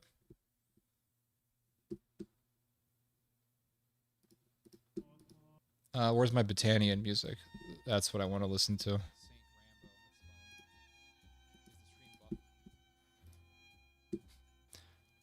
Guts, if guns are out of the option, a knife is still better. Yeah, I mean you gotta factor in all your options. The Elder Scrolls and Resident Evil is the best background. We have a correct opinion here. This is absolutely correct. Yes, I love the Resident Evil music. By the way, as an Indonesian, is Japanese culture a popular thing over there? Do people want to be Japanese, or are Japanese, like, is Japanese anime and pop music and video games popular over there in Indonesia? You know, I was thinking after your dad was on last week about talking about the temple thing. If they do build a third temple, then is 1:2 to 20 gives a new interesting prophetic meaning. Which Isaiah 1? Let me see. Let me see the verse. Hold up.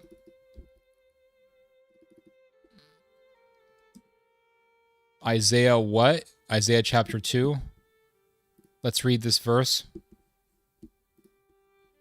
Isaiah chapter 1. Okay, hold up. Let's read this. Dang it, this mouse doesn't want to work. Damn Apple, making garbage technology.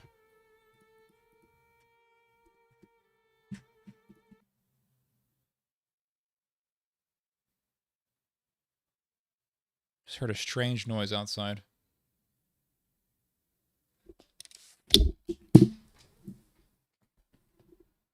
Never mind.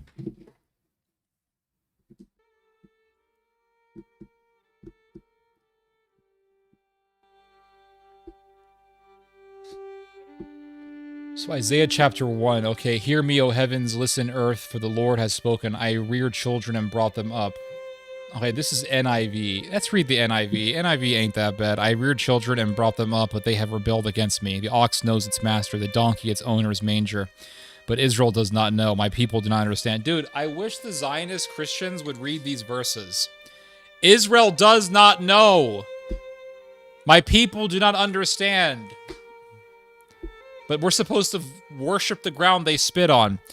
Woeful to the sinful nation, a people whose guilt is great, a brood of evildoers, children given to corruption. They have forsaken the Lord. They have spurned the Holy One of Israel and turned their backs on him. Why should you be beaten anymore? Why do you persist in rebellion? Your whole head is injured. Your whole heart is inflicted.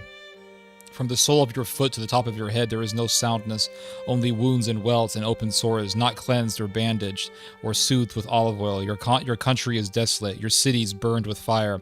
Your fields are being stripped by foreigners right before you, laid waste as when overthrown by strangers. Daughter Zion is left like a shelter in a vineyard, like a hut in a cucumber field, like a city under siege. Unless the Lord Almighty had left us some survivors, we would have become like Sodom. We would have been like Gomorrah. And by the way, St. Paul takes this verse, unless the Almighty had left us some survivors. St. Paul interprets this verse to mean that it's to mean the Gentiles entering the being grafted into Israel. So in other words, if these Gentiles were never grafted into Israel, then Israel would totally be just Sodom and Gomorrah, because then all you would have is the Jewish people. And if you look at Israel, physical Israel today, where it's just the Jewish people, it's literally Sodom. So in other words, if we didn't have the church as Israel, then all you would have is physical Israel, and it would be Sodom and Gomorrah. Anyway, hear the word of the Lord, you rulers of Sodom. Listen to the instruction of our God, you people of Gomorrah. Yeah, so Israel is Sodom and Gomorrah. That's correct. The multitude of your sacrifices, what are they to me, says the Lord? I have more than enough to burnt offerings of rams and the fat of fattened animals. I have no pleasure in the bloody bulls and lambs in the blood of bulls and lambs and goats. Absolutely. When you come to appear before me, who has asked this? Now, I think I know what you're trying to say now. So you're saying that this verse, if they build the third temple, this verse has a new meaning. And I know what you're saying. I understand exactly what you're saying, because it says here, I have no pleasure in the blood of bulls. So if they make a third temple, they're going to start sacrificing animals. And God's going to come and say, I have no interest in this. I have no interest in this. You stop bringing meaningless offerings. Your incense is detestable to me. New moons, Sabbaths, and convocations. I cannot bear your worthless assemblies. Your new moon. So he's basically saying your third temple is meaningless to me. Wash and make yourselves clean. Take your evil deeds out of my sight. Stop doing wrong. Learn to do right. Seek justice. Defend the oppressed. Exactly, yeah. See how the faithful city has become a prostitute. She once was full of justice, righteousness used to dwell in her, but now murderers. That's Jerusalem. That's Jerusalem right there. That's Jerusalem right there. Man, when you read the Bible in the NIV, it's so much easier to understand, and it sounds like you're reading the lyrics of a System of a Down song, like murderers, rapists, which describes Israel pretty well. I have a hammer, a big knife, and some metal rope. Okay, cool. Jeremiah 13. Guts is good. You have guts. It's good. You have something already, but don't forget to conceal it the way cops won't give you a wrong look. Man, dude, the Russians just giving you all the advice. A great piece I recommend everyone in this stream to watch. A lovely film, Waterloo. Jesus is the temple itself. That's why he took the woman at the well, and that God is seeking those who worship him in spirit and truth. That's correct. I think you will like the song Grace and Glory from Battlefield 1 OST. I think I played that game. Did I play that game? Let me hear it. Yep. I remember this. It was in the game. Yeah, it's not bad. It was a good game. I enjoyed Battlefield 1, and I really enjoyed the World War One game that they had. The Battlefield World War One game was amazing. It was really good, especially the the Battle of Jolly Polly is the best part of the whole game. I love that part. It's such a good level when you fight the Ottomans. It's amazing. Amazing game. Let's see here. It's in fact these last few weeks there were a flag resistance movement by waving an anime pirate flag from the anime One Piece together with our national flag. That's amazing. I asked the evangelicals if the third temple is built, where is the Ark of the Covenant? That's a good question. That's a really good question, by the way. They can't say the Virgin Mary. Trevor, if you are a Christian and a civilized person, you'll be welcome. It's no paradise here. We have similar problems like you in the West. Don't forget, we have a very stoic culture. Yeah, the Russians are a very stoic people, and they tend to endure their suffering with silence and alcohol, is what I've noticed about them. Kind of like what I'm doing right now.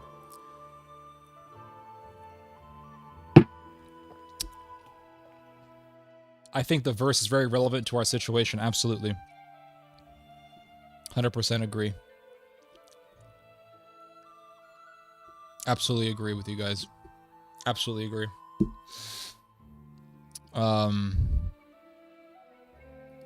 Yeah.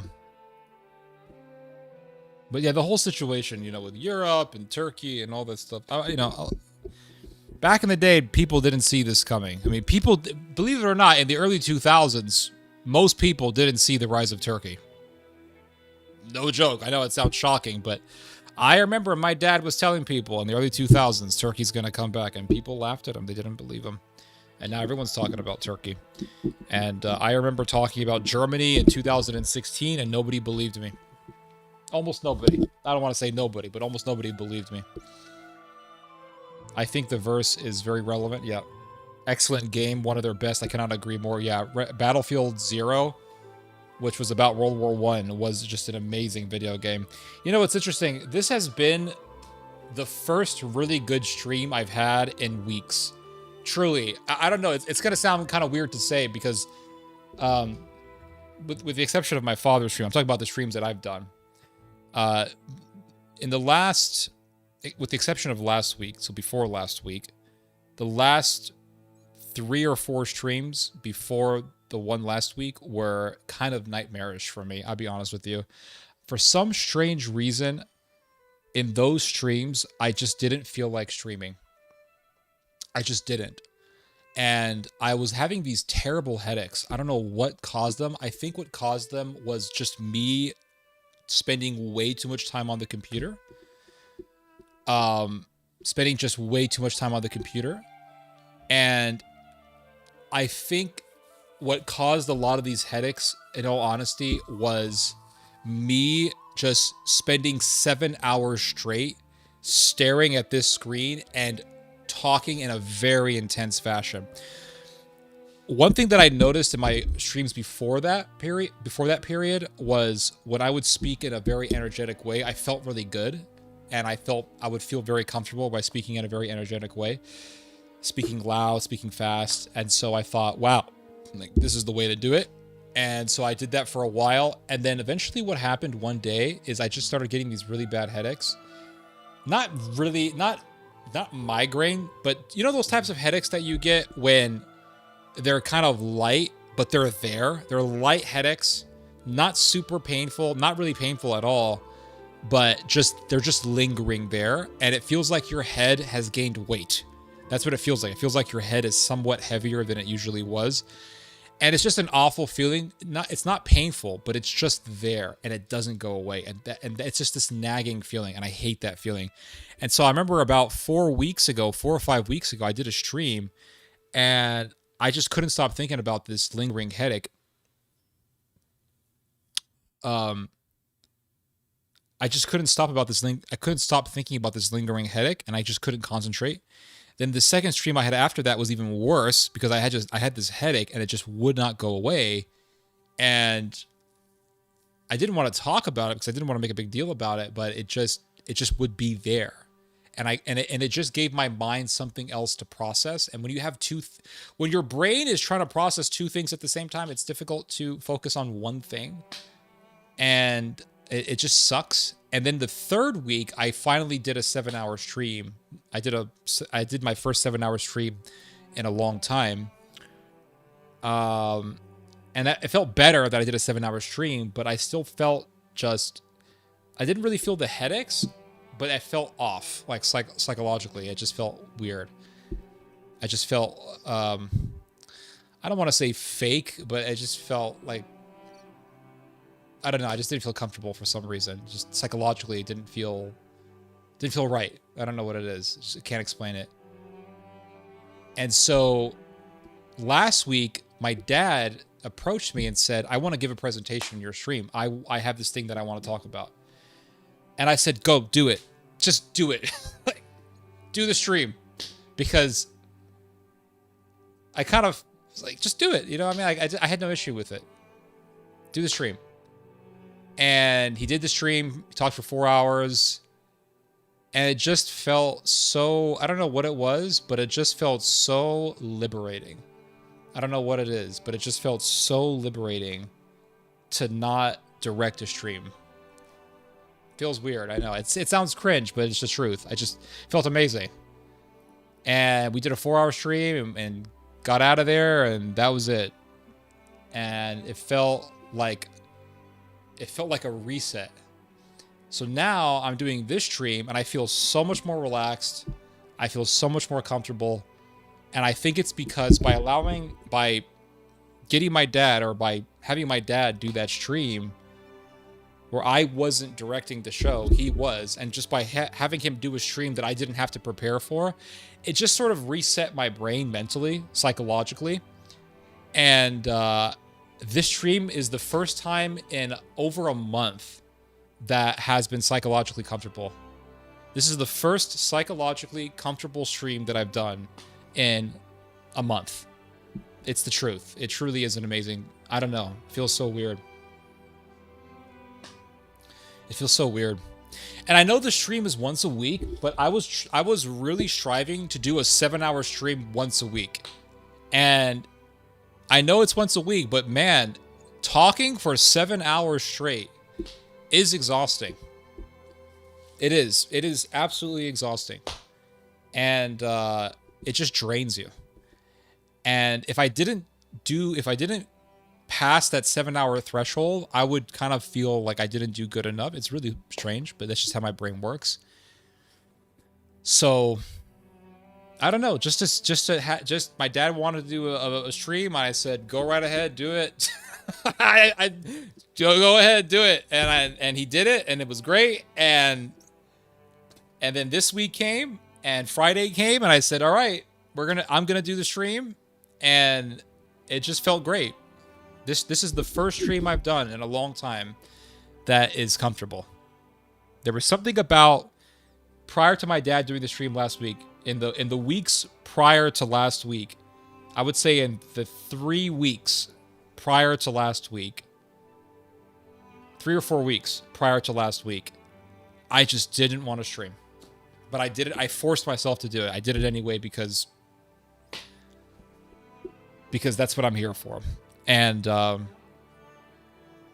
for some reason, I would get these headaches, and it wasn't this excruciating headache, super painful. It wasn't a debilitating headache, but it was this feeling that my head was a little bit heavy.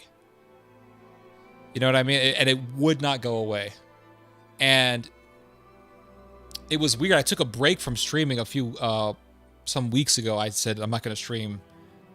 And I didn't have any headaches. So I realized that the headache is a tension headache, and it is caused by me just staring at this screen for like 8 straight hours, 7 hours, just talking nonstop. And that builds tension, you know what I mean? And so this stream, I decided, okay, I'm going to relax. I'm not going to over-prepare for the stream. And as you can tell, I have not over-prepared for the stream. I prepared very little for the stream. And I have been doing this stream with a flow of consciousness pretty much for the entirety of the stream, and it feels great. And I decided I'm going to relax. I'm not going to sit there and yell and scream and talk fast like I usually do. I'm just going to relax. And no headaches. My head feels fine. Everything feels great. And this has been the greatest stream I've had in a long time. And not a long time, but in 4 weeks or so. You know? I mean, last week, honestly, in my mind, I said, okay, I got to prepare for my stream. We're going to do this. My dad came to me and he said, I have something to say. I want to address Christian Zionism. I said, do it. Just do it, damn it. And it just mentally reset everything just by me not streaming. It's just, I can't talk about this enough, truly. Because after doing that, I was like, wow, no headaches. Wow, I feel good. Wow, I feel no tension headaches. And it's weird, I would have this tension headache. And like I said, it would feel like my head was a little bit heavier than usual. And I would feel the tension right here. And when I would put a towel behind my neck and press it against the back of my neck, and then I would pull my head back like this, and I would get relief from that. And the fact that that would relieve me showed me this is a tension headache. This is a tension headache. And this is from me just staring at the screen, going like, let's talk, guys, for non-stop. Because I for so long, I felt like if I sit in front of this camera and I talk too relaxed, it's going to be a limp-ass stream. It's going to be a flaccid stream, and we can't have that. So I got to be high energy all the time. Like, this is what I was thinking. I have to be high energy. And I thought I can't do it. I can't be high energy for hours and hours and hours. Man, the first time it's okay. Doing it for a number of months, it's okay. But after a while, I don't know what it is. The human body is a lot weaker than we think. It takes a toll on you. Like, straight up takes a toll on you. No joke, guys. No joke. You should have your dad on stream more. Discussing current events with two Bible scholars is somewhat refreshing for someone who's a savage heathen like me. I'll let him know. I'll ask him if he wants to come on again. Many people rejected Ted and his dad because their mind is too busy with end times prophecies that include horrible rapture eschatology. Well, the thing is that when I first started talking about Germany, nobody wanted to believe me because nobody wants to believe that a white country can be savage. The people don't want to believe. Savagery. That's from the African people. That's from this camel jockey people. Oh, those are the savages. And I said, no. Germany is going to go back to savagery. Oh, no, that's not going to happen. Yes, it is. And you see, because of people's prejudice, they don't want to accept that. That's the reason why people didn't want to believe me. That is the reason why. It could be allergies. It could be. I noticed it the summertime. Like, people talk about seasonal depression. I totally get it. I totally get how people get seasonal depression, because I have always been, for a very long time, going all the way back to when I was in junior high, I have always been a person who does not like overly sunny weather. If there's a lot of clouds in the sky and some sunlight, it's not a big deal. I like that. So for example, if we get like summer rain weather where you have really thick clouds and then the sun dances with the clouds, it looks very beautiful and it looks like a painting from the Baroque era. I like that sort of thing.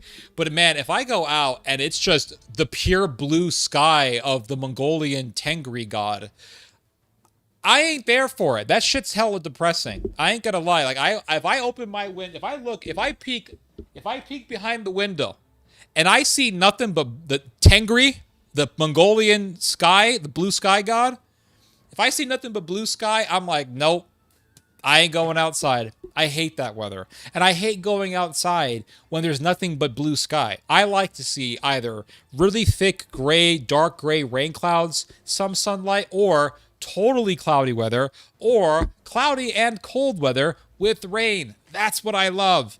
And I just do not like open blue skies. Everyone's like, oh, look, blue sky, not a cloud in the sky. It's so beautiful. No, it's not. That shit's hella depressing. Do you know what I am reminded of when I see nothing but blue sky and there's no clouds and there's no rain and there's nothing? I am reminded of death. That shit is death. There's not a single drop of water coming out of that sky, which means it's a dry ass day. And do you know what dryness means? No water. And do you know what you have when you have no water? Death. You ain't got no life without no water. You're practically walking on Mars. So when that kind of weather is what's happening outside, guess what I like to do? I like to keep the freaking shades down. I don't like seeing that sunlight hitting my room. That's why, dude, I used to have these blinds that the sun would permeate through. I hated that shit. So I kid you not, dude. I fucking imported this bamboo curtain from fucking Thailand. I'm not exaggerating. This shit comes from Thailand, dude. This is pure Thai bamboo. And the reason why I got this is because I don't want no freaking sunlight permeating through. I want just the room. I want the artificial light from the ceiling. I don't want no freaking sunlight coming from the sky. I hate that shit. I'm like a vampire. Now, if it's cloudy outside, I'll open this up. I like looking at clouds. I love that shit. Even if there's a little bit of sunlight, that's fine. That's cool. Summer rain is a beautiful thing. I don't mind that. Cold, cloudy weather, I love it. Rain and clouds, I will be angry if this thing is closed. I will open up I will open up my Thai bamboo curtain to see the clouds and the rain, because I love that stuff. But if I see not a single cloud in that sky, I am pulling these damn things down. I hate that shit. It's that weather is freaking depressing. That shit is depressing. That is so depressing. And I can't explain why I'm this way, but I have been this way since middle school. Since middle school, I have been this way. I'm not joking. When I was 11, 12 years old, I remember looking out and nope, hate that. Not a cloud in the sky. I hate that shit. Hate it. Close the blinds. Close them. Because I used to have these weak ass blinders. I used to have these weak ass, I don't know what they call them. They're not lenses. I think they're blinders, right? They call them blinders. It's the ones that you can open up. They go up and down. And I hated it because the sun would come from this edge here. So I imported some bamboo curtain from Thailand. And it's cheap too, because we get the cheap labor and the cheap bamboo from Thailand. We don't order it from America because that shit's too expensive. Plus, we don't grow no bamboo in America. We have to get that shit from the Indo-Asian world.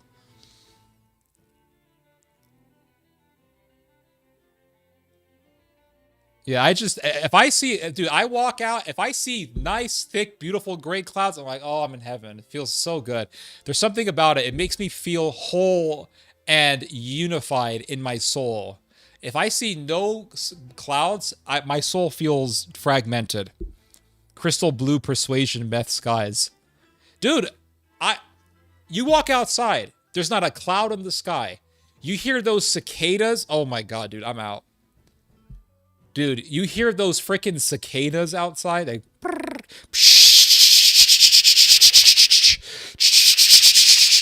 Not a cloud in the sky. I'm like, dude, where's the meth lab? There's some meth labs out here. Where I'm in the middle of a trailer park. There's meth. Someone's cooking up meth in this weather. I am out. I put my ass right back out inside the house. Close the door. I need the darkness. I don't know what it is. I tell my mom's like, oh, it's beautiful weather. I'm like, no, this shit's depressing. I need the darkness. I thrive in the darkness. When I see not a single cloud in the sky, I am reminded of the scene from Con Air where the serial killer is in the trailer park and there's not a cloud in the sky and there's trailer parks everywhere. Like, that's what I'm thinking of. It's just awful. Crystal blue persuasion meth skies. That perfectly fits. Not a single cloudless skies. I love the sun as an Irish Catholic Viking. I love the Bedouin pure desert. Yeah, it's just not for me. How long until Ted moves to England because of the weather? I don't know. Maybe Ireland. Ireland, dude, I envy people in Ireland. I hear about the people in Ireland having clinical depression. How in the hell can you have depression? I'm not joking. I went onto YouTube and I typed in depression in Ireland. All these videos, depression in Ireland, depression rates skyrocket in Ireland. How in the hell are you depressed in freaking Britannia? How are you depressed? There's no sunlight over there. How could you be depressed? I'd be happy every day over there. Had a shitty day today. I got stabbed at the pub, but damn it, there is not a single cloudless. The clouds are everywhere. I love it. If you see nothing but the eternal blue sky, you should thank him. There's no nuclear winter out of nowhere. Yeah. Good, full British. Yeah, my eyes are watering from laughing so hard. I mean, it's the truth, right? How many people get depressed by cloudless skies? I sure as hell do. I hear these people, I have clinical depression. I get depressed when it's cloudy outside. I'm the opposite. I have depression if there's not a cloud in the sky. That's why I bought these damn things. Why do you think you think I got these things? Because I'm into feng shui? I got these things because I don't want no damn sunlight peeking through the curtains. Because I would always get sunlight beaming out of here. Come to Canada. Yep. I went to Canada many years ago. It was nice, actually. I mean, like, weather-wise, it's actually not bad. I like the REM is invested in Rumble stock. Dostoevsky and Solzhenitsyn, the line of good and evil cuts through every individual, not between nations and races and ethnic groups. Ted went to Hot Topic when he was younger looking for golf clothes. When I was in middle school, I always felt comfortable wearing sweaters and long-sleeve shirts. And I never felt comfortable with shorts or anything like that. I don't know what it was, but there was something about jackets and sweaters and cloudy weather that just made me feel whole inside. Can't explain it. Back up to Rumble. Yeah, you need to be yourself. Absolutely. I know Theo was like over 1,000 videos, but we got to have a platform like Rumble to switch if we get banned. I agree. Maybe you were overworked from doing streams and videos. I think so, yeah. Constantly every week. Yep. It doesn't hurt to take a break. I know it's once a week. People say, oh, it's just once a week. But imagine doing a 7-hour speech every week. Imagine if I don't know what kind of jobs you guys do, but imagine if your boss came to you and said, we need you to give a 6 to 7 hour long presentation every single week. And that's you literally talking for hours straight. You're not going to stop. Straight up. You're not going to stop. You're going to go on and on and on and on for 6 to 7 hours. And you have to prepare for those 6 to 7 hour speeches. And you have to talk almost nonstop with intensity for those hours. After a while, I didn't realize that this would happen. But after a while, it got to me. And I remember one day waking up and I had this, like I said, not excruciating headache, but it was just this light, lingering headache that never went away. And I remember doing this stream talking, and I remember thinking to myself in my head feels heavy. What is this feeling? And it just didn't go away. And then one day I took a break from streaming, and it felt fine. And then eventually, after I did a few more streams, and eventually I did one more stream after that, I think. And then my dad asked to do a stream, and I said, sure, go ahead. And he did it. And it just, now I'm talking in front of the camera, and I feel great because I've just taken a break from streaming. You know? Feels great. Feels great. And I didn't prepare a lot for this stream, if you couldn't tell. It's just me kind of talking about whatever it is that's in my head. I thought of some questions for your dad. I think your dad should do that again and let us come back. Sure, I'll ask him. Your dad needs to get used to the chat being busy among ourselves. Yep. Yeah, I know. That's how it is. It is annoying though. I kind of regret I woke up late. Don't worry about it. They'll be in there at time.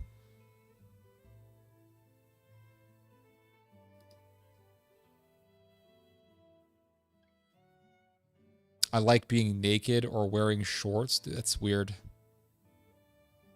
Yeah, that's weird.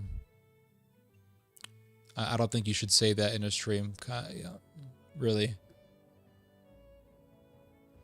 Ireland is depressed because they're part of the British Union, so they share the same broken GDP, mass migration issue, at least as far... Well, there you go.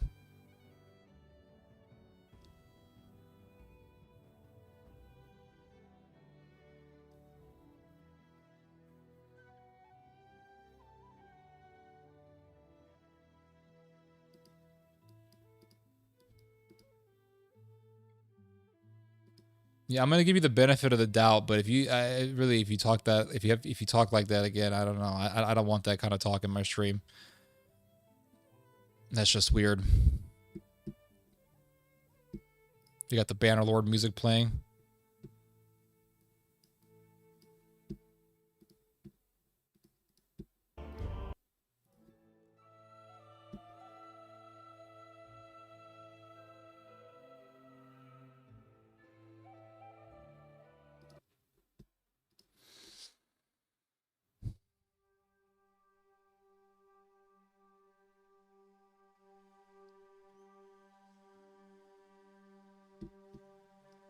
How long have I been streaming? 5 hours of streaming.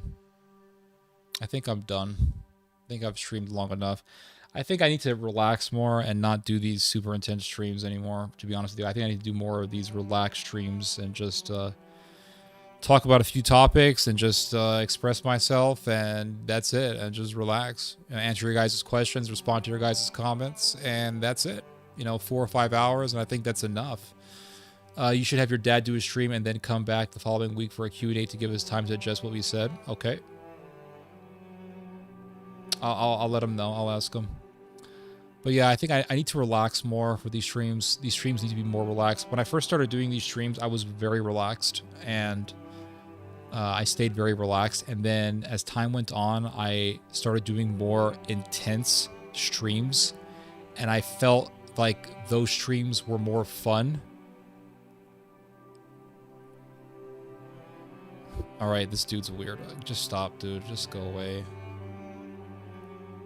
This guy's weird. This guy's just being weird. Just stop.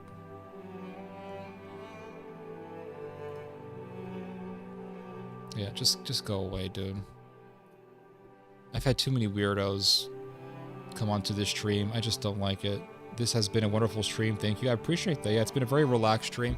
But there came a point, when I first started streaming, I was super relaxed, laid back, all that stuff. And I would stream for like 3 or 4 hours, sometimes 5, sometimes 6. And I just went with the flow. And then, so I don't know when this began, but I started to do really intense streams where I would have like 8, 10, 11 articles to talk about. And I would do these 6, 7 hour long streams. And at first they were really fun. It was just fun just to riff for hours and just get super intense into it. Super, just super enthusiastic and super exuberant for the streams and in the streams. And and then it just, about a month ago, my brain just said, no, here's a headache. I gotta let you know that enough is enough. And I ignored it, and I did the second stream. Headache. Third stream. Wasn't as bad, but still the headache was there. And then eventually my dad did a stream, and it just reset everything. And it's just I keep talking about this, but the reason why I keep talking about it is because it's just a surreal feeling. It's a surreal feeling to realize that you gotta allow your mind to rest. And our mind, we don't treat the mind like a muscle. But we should. When we work our muscles out, you got to give your body adequate rest, especially when you're older, when you're in your 30s and 40s. You have to really start giving your body a lot more rest.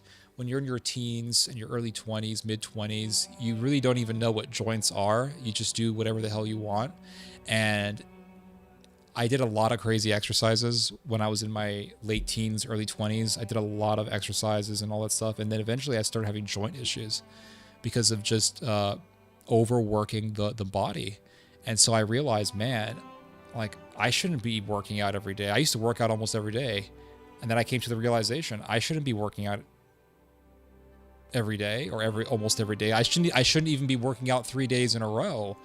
I should be working out once, twice at most a week, and that's it. Why? Because I wasn't giving my body enough rest, and eventually I ended up having injuries.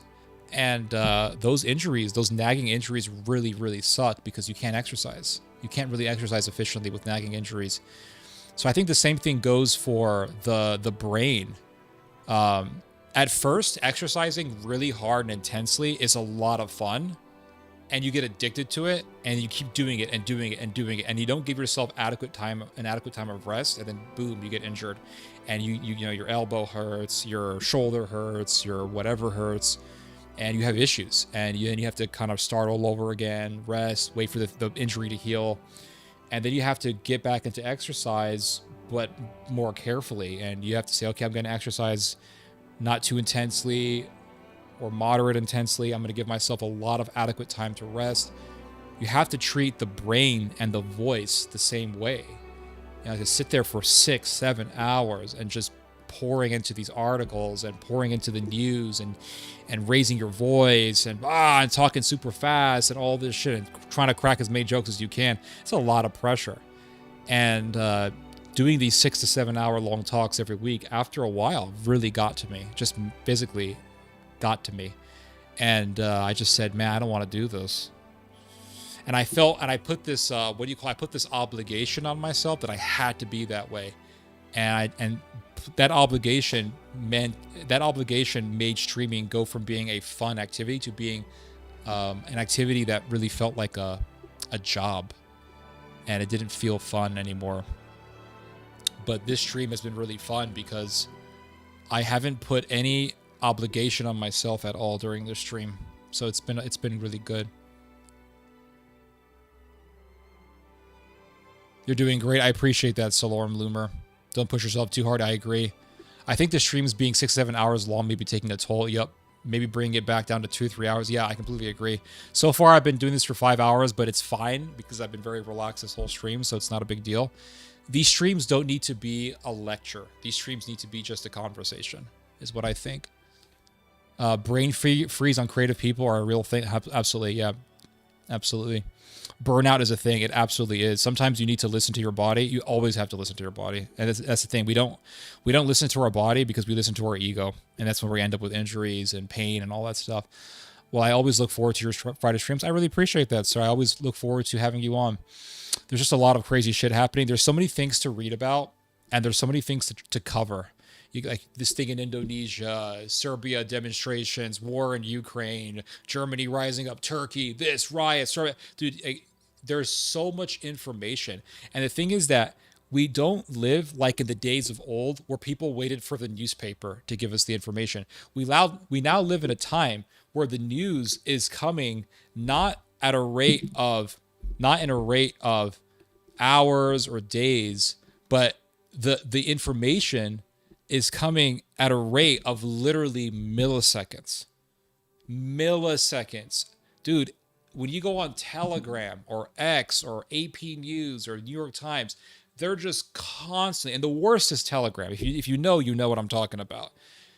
It's just constantly overwhelming you with information. Like, breaking news, this one soldier fired a bullet and this dude took a shit in this village somewhere in Poland. It's like, oh my God, a Russian soldier just took a dump on a freaking Polish monument. So like, oh my God, this happened over here. Shit, fucking Hamas launched a rocket. Israel said no one was hurt, nobody died, but like 80 rockets came and almost hit all of Tel Aviv. Iran says Israel better watch out. Turkey says we're about to go to war. Freaking new disease just popped up. Freaking flesh-eating parasite just got found in some Midwestern states. One person got put to the hospital, but he's gonna make it. He's in stable condition. But it's flesh-eating parasites, man. Like, holy shit, dude. The brain, literally the human brain was not designed to be absorbing that much information at the rate that we are receiving it at right now. It just wasn't designed for it.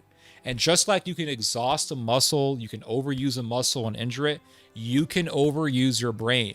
And when you overuse your brain, don't be surprised when you have headaches, or if your head feels a little bit heavy, or if you have tension headaches in the back of your head. Like, all that shit is a sign of exhaustion.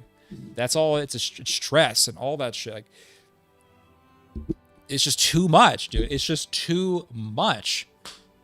And the thing is that you can't expect yourself to know about every single news story.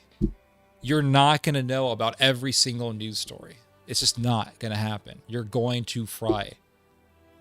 Your brain is going to go. And eventually you're just like, I don't want to do shit. I kid you not, weeks and weeks ago, months ago, I said, I don't want to do shit.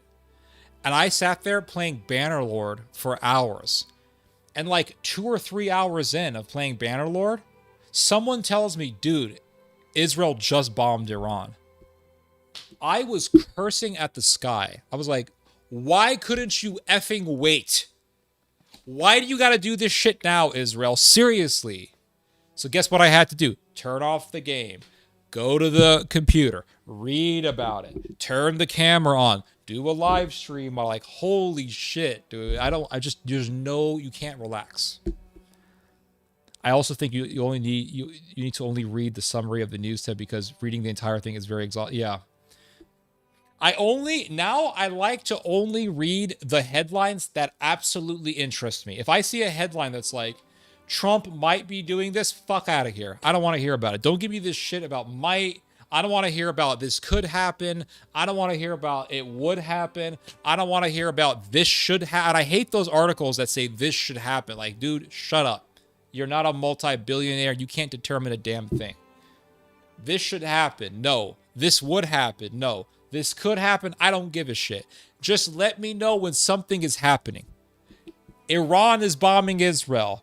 Fuck it. We're going to talk about it. It's happening. Let me know when things are happening. I took a nap one time and I said, just let me know when the Fourth Reich is here. And somebody told me, I woke up from my nap and somebody said, Ted, look at the fucking news.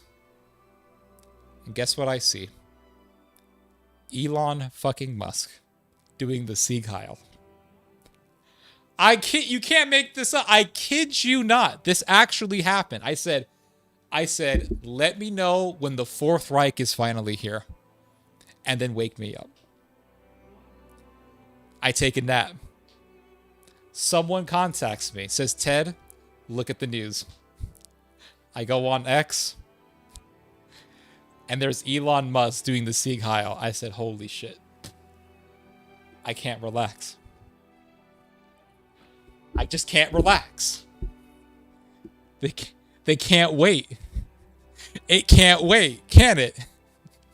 And the craziest shit always happens when you never expect it. Let me tell you, the craziest things happen when you're like, everything's going to be good. No, it won't be good. If you think it's going to be a shitty day, it's going to be the best day of your week. And if you think it's going to be a great day, it's going to be one of the worst days of your life. So the trick to life is never to wish anything. That's what I've concluded years ago. I'm like, I don't wish a damn thing. I don't wish that the day is good. I don't wish that the day is bad. Just let the shit happen. That's it. Because once I start, it's going to be a great day today. It's always the worst days. And if I say today's going to be a shitty day, it always turns out good. Or okay. Like, we made it. We're alive. You know what I mean? I kid you not. That actually happened. Just let me know when the Fourth Reich is here. Dude, it's here. Wake up. The Sieg Heil was just done. The Sieg was heiled. And it wasn't on the side of the road somewhere. It was in the meeting to celebrate Trump's victory, the inauguration event. They're doing the Sieg Heil on the inauguration event. I said, oh my God, dude. Oh my God. This is too much for me. I can't. And then I remember one time last year this happened. Someone wrote me and said, Ted, there's riots going on in the UK. And I looked it up on the UK and it was riots everywhere. White people were looting Arab people's businesses. I said, oh my God, dude. How many times do I have to tell you people, stop pissing off the white man? Just stop. I'm never going to rest. The mustache man was hot. It was all Ted's fault. As far as I'm concerned, the only 3 areas of interest are Ukraine, Israel, and China. That's great, and I totally see that. My interest is Israel, Turkey, and Germany. That's it. With Israel, I want to know when they're making the third temple, because we know when they make the third temple, some crazy shit's about to go down. In Turkey, I want to know when they get their F-35 aircraft. But I also am waiting for the day when the Turkish scimitar will be raised up and Israel is going to be scared shitless.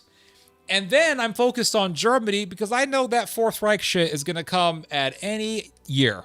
That shit's going to come. You know what I mean? Like, I'm waiting for this. It's not a matter of if it's going to happen. It's a matter of when this shit's going to blow up. A Hitler will rise. Trust me. It's going to happen. And when it happens, we're all going to be shocked. Like, oh my God. It's going to happen, guys. Careful with what you wish for. Yeah. Yeah, I can't. If I say I'm going to relax today, some crazy shit's going to happen. Some crazy shit's going to happen. It's bad luck. Elon Muscolini. Yep. Good video and excellent choice for wine. However, the glass you are using is whiskey. Yeah, I know. I couldn't find anything else. Well, remember the newspaper would have 4 prints per day, and that did not include the breaking news like war. I see. Make it shorter when you need to. Yeah, exactly. Exactly. I have downloaded most of your videos, Theo, so I can watch them over. I have come to great understanding so many things, and I have also downloaded the video with your father. God bless you both. I really appreciate that, Nigel. Thank you so much. I agree with Proverbs 3:6 that you need a shorter two. Yeah. Right now I feel fine because I've been relaxed this whole time. I've been relaxed this entire time. Seek heal. Yeah. Yeah, you can't seek heal. It's too much. It's too much, guys.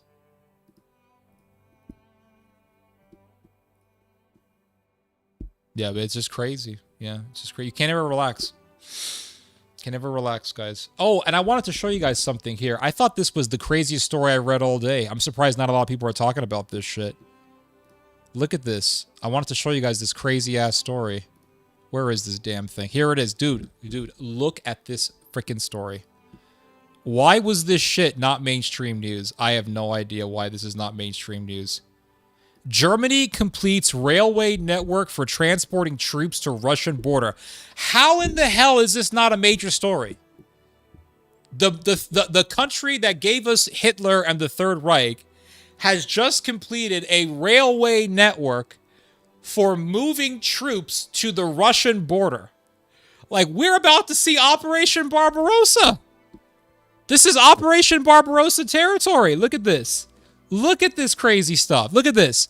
Behind the screen of peace talks and a publicly declared desire for peace, all of Europe, accompanied by shouts from Russophobes in power, is preparing for war with Russia. Especially distinguished in this direction is the impoverished Germany, whose authorities want to repeat the feat of the Nazi regime. By the way, this is the guy who wrote this is Russian, so that's why he writes it. You'll never get this sort of rhetoric from an American or an English person. Like the Germans are going back to the feats of their ancestors, their recent ancestors. Germany is reported to have almost completed the construction of a railway network for military transport to NATO's eastern flank and Ukraine, closer to Russia's border. The German newspaper Der Tagesspiegel reports. Link? I'll give you the link here. Hold up. You got to use Google Translate because it's written in Russian.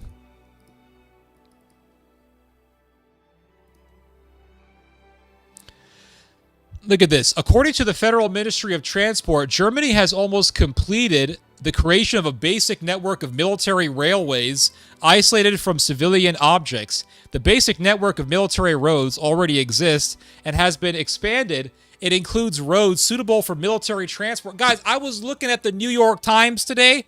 Not one word about this. I was looking at the Washington Post. Not one word about this. I don't know why they ain't reporting on this. According to the publication, in order to help Ukraine in the conflict with Russia, Germany and other allies of Kiev are transferring military machinery from the Baltic ports to a logistic hub south of Krakow, from where it runs to Lvov. That's where they killed all the Polish people, by the way. In Ukraine itself, European gauge railways run to Lvov. From this bridgehead, NATO generals hope Russia is just a stone throws away. You hear that, guys? You hear that? Russia is just a stone's throw away. In early July, the Bild newspaper, citing the German Army's medical brigadier general Bruno Most, reported that the Bundeswehr and the Deutsche Bahn were negotiating the conversion of old trains into medical trains for thousands of wounded in the event of a military conflict on NATO's eastern flank. There is also a pan-European discussion about restoring the old Iron Rhine Railway, which runs through several European countries and was previously used by the military during the First and Second World Wars. They're bringing back the old railways from World War II. They're going to use the old railways, guys. As can be seen, the preparation of the infrastructure of European countries for a military confrontation with Russia is proceeding by leaps and bounds ahead of schedule. Not only weapons are receiving funding, but also the means and methods of delivering equipment and manpower to Russia. They're using the old railways from freaking World War II. This ain't no joke. This ain't no joke, guys. And no one's reporting on this. Nobody. But the Germans are coming back. And the Germans have been saying since 2016, we're going to bring our military back. We're going to make our military stronger. And no one believes them. And then when people like myself warn other people about this, nobody believes us. Why does no one believe us? Because everyone thinks the German white country will never go back to barbarism because they're civilized, unlike those brown people over there in the global south. That's why my German ancestry is civilized. I have read Tolkien. I've read Lord of the Rings. Proud German. And this dude's born in frickin' Ohio, never set foot in frickin' Germany. But I'm a proud German. Ancestors came from Germany. And English. And I'm part Scots-Irish. And I read the Lord of the Rings. And I have read Tolkien. And I have read I've read the Chronicles of Narnia or whatever the hell, and I'm a proud German white Christian American, and the Germanic people must rise up. They must rise up to the occasion. Okay, asshole. You're going to get what you wanted. All you Tolkienites who fetishize Europe, you're going to get what you want. It's going to happen. They're already bringing back the old railway lines that they used when they were fighting the Russians the last time. Shit's coming back. Oh my God, guys. Shit is coming back. They're bringing back the old band. Do these rail networks have Soviet Railgate? I have no idea. Euro Wars, Return of the Führer. Yep, part 3 of this bullshit. Part 3, and all the orthotards and all the Catholic tradtards who are like, proud German. Proud English American. And they're all Americans, by the way. None of them are German. None of them are English. They're all Americans. Proud German. Proud English Christian. Came from German Catholic background. And I read Tolkien. I LARP. I read the Chronicles of Narnia. It's time for our people to finally rise up. And the Germans on the other side of the Atlantic see you as an Amerimutt. Let's be real here. They don't even want to associate themselves with you. But, proud German. You guys are going to get what you want. You guys are going to get what you want. And I'm sure you guys are going to be very, very happy when you see Operation Barbarossa Part 2. But yet you guys are for the white race. And yet you guys are pushing for things that are going to kill countless millions of white folks. So who's really the pro-white person and who's really the anti-white person? Americans, we already feminized Germany. Germany, our beer makes us manly. I mean, really, it's just whatever. Proud Scotsman here. All right, Brian, relax. It's all coming back. I keep trying to tell people this, but no one's reporting this. Like, they got the railway lines all ready to go, and the railways connect Germany with countries that border with Russia, like the Baltic countries and all that stuff. Why are they building railways? Why would they invest so much money to build railways? Oh, because they actually need the logistics to do Operation Barbarossa Part 2. It's part 3 of the saga. It's part 3 of this almost cinematic universe, although it's not cinematic, it's real. But I saw this story today and I said, man, I got to read this one. This one's the biggest story of the day. if someone takes pride in reading Tolkien or some other fantasy shit, this person is not worth listening to. Well, you don't come to America because this is like half the population here.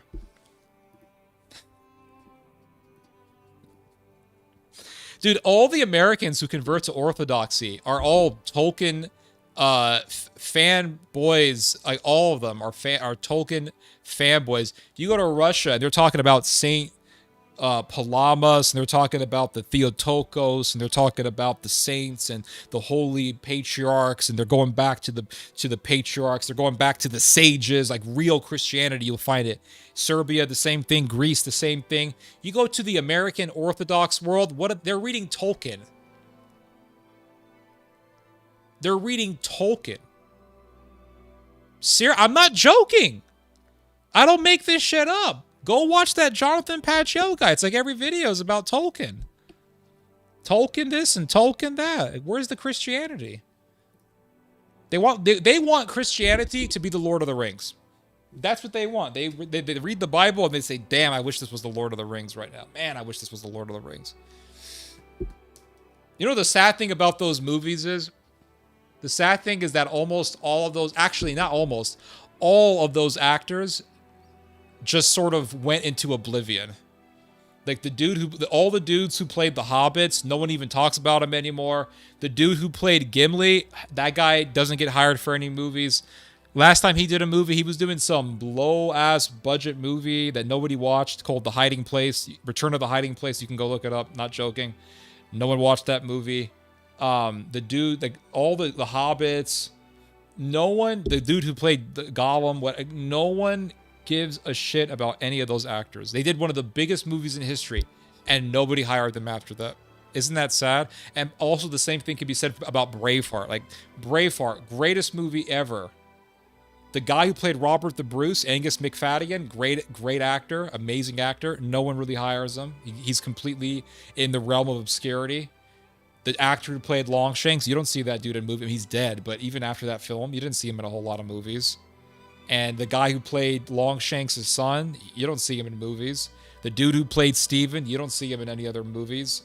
One of the greatest movie ever made, and those actors are gone. They're either dead or they're totally obscure. Sad, man. It's sad. So Americans are LARPing all over the internet. Dude, Americans are the king of LARP. You have no idea. Dude, Russians don't LARP. Americans don't realize that. Dude, LARPing is exclusively an American, English, Australian, Scottish, Canadian phenomenon. Russians don't LARP. They don't LARP. Seriously. Dude, if you put an American in a war, he comes back, he wants to do interviews about it. He wants to do podcasts about it. He wants to write books about it. A Russian can go through dude, an American will fight a bunch of camel jockeys. And they'll come back and we got to do a podcast. Let's talk about PTSD, books, we're warriors, warrior ethos. They'll start cults over it. Some Russian dude will fight in the bloodiest war in history. Millions dead. They come back out of the war and they're like, I don't want to talk about it. I know this from experience because I have tried to get in contact with Russians and Serbs and other people. And like, I don't want to talk about, no, too painful. I don't want to talk about. I just live regular life. Don't want to talk about it. They don't talk about it. They don't even LARP. They don't have to LARP in Russia. They're like, we know we're badass. We don't give a shit. They survived Operation Barbarossa. They don't have to LARP. Americans are always LARPing because we're trying to find excitement. In Russia, they're not trying to find excitement. They're trying to find just normality because they survived Operation Barbarossa. You survived that shit. You just want to live a regular life. The farthest you're going to go for a vacation is the mountains of Georgia. You're not going to go any farther than that. We LARP too. We even have mass RPG D&D type events. Oh, thank you for ruining my narrative. All right, you ruined it. Never mind. RPG D&D type. What is that? What's RPG D&D type of events all over? Do you guys have Lord of the Rings events? Dungeons and Dragons. Oh damn! Come to think of it, I knew a Russian girl who was hardcore into World of Warcraft. She was a huge World of Warcraft fan. Same with Bosnians and Serbs. You'd never know why they've been in war, dude. Serbian people. I tried to get this interview with this Yugoslav veteran of the Kosovo War. It took me years to convince him to finally do an interview, and he finally did it. And he just doesn't want to talk about it. I don't want to talk about it. That's it. I don't want to talk about what I did in Kosovo. Just do a movie reaction to Braveheart. It'll be very difficult for me to do a movie reaction because one thing, there's a sex scene in Braveheart, and secondly, I would get way too hyped up for that movie. Yeah, we do. My crush was really into it. I knew this Russian girl who sent me a photo of her World of Warcraft character. And she said, I worked for years on this character. I am so proud of this character that I made. And I'm thinking, man, damn, dude. And the World of Warcraft characters are so ugly. There's nothing special about them at all. It's not like a Bannerlord character. Or Elden Ring characters are really cool because they got the armor and the helmet. It looks really, really epic. Bannerlord characters are awesome because the helmets in Bannerlord are awesome. Like, look at I got this helmet, shield. Some of the helmets in Bannerlord are amazing. But the World of Warcraft characters are so cartoonish and they're so childish. I'm thinking, I just didn't understand why you would be proud of that. But I didn't piss on her parade. I was like, that's cool, you know. But I tried playing World of Warcraft years ago and I just didn't really like it. They talk to vodka, yeah. Same with Bosnians, yep. Elden Ring also in Russia is very popular. Yeah, Elden Ring is very popular, but do you know what's even more popular than Elden Ring in Russia is World of Warcraft? Because I remember when Elden Ring was super popular, I checked to see how popular it was in Russia in comparison to World of Warcraft, and World of Warcraft was still beating Elden Ring in Russia. That's how popular it is in Russia. It's super popular. Tolkien is a hardcore Catholic. C.S. Lewis is also very conservative. Yeah, he was a Protestant of some sort. I heard Dark Souls is very popular in Russia. I'm sure it is. Why do people waste time reading fiction? They just want to escape. It's similar to why people watch movies. Warhammer 40k is very popular in Russia. Okay.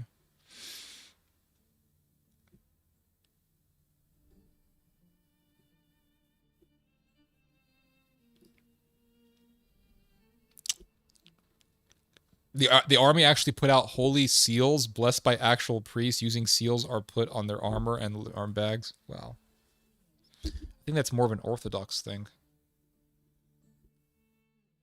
It's more of an Orthodox thing. You know what's amazing about World of Warcraft? And this is the reason why World of Warcraft is so popular. The reason why World of Warcraft is so popular is not because of the graphics. And I don't think it's even as much to do with this. I don't think it even has as much to do with the story. I think what makes World of Warcraft so popular is the fact that you can communicate with people so easily in World of Warcraft.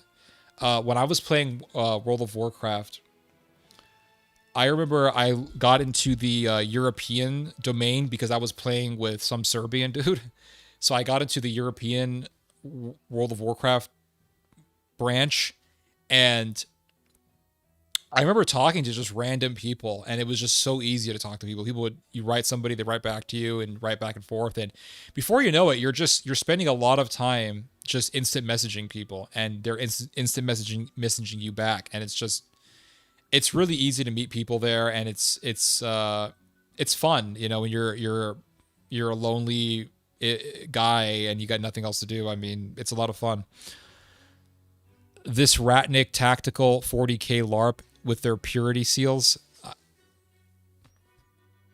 MMOs used to be very popular. Now we're more into milsims. I don't know what that is. I'm more of the Elder Scrolls and Fallout guy. I've been really into Bannerlord. I know Bannerlord doesn't have anywhere near the following that the Elder Scrolls games do, but Bannerlord, if you think about it, there is no game like Bannerlord. There just isn't. Like, try to find me a game. Find me a game that's like Bannerlord. You can't find it. Sure, Bannerlord doesn't have a super intricate story. Sure, Bannerlord doesn't have a super long, multi-layered story like the Elder Scrolls do or World of Warcraft does. But think of it this way.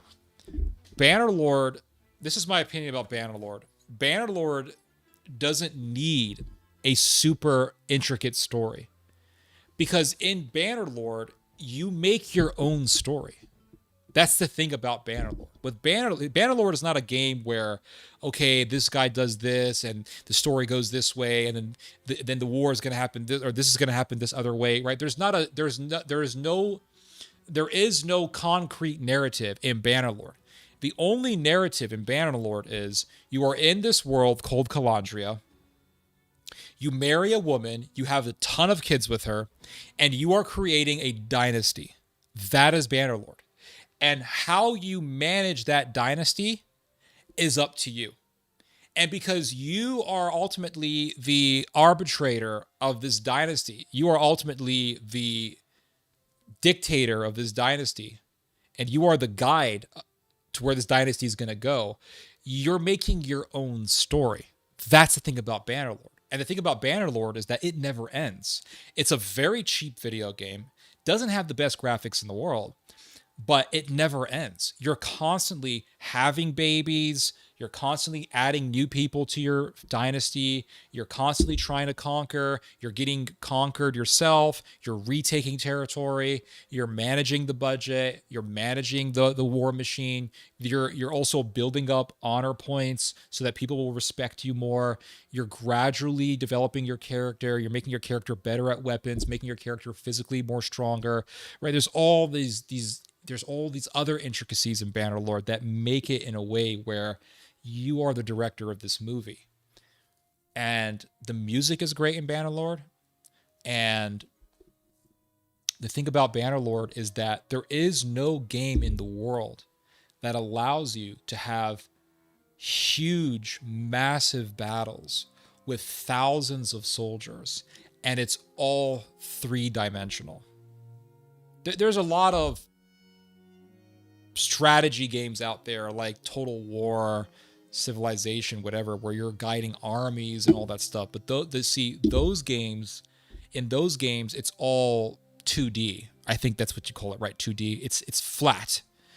Whereas with Bannerlord, you're doing a third-person video game, and it's three-dimensional, and the graphics are good enough. The graphics don't need to be perfect for it to have a good game. Graphics just need to be good enough.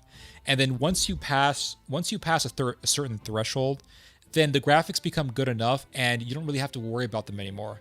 And once the graphics become good enough, then the only important thing is the story good, is the gameplay good.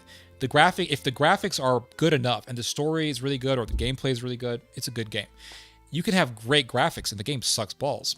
That absolutely is the case for a lot of games, especially these AAA games. So with Bannerlord, you're doing these,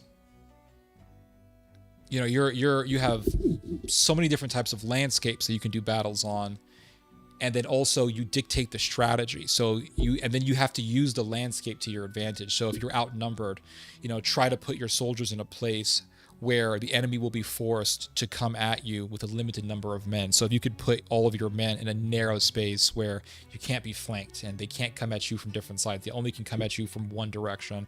And then that way it's not a battle where you're having one army getting overwhelmed by a lot of guys. It's one battle where your army is going to be facing a limited number of men as opposed to an overwhelming number of men. And then with Bannerlord, it's all three-dimensional. So the graphics are good enough. You're seeing this huge epic battle. You're guiding this epic battle. There's literally thousands of men on the battlefield. There's thousands of men in the battlefield. And then on top of that, you have different types of soldiers that you arrange. So you have tons of archers. You could have hundreds of archers in one battle, and you could place them in a certain position and then have them fire the arrows before your armies clash. And it could be raining outside. It could be cloudy outside. It could be snowy. It could be dark outside. And all of these different elements add a layer to the epicness of the battle. And it's just, there is literally no game like Bannerlord. When you have a battle and it's you got 1,000 soldiers or 1,500 soldiers, and you're facing an army that has 1,800 soldiers, 1,700 soldiers. You guys are almost equally matched, and you're on a flat field, and it's going to be face to face. And you got your Sturgian shield wall, and you got your archers ready, and then you got your cavalry ready to go, and your cavalry is prepared to do a flanking maneuver, and the battle is starting, and that army, your enemy, your opposing army, is so freaking confident that they're just charging at you with their horses, and you got your shield men, and all the shields are lined up, and they got that phalanx position going on with the spears and everything, and the clash man, dude, and the battle's like an hour long. You can't beat that shit. And you win, or do it even better. Well, not even better, but also good, but not as good, is when you got like, this actually happened to me. 30 men. I had 60 soldiers versus 130. Was it 130? Yeah, it was 60 versus 130 Vlandian warriors. Dude, shield walls up, everything was up. We managed to beat them. It took a while, but we managed to win. And because we defeated a much larger army, I got tons of points and influence, and it is just great. You can't beat that. I mean, there's no game like Bannerlord. I could play that game for hours and hours and just never get tired of it. And when you're bored, you can just do like side missions. I love doing the caravan the caravan guard missions. I love doing all those missions. 6 a.m. coffee. Damn, dude, we're still here, and you woke up and I'm still here. That's great. Good and talk. I have no idea why people like the Dune films. I understand why someone would like the books. I don't know. I've never seen the Dune movies. Total War series has 3D battles that can be zoomed close up. Yeah, but they just don't look the same. They look very pixely. Ever tried Hearts of Iron 4? That kind of similar to Bannerlord, but in a historic and global setting. Yeah, I've seen Hearts of Iron, but it doesn't have the epic battles that I'm looking for. I gotta have the battles. It's not just for me, it's not just a matter of strategy. It's a matter of aesthetics, the armor and the shields and the environment. I need that level of epicness in it. What is common overrated film? For me, it was the 2 Dune movies. I've never seen it, but I believe you. I heard that the first one was really good. I don't know, but I've seen some of the battle scenes from the Dune movies, and it just doesn't really look that great. For me, when it comes to melee battle type movies, nothing could really just beat Braveheart. Braveheart is just, I don't know, there's nothing like it.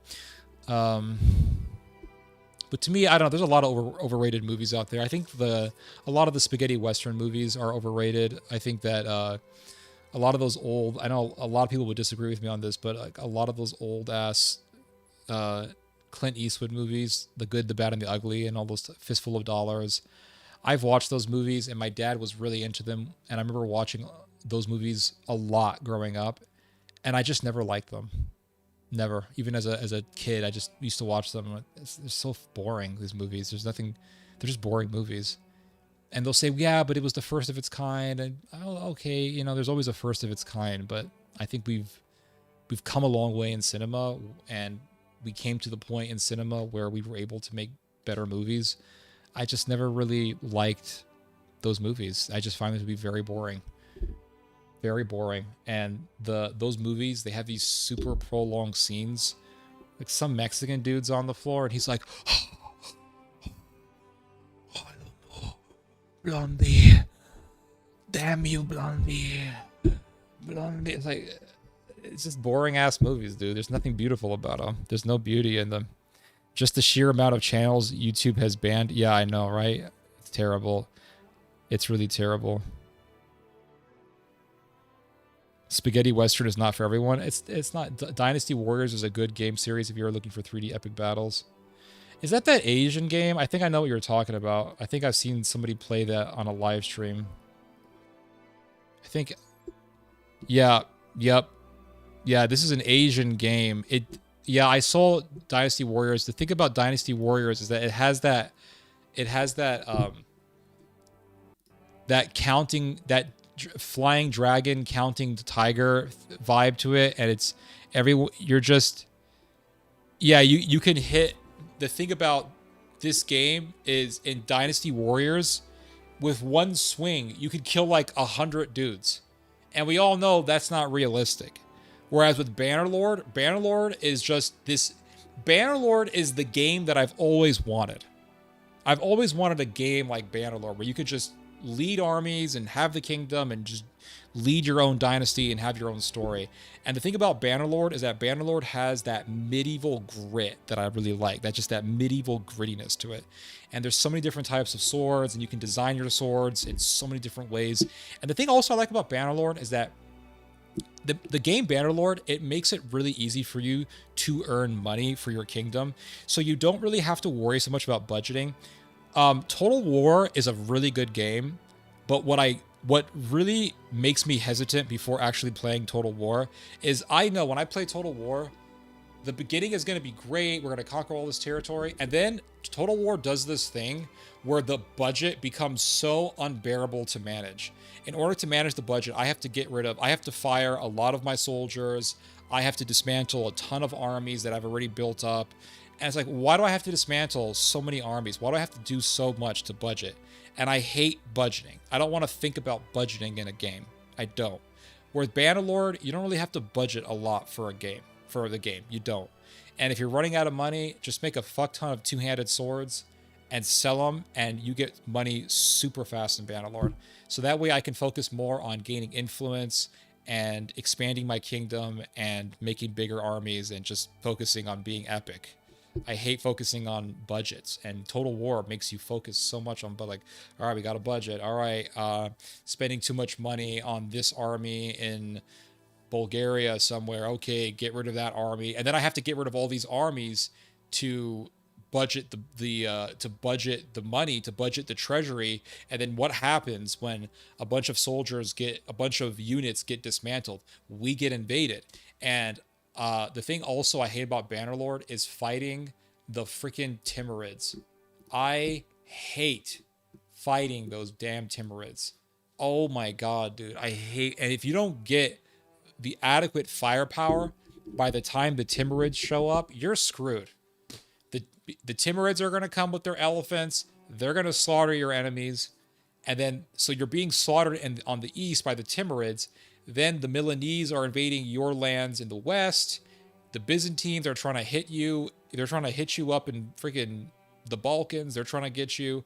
Hungarians rarely ever do a damn thing. And then you have the Holy Roman Empire in the north.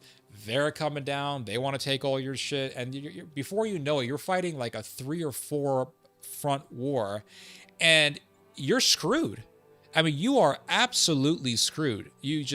Before you know it, you got one last city left, and you have a shitty ass freaking budget, and you don't know what the hell to do. Nobody wants to make trade deals with you. Nobody wants to make alliances with you. And once I hit that point of the game, I just become mentally exhausted with it, and I just quit the damn game. I don't want to play. But I will say, the battles in Total War are really good. Total War Medieval 2, the battles are really good, especially when you have archers, lots of archers. It's pretty amazing.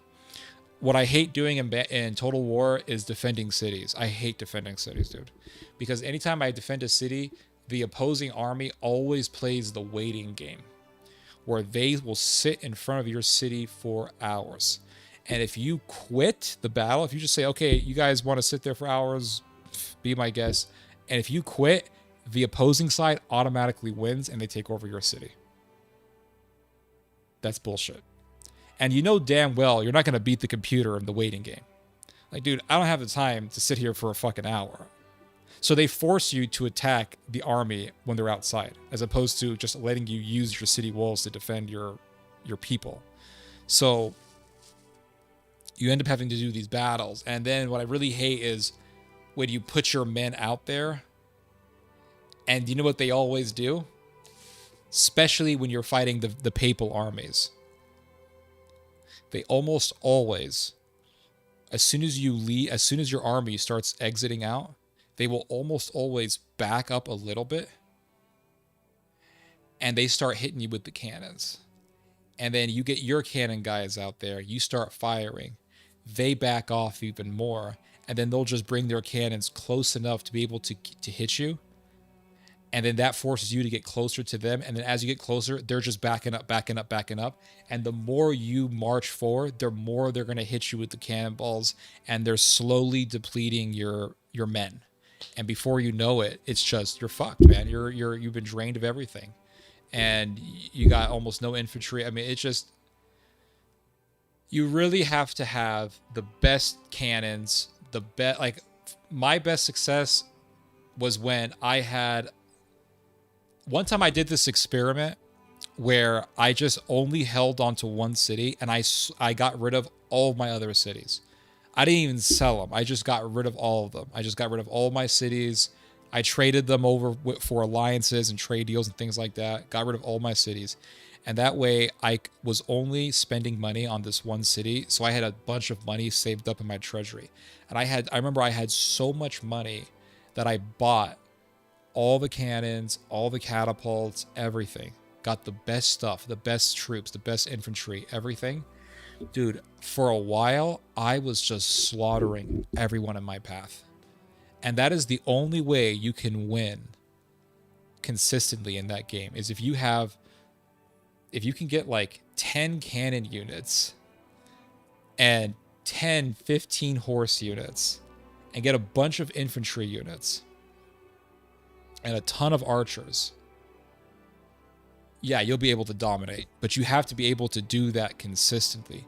The moment you start getting like one cannon, a few infantry, a couple horse, you're screwed.